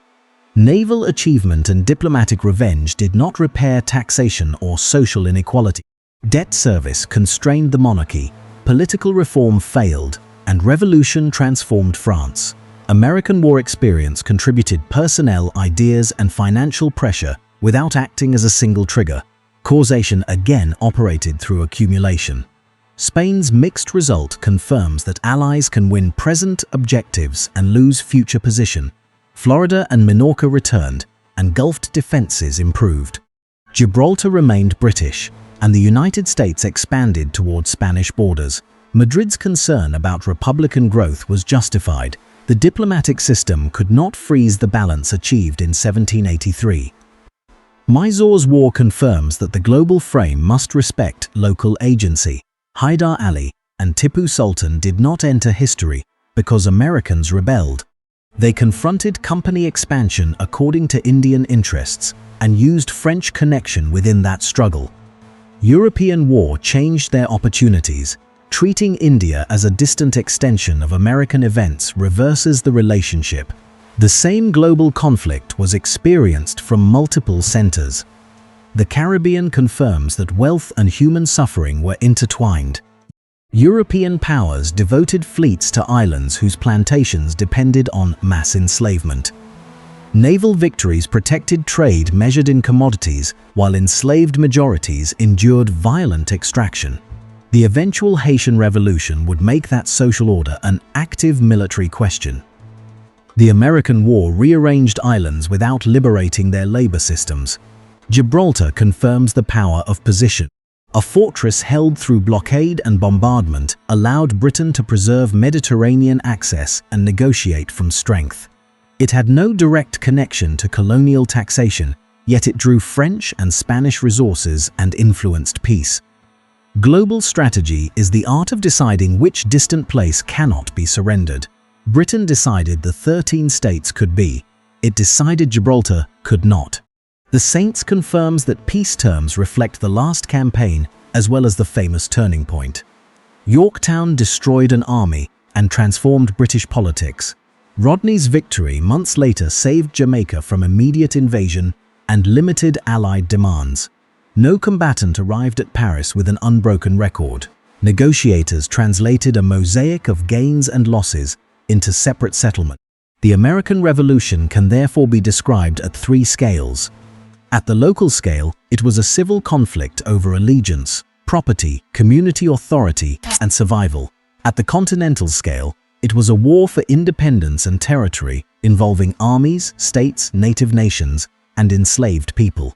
At the global scale, it was an imperial war in which European and Indian powers contested maritime routes, colonies, fortresses, and commerce. The scales interacted continuously. At the local scale, a neighbor's choice could matter more than a treaty.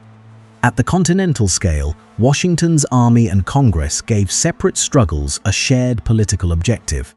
At the global scale, French fleets and British obligations determined whether that objective could survive. None of the scales is sufficient alone. Together they explain why a conflict that began with disputed authority over paper and tea ended with territorial changes around the world. The central viewer question can now be answered directly. The imperial dispute became a global war because American resistance survived every early attempt to end it. Survival converted protest into a state and gave France a credible opportunity to attack Britain. It brought Spain into a territorial war, drew Dutch commerce into conflict, and connected rivalry in India to the Anglo-French struggle. Britain then had to defend an empire whose strength was spread across valuable and vulnerable positions. The United States won independence because that expansion changed the standard of victory. Britain no longer needed only to defeat Washington in battle. It needed to destroy political resistance across the states while defending the Caribbean, Gibraltar, Canada, commerce, home waters, and Asian interests. The Americans needed to keep their army and governments alive until allies could create a decisive concentration. Saratoga made alliance possible. The Chesapeake made Yorktown possible. Global pressure made recognition rational. This conclusion does not turn fog, courage, diplomacy, or naval power into a miracle. It places each within a sequence. Courage without institutions would have dispersed. Institutions without foreign credit might have failed. Alliance without American endurance would have lacked a partner. Naval superiority without coordinated land forces would not have captured Cornwallis. Yorktown without parliamentary exhaustion and worldwide commitments might not have ended offensive war. Nor did independence complete the revolution's promises. The peace recognized a republic that excluded women from formal politics, protected slavery, and claimed native land. It also created institutions and language through which later generations challenged those exclusions. The revolution expanded the possible while distributing its benefits unequally. That dual legacy is not a verdict added from the present. It was visible in the choices made during the war. At the beginning, London believed limited taxation and firmer administration could make a victorious empire more coherent. Colonial leaders initially believed their rights could be protected within that empire.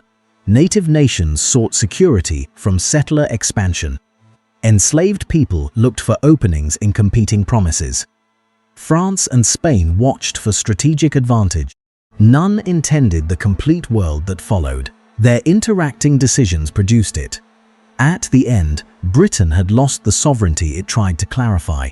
The United States possessed independence but faced debts, disputed borders, and internal contradiction. France had humbled its rival but weakened its treasury. Spain had regained territory but strengthened a future competitor. Native nations confronted a more expansionist republic. Black evacuees carried uncertain freedom into the empire. In India, Mysore had forced the company to accept peace. The settlement was global because the consequences were global. The American Revolution endures because it exposed a problem every modern political order faces. Who may claim consent? Whose rights count? And what force sustains the answer? It demonstrated that a weaker population could defeat an empire when political organization, strategic depth, and foreign rivalry aligned. It also demonstrated that people seeking liberty for themselves could deny it to others. From Lexington to Yorktown, from Pensacola to Gibraltar, from the Saint to Mangalore, the war moved through landscapes whose participants understood victory differently. The treaties of 1783 did not reconcile those meanings. They recognized a new state and rearranged imperial claims. The deeper struggles over land, labor, representation, and power continued. The sequence can be understood through a series of strategic transitions. The first came in 1763, when British victory removed France from Canada, but left debt, frontier war, and administrative responsibility. The empire became harder to govern precisely because it had become larger. Policies that followed were efforts to manage victory. Colonial resistance arose from how those efforts redefined authority. The second transition came in 1765, when opposition to the Stamp Act linked constitutional argument with economic pressure and crowd action. No national government directed the campaign. Printers, assemblies, artisans, and local organizations discovered that separate colonies could reinforce one another. Repeal confirmed the utility of coordination without settling sovereignty. The third came in 1774, when punishment of Massachusetts produced the Continental Congress. Resistance gained a common institution before it gained a common army. The boycott enforced through local committees shifted practical authority away from royal officials. By the time shooting began, an alternative political network already existed. The fourth came after Lexington and Concord. Bloodshed transformed preparation into open war, and Congress transformed a provincial siege into a continental cause. The creation of the army under Washington did not make the colonies independent, but it created the force that could survive long enough for independence to become policy. The invasion of Canada, defense of Charleston, and siege of Boston showed that the conflict would not remain confined to Massachusetts. The fifth came with the Declaration. Congress stopped arguing only for rights within the empire and claimed the legal personality of states. That choice raised the stakes of defeat but opened foreign alliance. It also forced people inside the colonies to confront allegiance more sharply. Political revolution and civil war became inseparable. The sixth came through the campaigns of 1776. Britain demonstrated overwhelming operational strength, captured New York, and nearly dissolved the American army. Washington's escapes and counterattacks did not erase defeat. They denied Britain the finality its strategy required. Survival became a measurable form of victory. The seventh came at Saratoga. An isolated British army surrendered, converting American endurance into French confidence. The alliance shifted the naval and diplomatic balance. From that moment, British leaders could no longer allocate resources, as though North America were the only decisive. The rebellion became an international war by treaty. The eighth came through the Southern Campaign. British commanders captured Savannah and Charleston and won at Camden, yet could not convert those successes into durable government. Kings Mountain, Cowpens, Guilford Courthouse, partisan warfare, and Greens demonstrated that occupation without protected local legitimacy contracted under pressure. The South became the place where British battlefield advantage most clearly failed to produce political control. The ninth came at the Chesapeake. French naval concentration removed the assumption that Britain could always rescue a coastal army. American and French land forces moved faster than British strategic response. Yorktown turned temporary sea control into surrender. The transition was brief in time and immense in effect. The final transition came in London.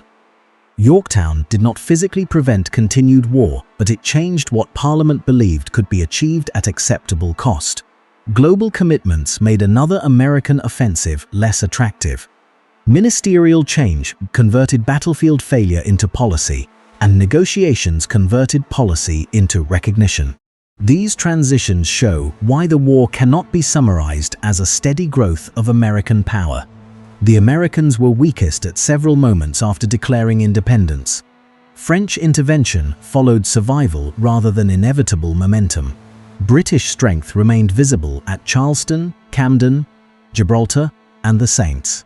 Outcomes changed when military events altered political choices, not when one side became universally superior. They also show why the war's chronology extends beyond Yorktown.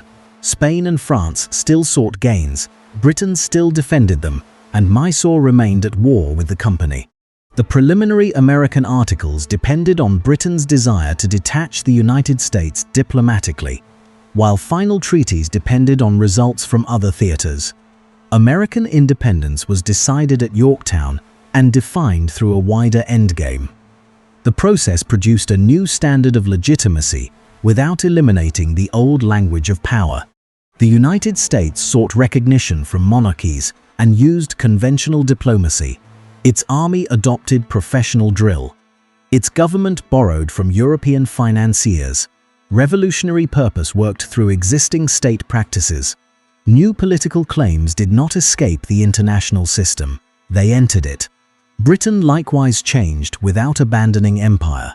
The loss encouraged reflection on colonial administration, but strategic interests remained commercial and territorial. Canada, the Caribbean, Gibraltar, and India offered different models of rule. The post-war empire combined local accommodation, coercion, settlement, corporate power, and naval force. American independence became one lesson among many, not the end of imperial ambition. For the Atlantic public, the most powerful legacy was proof. A collection of colonies had declared sovereignty and obtained it. The proof inspired reformers who cared little about the exact logistics of the Delaware or Chesapeake. Yet the mechanism matters because it limits romantic conclusions. The Republic succeeded through war, alliance, debt, coercion, and territorial claim as well as principle. For military history, the proof concerned asymmetry. A weaker power could prevail without destroying the stronger power's total capacity. It could preserve its core, deny political consolidation, exploit geography, attract allies, and wait for the adversary's priorities to change. This pattern would appear in later wars of empire, though each conflict had its own social and technological conditions. For political history, the proof concerned institution building under pressure. Congress lacked many powers of a state, yet performed diplomacy and maintained an army. State constitutions turned resistance into government. The Confederation's weaknesses were real, but the Union did enough to survive. State capacity can emerge through imperfect layers rather than one founding command. For social history, the proof is less triumphant. Wars for liberty reorganize vulnerability. Refugees, prisoners, native communities, enslaved families, women managing households, and soldiers without pay carried costs that official settlements distributed unequally. A national victory can contain many personal defeats. Counting only flags obscures who paid for the political result. For global history, the proof is that local revolt can activate distant rivalries. The American crisis gave France and Spain an opportunity. Their entry changed the prospects of Mysore, Dutch trade, Gibraltar, Caribbean islands, and British strategy. Those theaters also acted back on the American War. Causation crossed oceans in both directions. The world after 1783 was therefore not simply more democratic.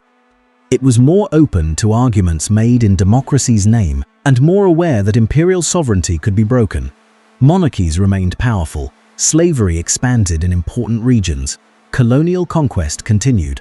The age of revolution began within, not beyond, those structures. The exact endpoint depends on the observer. For diplomats in Paris, September 3, 1783, provided the legal settlement. For Congress, ratification and exchange of documents carried the process into 1784. For British troops in New York, Evacuation Day marked the visible transfer. For prisoners, refugees, and loyalists, the war ended through release or resettlement. For Mysore and the company, fighting continued until the Treaty of Mangalore. Periodization is not a technical detail. It reveals whose conflict defines the calendar. The beginning is equally layered. 1763 identifies the post-war imperial settlement.